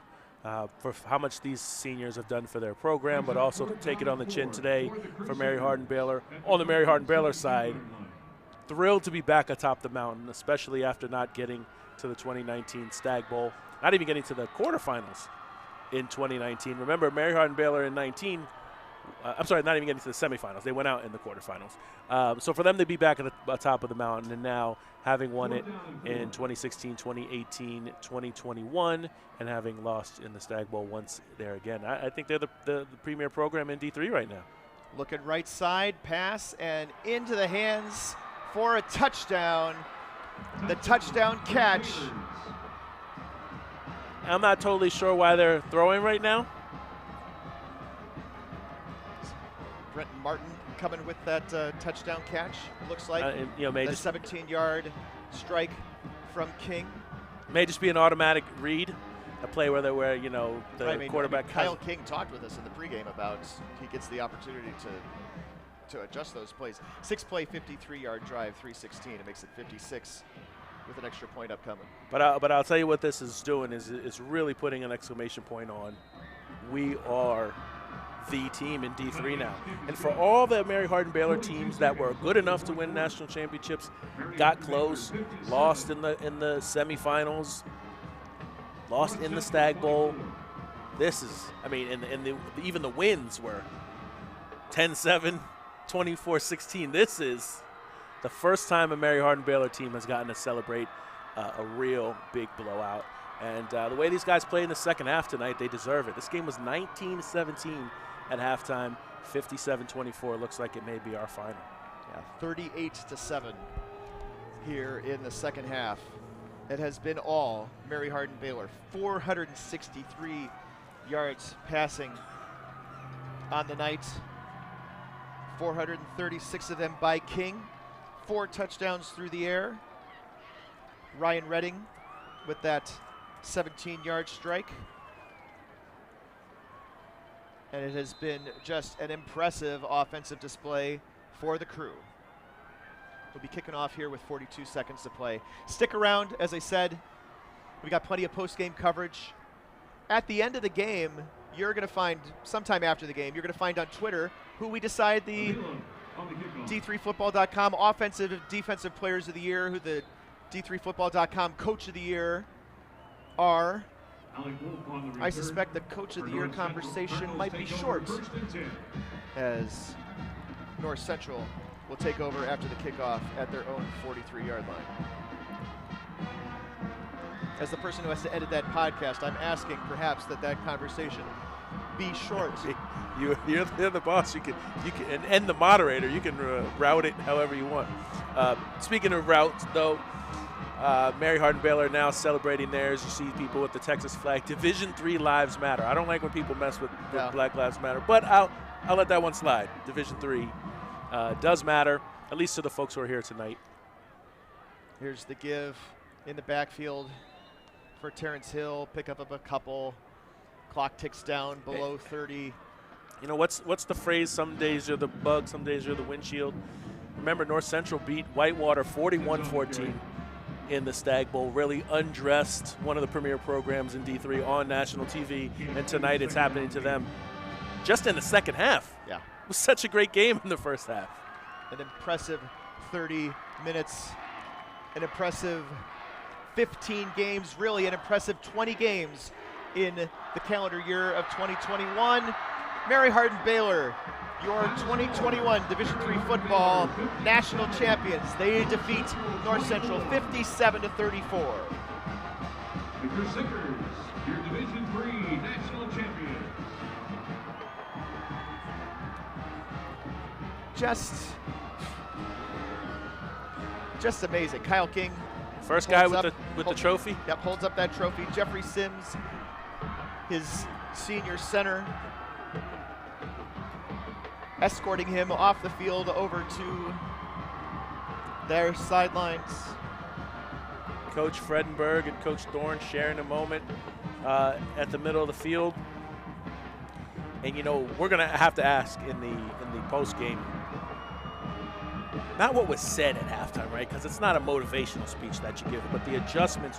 What did Mary Hardin-Baylor see in the first half that they were able to exploit so well in the second half? Clearly, they felt comfortable throwing at Cremines, at Nick Rummel. Really just felt comfortable throwing the ball anywhere except at Jake Beasley. And they tried Jake Beasley a couple times, just wasn't much there. And then everything worked. And then they brought Alfonso Thomas, right? I mean, the way that he pounded the ball, especially in that third quarter, especially in that touchdown carry. Yeah, the one right after the Brandon Jordan catch. Coach Fredenberg is getting interviewed on ESPN. I don't know that we got good sound on this one. And one thing, incredible effort from so many people, so rewarding football team, the sacrifices that they made, and doing all the stuff that we go through. We totally take great dividends. One of the incredible team wins was unsustainable.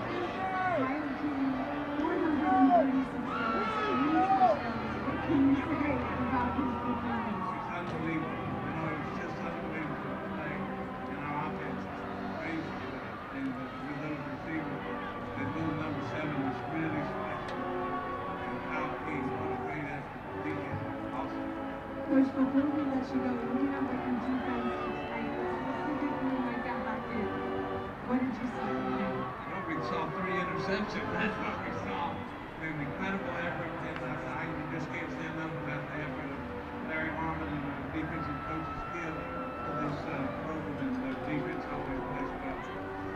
Coach Fredenberg, congratulations, national champions, enjoy us. That's great.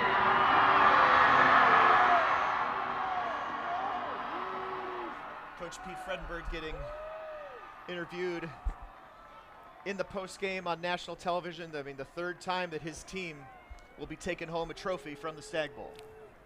One of the great characters in Division III too. He does let his emotions show sometimes. You know, he keeps it pretty steady, but at times like that, you know, you love to see that. It's not old hat for him. It's the third time they've won at the national championship. Been here 5 times. Doesn't get old, and you know, Coach Karras used to tell us that. Coach Leipold used to tell us that too. It never gets old because the group of players changes, the support staff, cheerleaders, fans, everybody who gets to come and see this for the first time. It's new to them. Coach Fredenberg, super excited for Mary Hardin-Baylor. I think D3 has a new. Fans, your attention. It is our pleasure to begin the awards ceremony for the Division III Men's Football D3 Championship. Good thing they clarified that it was men's First, football. let's congratulate both teams on their outstanding achievements and thank our host, the Ohio Athletic Conference, help with the Title IX, and the Pro Football Hall of Fame Village and Visit Canton for their partnership, commitment, and success in hosting this national championship game.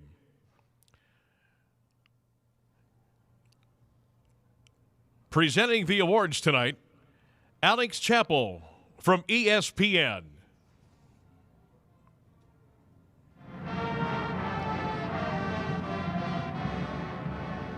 I tried to look over the shoulder of the public address announcer to see if he knew who was going to win Most Outstanding Player, but it doesn't look like it. I was trying to read into the question. The first question was about Kyle King. I was like, oh boy, here we go. But then the second question was about Micah Hackett, and I think KJ Miller may siphon some votes as well. At least if it was ranked choice voting, KJ Miller would be third. We're going to go back down to the field here, and we'll learn some of these things. It's like Dewey Nats, I assume, is out there to formally present the trophy after it's been informally presented for television.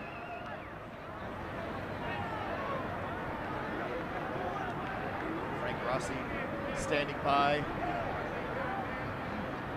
waiting with a microphone, wading into a sea of championship t-shirt clad Mary Hardin-Baylor Crusaders.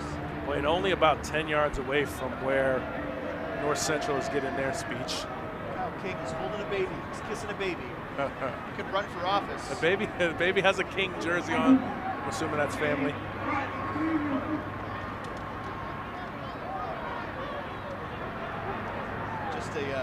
Just a sea of bedlam down there. And I think the North Central players are waiting to shake hands. Thank you, Mike and Dustin. You all will bring your attention Coach Thorne looks like he's still talking to them, so I it am joined could be by that too. your 2021 Division III National Champions. Congratulations to the Crusaders. Coach Fredenberg, as you think about this team, what made this group so special?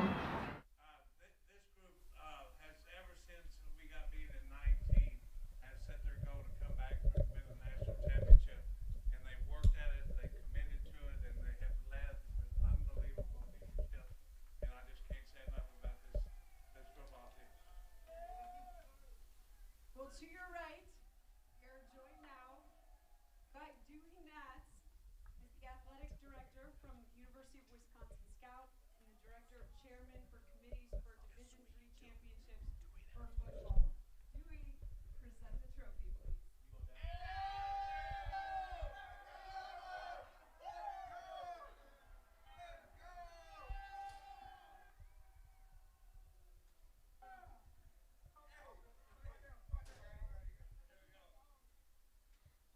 One piece of business left.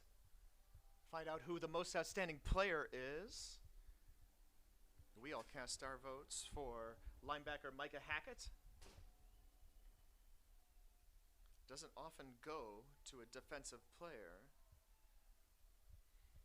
And Adam Turr was sure it was going to go to a lineman, which doesn't really happen at all.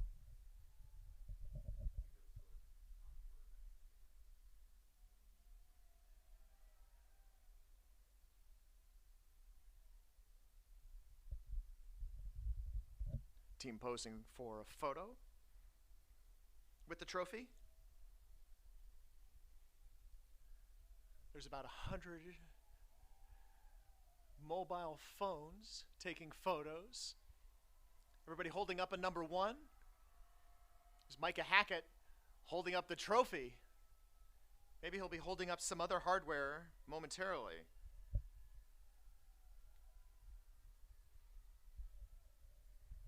We haven't missed this, right? Yeah.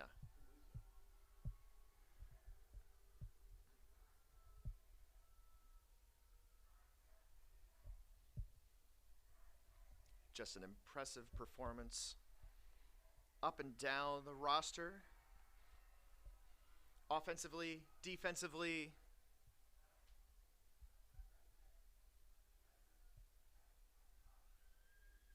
Brenton Martin, 9 catches for 170 yards and a touchdown.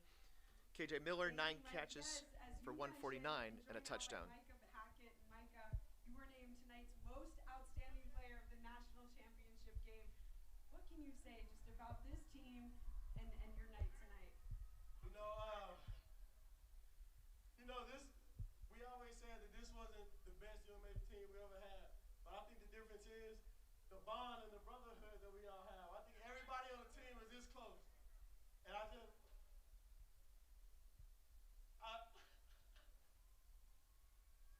love everybody. I love you, Coach Fred. I love you, Coach Harbin. I just love my team.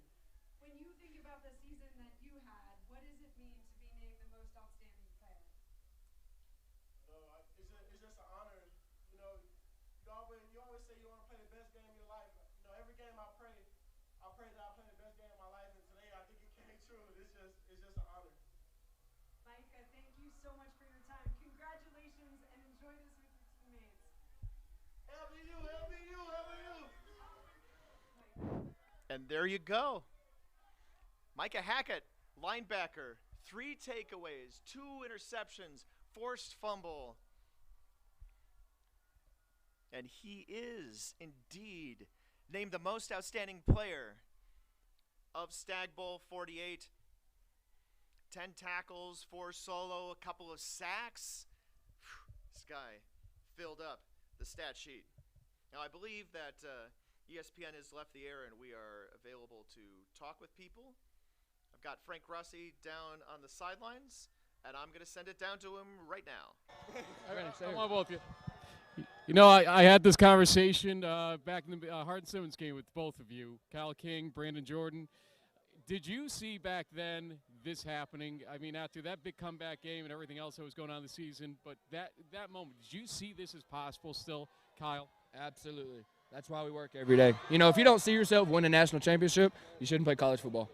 Some teams say that, and it's not a realistic goal for them. I knew it was a realistic goal for us, even before the Harden-Simmons game. We're loaded with talent. And, you know, we came together as a team, and here we are. Busted out the best game we played all year in the Natty. Brandon, it seemed like the game plan was to go away from you a little bit, give KJ more of the spotlight because they were going to try to bracket you a little bit more, et cetera. Is that a good read?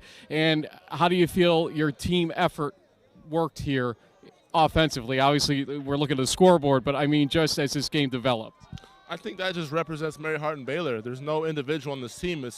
We represent being a team. Everyone shines. There's no one person that is going to get all the credit. So I'm just thankful that they did that, you know, because it just opened up so many other doors for our team. And I'm just so thankful to be here with these guys. I'm so happy for them. Tell me about your feelings about this guy, Kyle King, here. Oh, man, he is tough as nails. I mean, day in, day out. He's there early. He's the last one to leave. He doesn't slide. He is the toughest man, and I'm just so thankful for him because he pushes me to the limits. Kyle, you told us on In the Huddle you're coming back next year. You got a year left. Even after national championship, are you coming back next year? Yeah, I'm coming back next year. I'll be back, no doubt about it. I love football too much. So what's the celebration going to be like tonight, guys? No comment, yeah. No comment, guys. So send it back out to you. All right. Well, good. Maybe a good no comment there. That's a great interview. Kyle King, as previously noted, as previously discussed, coming back next year. We have Micah Hackett here. Go ahead, take it. Micah Hackett. Thank you very much, Most sir. outstanding Micah, you know, the one thing I liked about you during Media Day on Wednesday was how loose you seemed. You seemed calm, relaxed, and, you know, a national championship on the horizon. What was your feeling coming into this week after that big Whitewater win? A lot of people talking smack about the idea that Mary Hardin-Baylor probably couldn't compete in this game coming into the week, but you seem relaxed about it. Why and what happened here? I just knew who we were. I just never lost faith, and I always have confidence in our team. I always have confidence in our offense. I always have confidence in our D-line. I just knew it's just another game. You just got to go out there and play the best game of your life. Are you surprised you had as many opportunities as you did for interceptions in this game? Because they were talking about we're the run team. We've converted into that. Are you surprised by the offense they played here? I'm not really. I mean, right place, right time. Just make a play where your name is called on. I think that's what happened. The Walden and Browns is right in front of us here. You have the most outstanding player award. I mean, what's most important to you right now? What's the feeling? You know, it's an honor, but I'm just glad to win this game for our seniors. You know, we always said we went through a lot, you know, with COVID and everything. We had so many people come back just for this moment right here, and it's just unreal. It's honestly unreal. 20 and 21 is a true thing now for you guys. Are you kind of tired? I mean, how does it feel now that it's all over with? I am. You know, my legs been cramping since the third quarter. My adrenaline is just running. I'm pretty sure when I get in the locker room, I'm going to just crash. What's that celebration going to be like? Oh, man, I just can't wait to see my family, man. I can't wait to see my brothers get back on the bus. It's just about to be amazing. You're getting a little overcome with emotion, my friend. Yeah. Congratulations. Thank you. Well deserved. Thank you for everything. Thank you. Thanks a lot, Frank. That was Frank Rossi with Micah Hackett. He, the most outstanding player of Stagg Bowl 48. 10 tackles, 2 sacks, 2 interceptions, and a forced fumble, 3 takeaways. As Mary Hardin-Baylor wins this one going away, they defeat North Central by the score of 57-24. It's me up in the box. It's Frank Rossi down on the field. Frank working through traffic. North Central players still standing out there watching all of this go on. Obviously a lot of dejection on that sideline. They went into halftime having just given up the lead as Mary Hardin-Baylor scored on a 22-yard field goal on the final play of the first half. Mary Hardin-Baylor took that 19-17 lead. They came back in the second half and they never looked back, winning going away 57-24.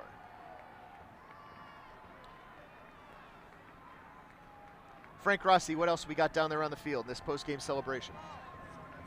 We're just waiting for Coach Fredenberg to come out of the pile, but President O'Rear? Yes. Frank Rossi from D3 Football. Tell me your feelings here. You are a big supporter of your football program, and to see this come to fruition, to get to the Stagg Bowl 4 out of 5 years, now this, how do you feel? Oh, amazing. God is good, Frank. That's the biggest thing. It's amazing. I'm so proud of Coach Fredenberg and coaches and the players and the program. I mean, I'm very biased, but I think he's the greatest coach in the country. So, it's an amazing feeling. It never gets old. Certainly the best coach that Mary Hardin-Baylor's ever had, because he's the only one. But hands down. But I mean, from here, I mean, the support of all your alumni, et cetera. I mean, how important has it been to build this program with that support over the last 20 years, basically? Yeah, well, absolutely. Those guys that started the program have been there for us the entire time, and we stand on their shoulders today. We wouldn't be here without them. Congratulations, sir. Thanks, Frank. Thank you.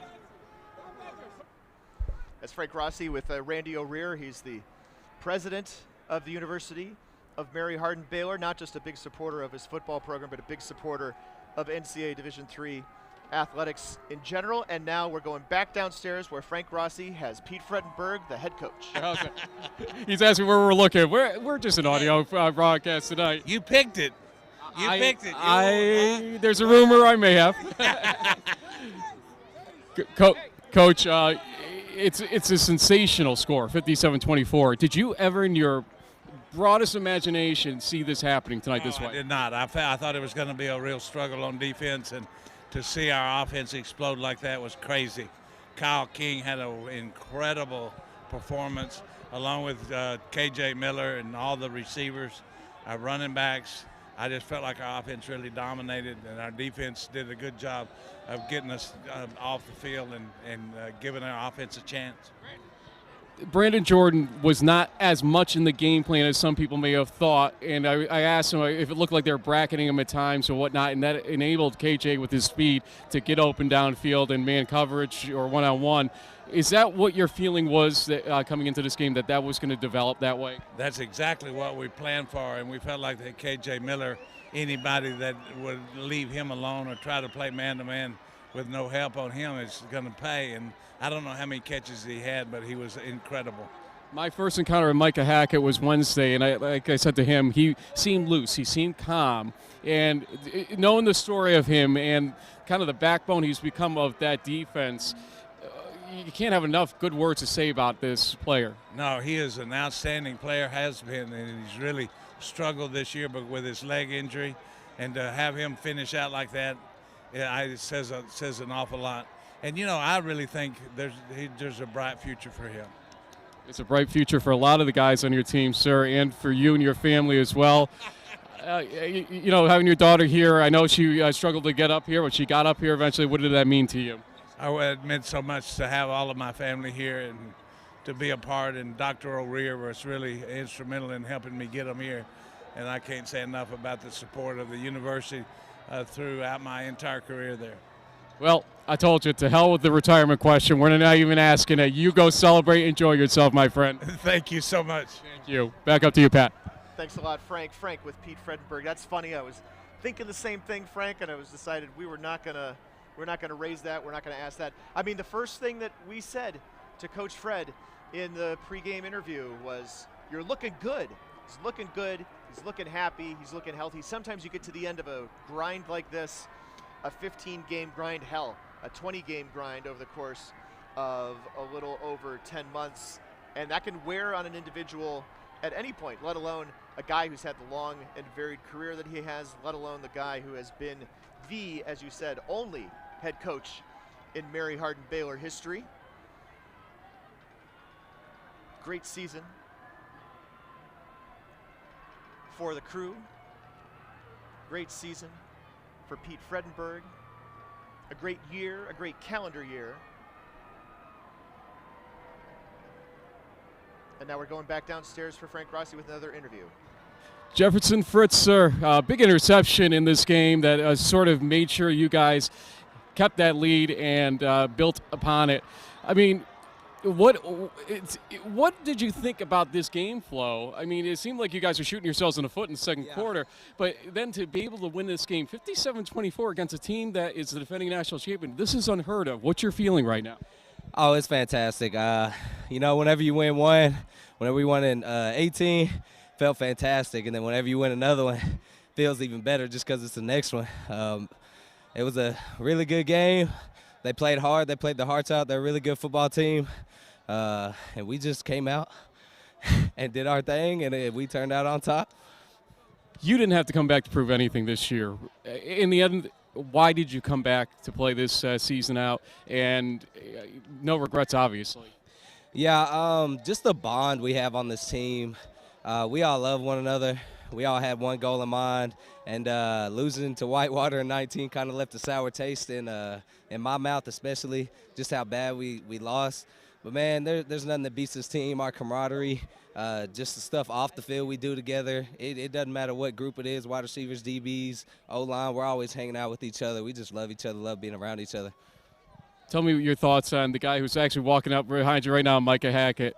What is your feeling about him after the night he had tonight? Well, I say he's still average. He's still pretty average. I think he paid the quarterback to throw him 2 interceptions. That's just my thought. Cause I don't know where he was throwing the ball. I ain't gonna lie, but I guess he's a pretty good guy. I guess he is my roommate, so we might have to fight who's the best athlete in the house. So we'll see what happens when we get back. The one thing I did say, based on our little video that we ran in the pregame, and Michael appreciate this, I said to Kyle King, boy, I heard Ryan Redding is the best quarterback of the team, so what would the score have been if he played all game long? But that's the whole thing. This team seems to have a lot of looseness and comfort with each other, more than I've seen in the years I've covered you guys. Why? Why is it this team getting that way? I think it's just because we've been through a lot. You know, COVID hit, and we didn't have that season. We kind of talked about that earlier in the week. But we just been through a lot with each other, and then we got a lot of fifth-year seniors, you know, coming back for that extra COVID year, me included, and just sacrificing an extra year to be here with this program and achieve what we did today. It's just special. There's nothing like it. You're not going to win 20 games in a year. I think that's what it is, and ever again. I don't know, unless COVID hits again or something crazy, you know. Yeah, so just being a part of history. This is history right here. Just being here with all my friends, all my family here, it's special. It's really special. Is Coach Fritz in the future for you? Ooh, hopefully not soon. I would like to still be playing, so I don't know yet. So we'll see, to be told. You let us know what's going on and keep us posted on what's next for you, okay? Oh, yeah, I will. Thank you. I really appreciate it. Thank you. Pat, back up to you. Thanks a lot, Frank. Jefferson Fritz, maybe the individual play that turned the tide on this game, set the route running. Luke Lanin throwing the ball, looking for Blake Williams at the goal line. Fritz seemingly comes out of nowhere, intercepts it. At that point, the game was 26-17. North Central with a touchdown. Could have made it a 2-point game, 26-24. And instead, the route was on.